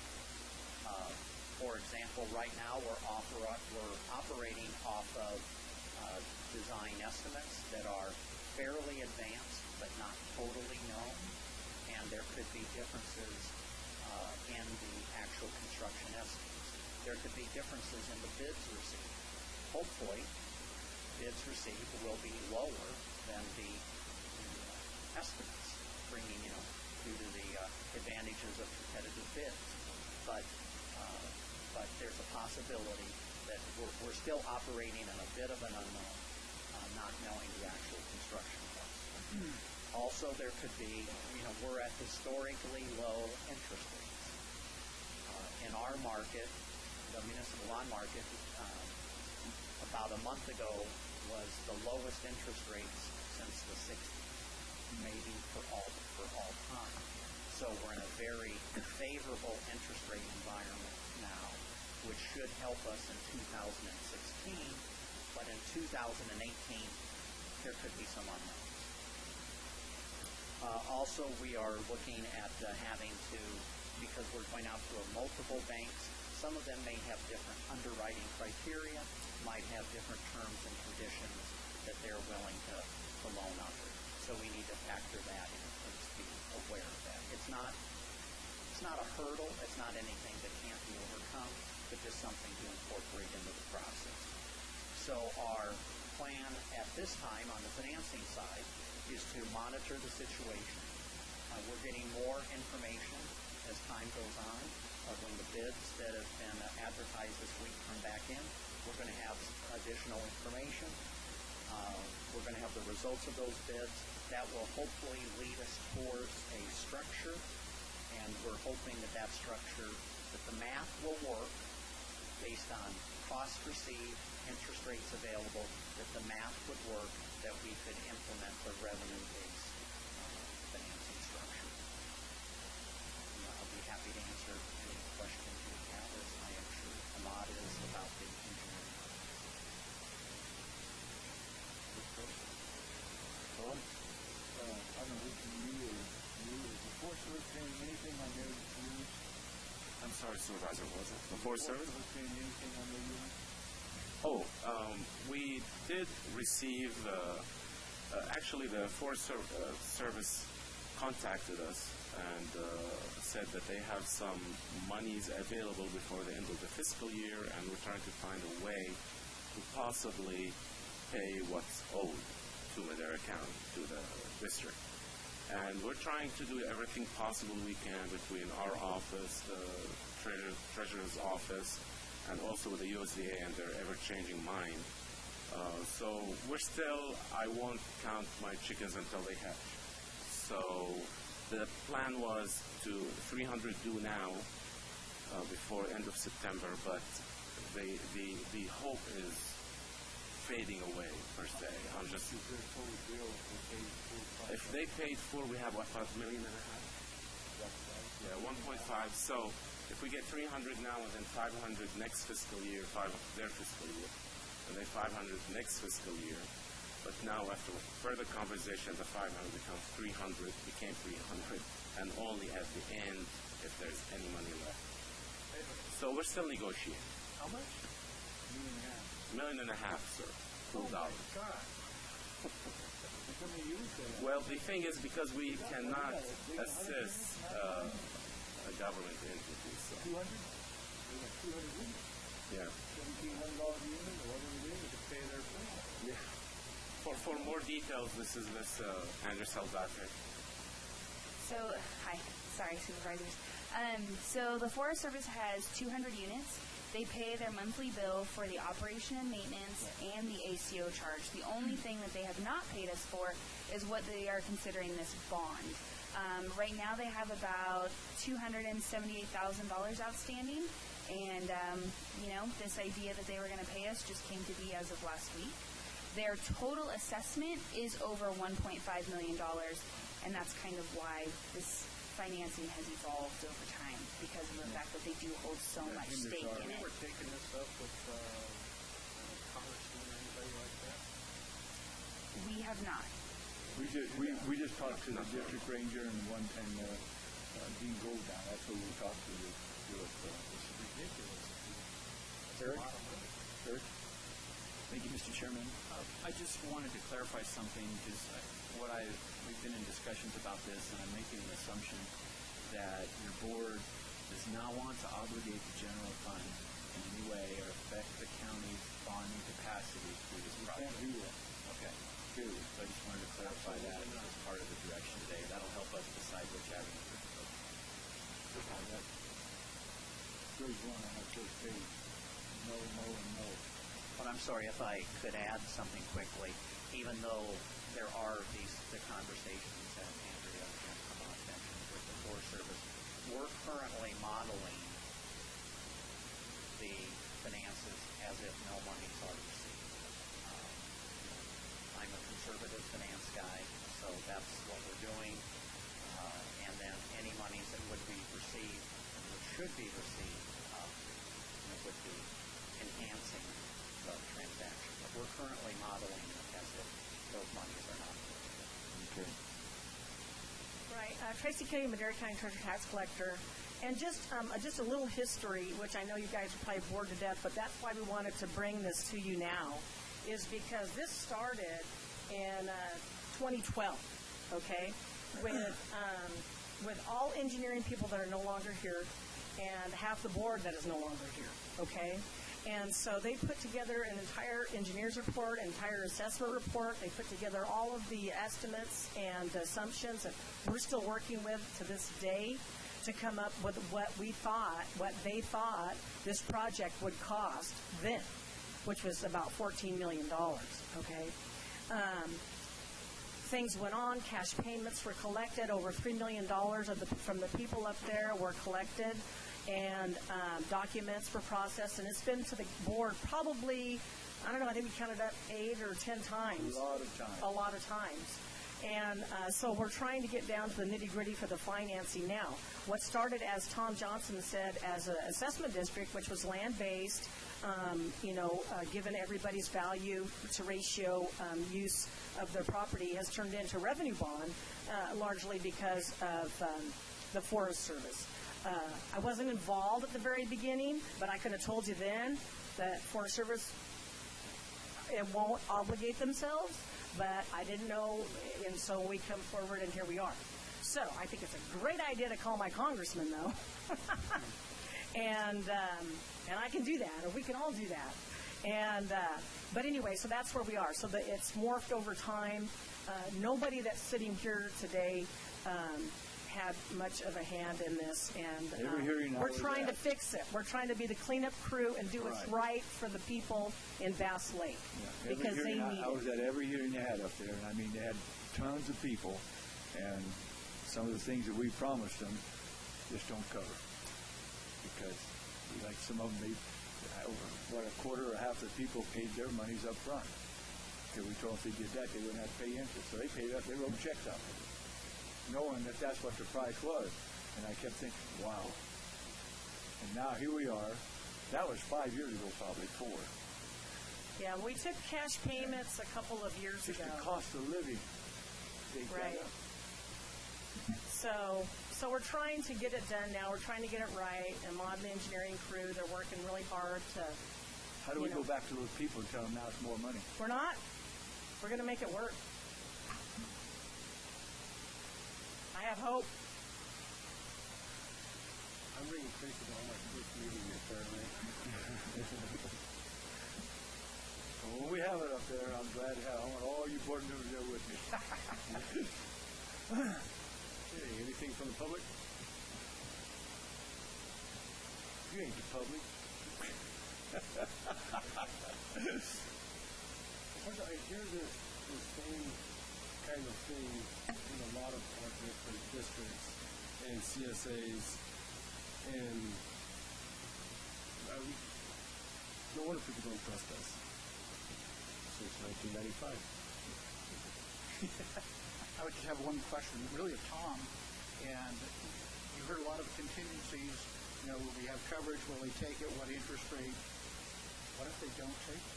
What if we come up with this and the bids come in and we don't have enough? What's our contingency? Are you pretty confident that we can sell this? That's my question.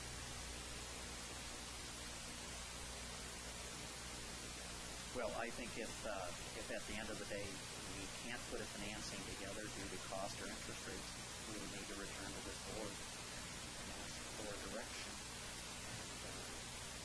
And that means go back to those people. See what we could do at that point in time. I'd love to say there's a silver bullet. I'd love to say there's a guarantee. Pointed right here. But I can't say that. I know you can't. We can't. They can't. But I guarantee you, we cannot take this out of our general budget.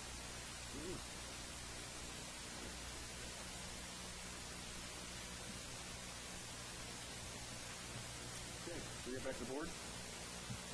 Chairman, this was a report. It wasn't agendized for any direction. It's just a report on this, so yeah. Just a report. Thank you. I see if anybody wants to do anything. Okay, thank you.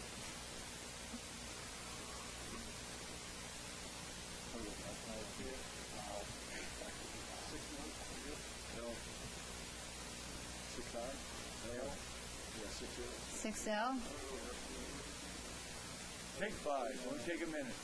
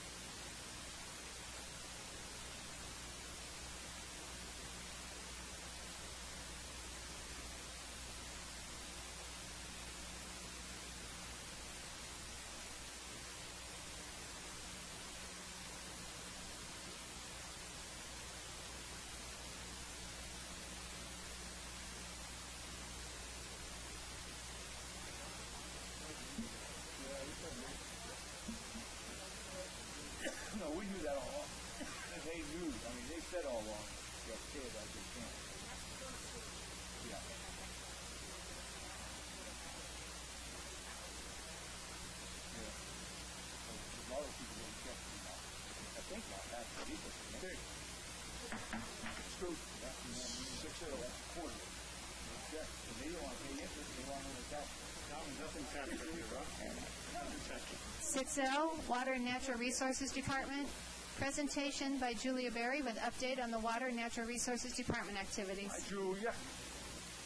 At the last agenda meeting, I asked Julie to update us on the water situation, the things that she's done, so this is her presentation to update us. So, thank you, Julie. Yeah. Drag on. Long and sweet. I've asked her to be brief, prompt, and to the point. You don't look like Julia. I'll carry you under what are you doing? Okay. Okay, here we go. Can you see it? It's not a... Do we have a pretty picture too? Okay. Okay, so today we're going to cover 3 items. The Sustainable Groundwater Management Act, the water transfers we've made, and... Talk into the microphone. I'm deaf and this year and can't have that one. Sorry, is that better? That's better. Okay. The Sustainable Groundwater Management Act, water transfers, and the Stormwater Resource Planning Grant that we are a recipient of. First, Sustainable Groundwater Management Act. I just want to break down, we received a $500,000 grant. The way the funding breaks down is in front of you. Reading really from right to left, the opposite you would think you would want to go, the smallest amount of money is for grant administration, which will go to the county for administering the grant.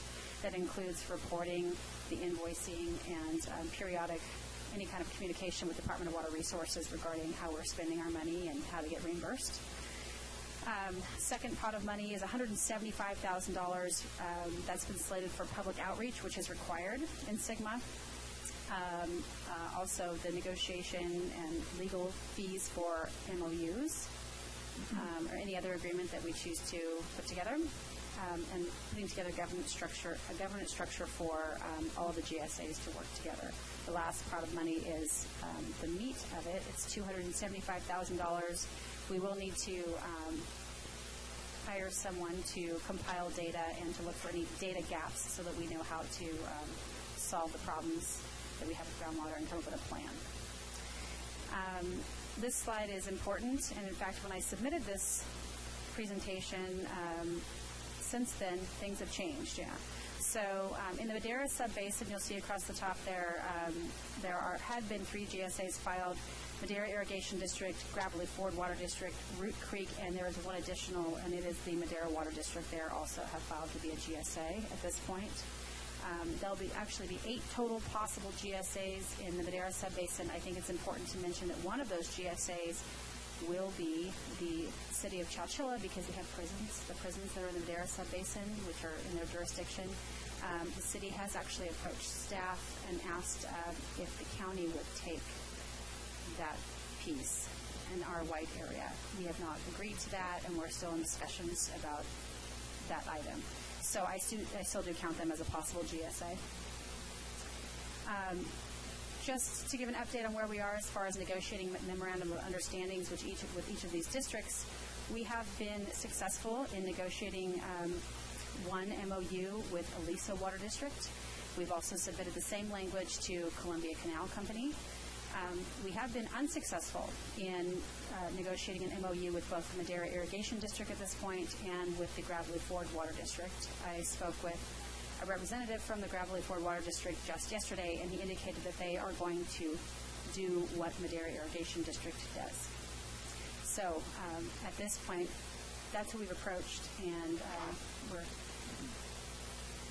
going to Root Creek Water District tomorrow to negotiate or to discuss an MOU and agreement with them. I just want to say, and as Julia changes slides, going to do one of the previous slides, is that with respect to MOUs, and so the legislation says that they are advisable to have a memorandum of understanding. The board has directed us to go and enter into those. One of the feedbacks we got from one of the water districts was that our language was a little bit vague. We kept it open and loose because we didn't want it to be like a coordination agreement, which is another very specific thing within the law. But because of the fact that the water districts have said our initial language was vague, perhaps we should switch to the model of a coordination agreement, which is very prescriptive of what you do and don't do in an agreement. So that's why I say we haven't been successful. I just put it all on the table. At least we have some disagreements, I think, out there. We are very much of the opinion, as is our county council, council that land use must be addressed in this. And we've been told that land use is covered in the law, which I think we have a fundamental disagreement with. So, and of course, I have the basic thing you always say, well, if you're not worried about doing it, then you won't mind writing it down. And so I think that the notion that our language has been vague heretofore, perhaps we should enter into the other type of agreements that are allowed in the law, which are coordination agreements. They have very specific things that go into those agreements, and they're not vague. So, again, that's input we want to get. Julie wants to get from you and I. Point by point. What's that, sir? It pointed everything out. It does. That's where it's got to live. And I recommended, and the board authorized us to take the simpler route because it gave us more local control. However, we're not successful at this point in time, and Julie's working hard on it. She's been on the phone all day working the phone. So, anyway, go on to the next slide. Okay, so this is just a graphic that shows the yellow area. This is just the Madera Subbasin because the Chowchilla Subbasin is...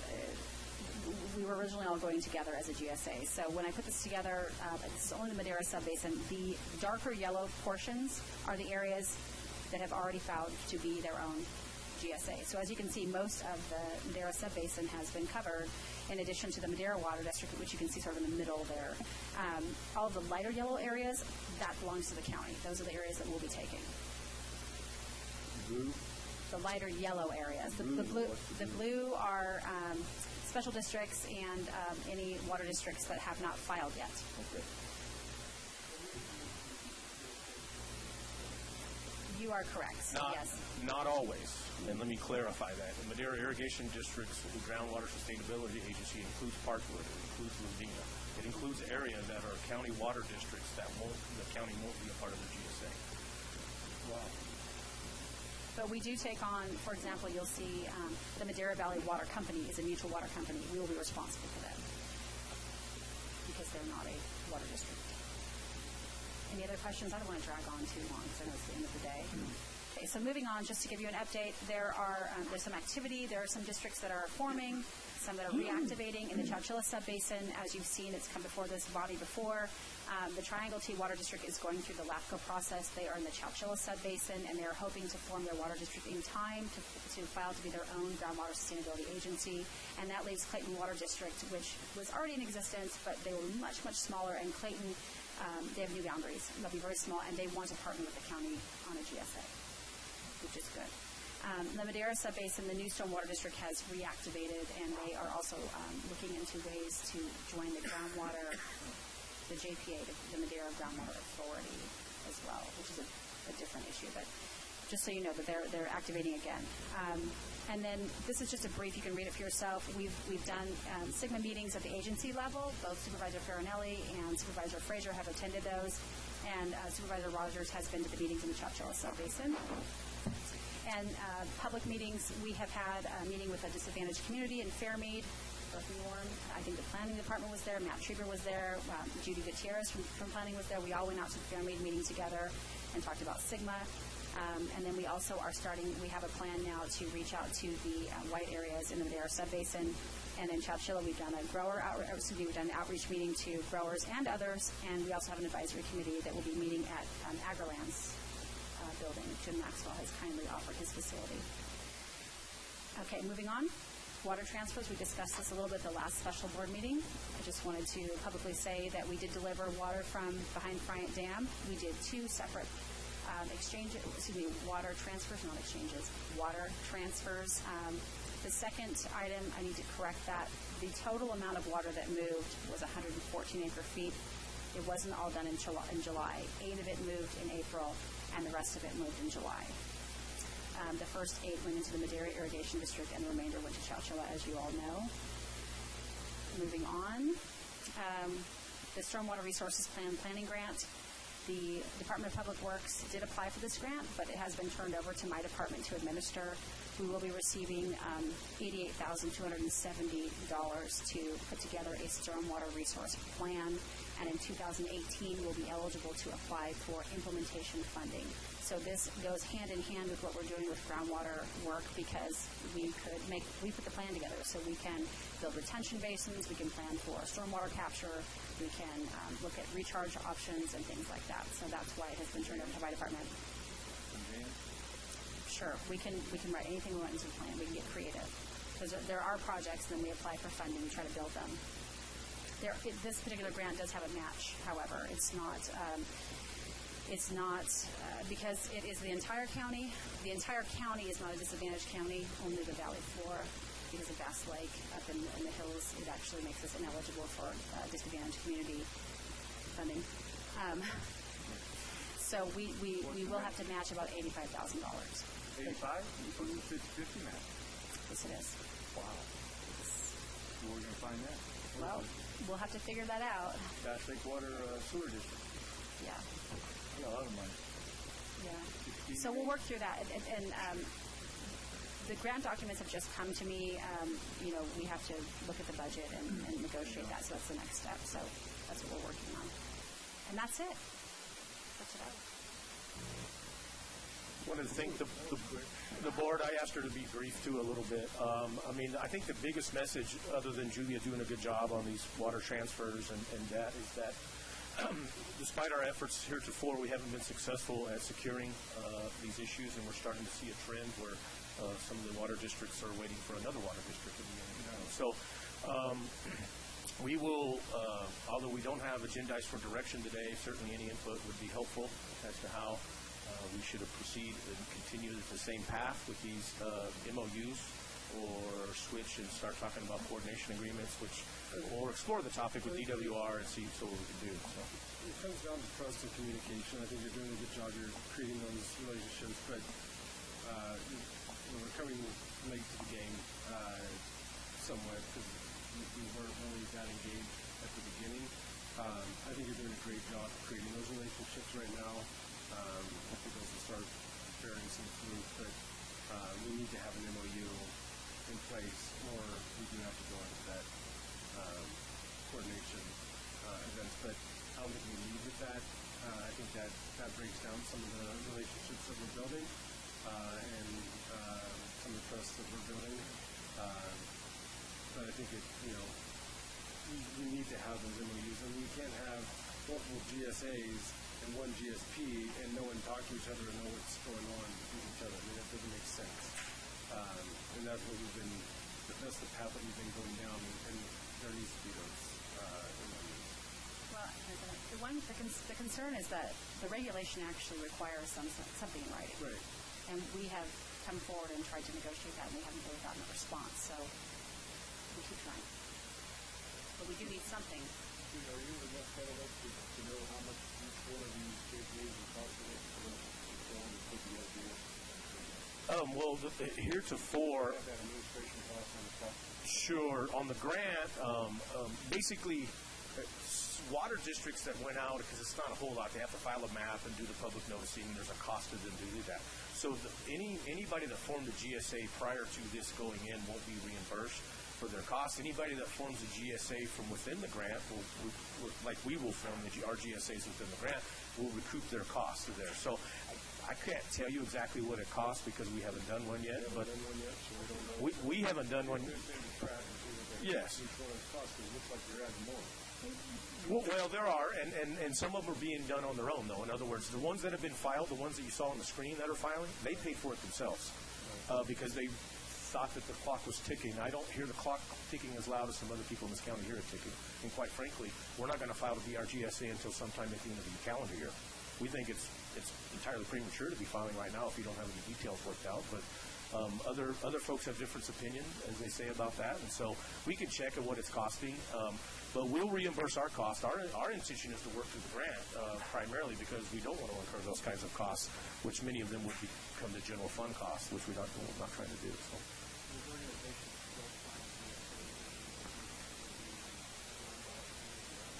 So what happens is that at the end of and that's in June of next year, if there's an area that is uncovered by a GSA, it's assumed the county will be the GSA. It's assumed in the legislation. I'm sorry, I slipped. I jumped ahead. The legislation, which I'm sure there will be litigation on the topic, but I mean, yeah, it's assumed the county will become the GSA, and then there's a process which the county can say we don't want to become the GSA, which DWR would take over at that point. Yes.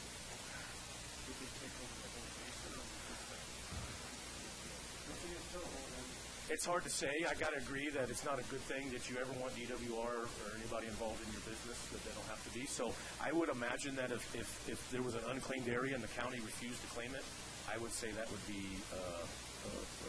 fairly negative, a very negative thing on all of our parts. I can't see us doing that, right? As a county, I can't see us as a county not doing that, or us causing that level of mayhem, because it would. Yes.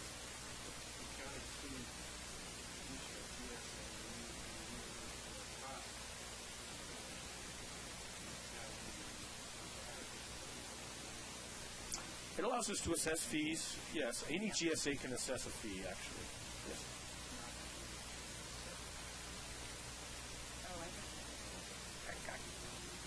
I don't know. I don't want to comment on that right now. I don't know. We really haven't vetted the issue of fees and charges yet, primarily.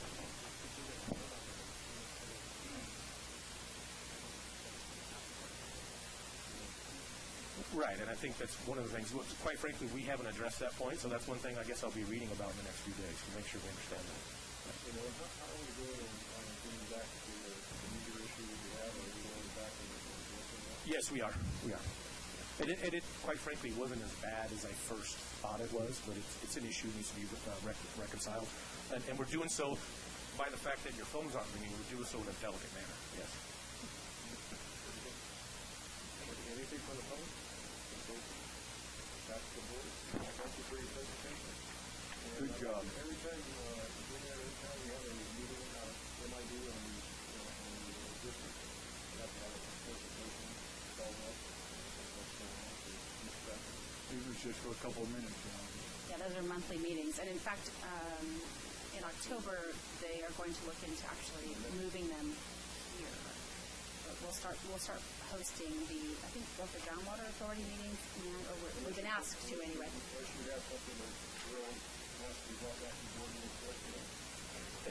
Yes, sir, Mr. Chairman. We will absolutely keep the board, both the committee members informed and the board at large informed. And if we've got to come back monthly, we'll do so. Appreciate that. Appreciate your job. Thank you. Okay, 6M. 6M, County Administration Department, Human Resources Operations Division, discussion and direction to staff regarding the salary structure for the following elected officials: Assessor, Auditor Controller, Board of Supervisors, Clerk Recorder, District Attorney, Sheriff, Treasurer, Tax Collector. Good afternoon, Mr. Chairman, members of the board. Eric Fleming, County Administrator. The item before you today deals with the pay for elected officials within Madera County. It's two items that are really cleanup items. The board has done a real thorough job of implementing the compensation study and bringing all pay up to the median with our competitors. And what we've got here today are two items. One is dealing with elected department heads and longevity pay program, and the other deals with the board's pay. So the first item I'd like to talk about is the longevity pay structure for elected department heads. We've got 6 elected department heads in the county, and they are the only 6 individuals, full-time permanent individuals, that don't have a longevity pay program. So for employees and appointed department heads, I've got a slide here, Rhonda. What I focused on was the appointed department head schedule, which is the same as employees. What they receive is after 10 years of service, they get an additional 5% in longevity pay on top of their base salary. And then at the completion of 15 years of service, they get an additional 2.5%. And at the conclusion of 20 years of service, they get one final 2.5%, bringing it to a total of 10% in longevity pay. What you have done with appointed department heads, including myself and I think maybe 3 or 4 others, is if they've got experience in their previous careers, you've given credit for those years on the longevity pay schedule. So someone who's only been here a year or two, they may have this longevity pay already based on their previous year's experience in another county or another location. And more recently, there was a longevity pay program that was implemented for the Board of Supervisors, which many times gets confused for a pay raise. anybody would take the time and look at the record and watch the meeting, they realize that it wasn't a pay raise for the board. It was simply a longevity pay program. So what your board receives is at the conclusion of your first term and heading into your second term, after completing 5 years of service, being invested in the county's system, retirement system, you receive an additional 5% in longevity pay on top of your base salary. So what we're recommending for elected department heads would be the same 5% longevity pay at the conclusion of the 5th year, beginning of year 6. But because we felt it was more equitable to give them the same percentage as appointed department heads, they run departments, there's a lot of similarities there, we are recommending an additional 5% to take them to a total of 10%, which is consistent with appointed department heads. Now the difference is, though, we wanted to align that with terms, so the second 5% would be at the beginning of their 3rd elected term. So we felt it needed to be structured a little differently because typically, an elected department head may not be here as long as the appointed department head. So it's always possible, right? Taking those things, and just to back up a bit, these sorts of discussions happen in closed session. And back on July 12th, your board made a conscious decision, not based on anything that was agendized wrong or done wrong. You made a decision to have this heard in open session for full transparency. And the fact that it was elected officials, I think, took it into a different realm where it needed to be heard in the public. Every other position in this county, including mine, was discussed behind closed doors, legitimately, as could yours and the elected department heads. So let's just clarify, there's nothing, absolutely nothing done wrong or agendized wrong, for the record. So that's the first item that is going to be proposed, and this will be carried to the board probably at the next meeting as a formal action item. So there'll be ordinance or the resolution associated with this that will formalize the longevity pay for elected department heads. Okay. Now the next item deals with supervisor pay. And in 2015, that's the next slide. In 2015, there was a pretty lengthy discussion about all the justification and things to bring your board up, to pay your base pay up, based on neighboring counties, based on the full-time nature of your positions. We talked about a whole number of things. Now, what we want to do today, your board at that time felt that the timing wasn't right. We hadn't gone through and implemented the compensation study for employees. Now we've done that. So the timing is good to revisit this. So what I want to highlight here is where your board falls within our neighboring county and as far as pay compared to neighboring county supervisors. I've got Fresno County, Kern County, Merced County, Tulare County, and Kings County. Those are all comparables. Those are comparables that we use in the compensation study. Where your board currently falls is your number 5 out of 6. And what we had discussed last year in 2015 was bringing your pay up to the equivalent of 50% of a Superior Court judge. Now, all of these county supervisors' pay is tied to some percentage of Superior Court judge pay. Currently, all the counties are? All of the comparable counties that we're using here, all of your neighboring counties are tied to Superior Court judges. So you're at 40% today. We're recommending taking that base pay to 50%. Still does not put you out of line at all and is consistent with what we've done in other positions, bringing you to the meeting. Also, so your board is aware, the public is aware, I had Adrian Caleb, one of our deputy CAOs, look at the average pay increase that positions received in the compensation study. So it ranged quite a bit, some were 30%, some were 5%. But on average, it was right about 10% across the board. So what we're recommending is a 10% adjustment in the board pay as a percentage of the Superior Court pay, Superior Court judge pay. And here again, this item will come back before your board formally at the next board meeting with all the associated ordinance changes. So I'm I'm available for any questions.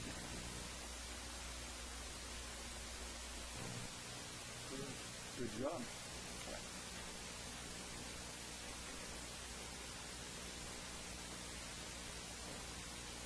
Oh, I'm sorry. I'm daydreaming. It's been a long day. I got my thing up now. Shame on me. Okay. I'm just going to say, during the last election, we were accused of getting a 30% raise, so we didn't do that. I mean, I'm not saying that I didn't vote for it, but we didn't get it. And anybody don't think that we don't do full-time work, we just got to follow my sweat, and I'll show them how much I work. Thank you. Shame on you. You tried to hide this in closed session, and then you get up and say nobody did anything wrong. I gave you the code during the last meeting, and that's why I didn't. Okay. So the text that I have here to Supervisor Fraser, who informed you of what the code said. Your county council couldn't read the entire section of the code when you put that together. Now, either you're hiding it or your county council's incompetent. Shame on you, Rick, for allowing this. You talk about transparency, and then you hide that you're going to try to give yourself a raise in closed session. And then what do you do today? Where's the public? They've all gone home. This is the last item of the day. Really? This is transparency. You, sir, need to resign. 62% of the community... Shut up! 62% of the community told you you were not. You don't interrupt me. You interrupted me. You don't get no right to say that. He has used profanity all day. And that's none of your business. It's none of my business. That's right. At all. You don't have the right to act like this. I am not acting. You are trying to hide things from the public. Oh, that's why you're here today, because we did it. Really? But you wouldn't give the backup for it. You have no right. I have every right. Chairman, let's take a 5-minute break, if I can still record.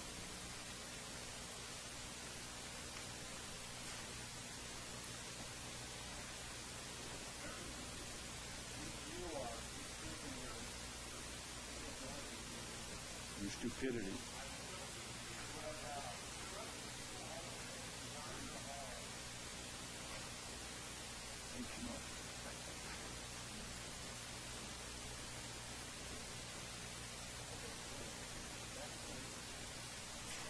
Your turn, Tracy.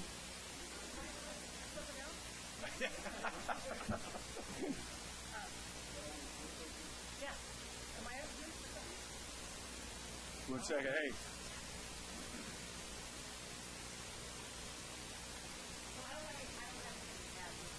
Thank you.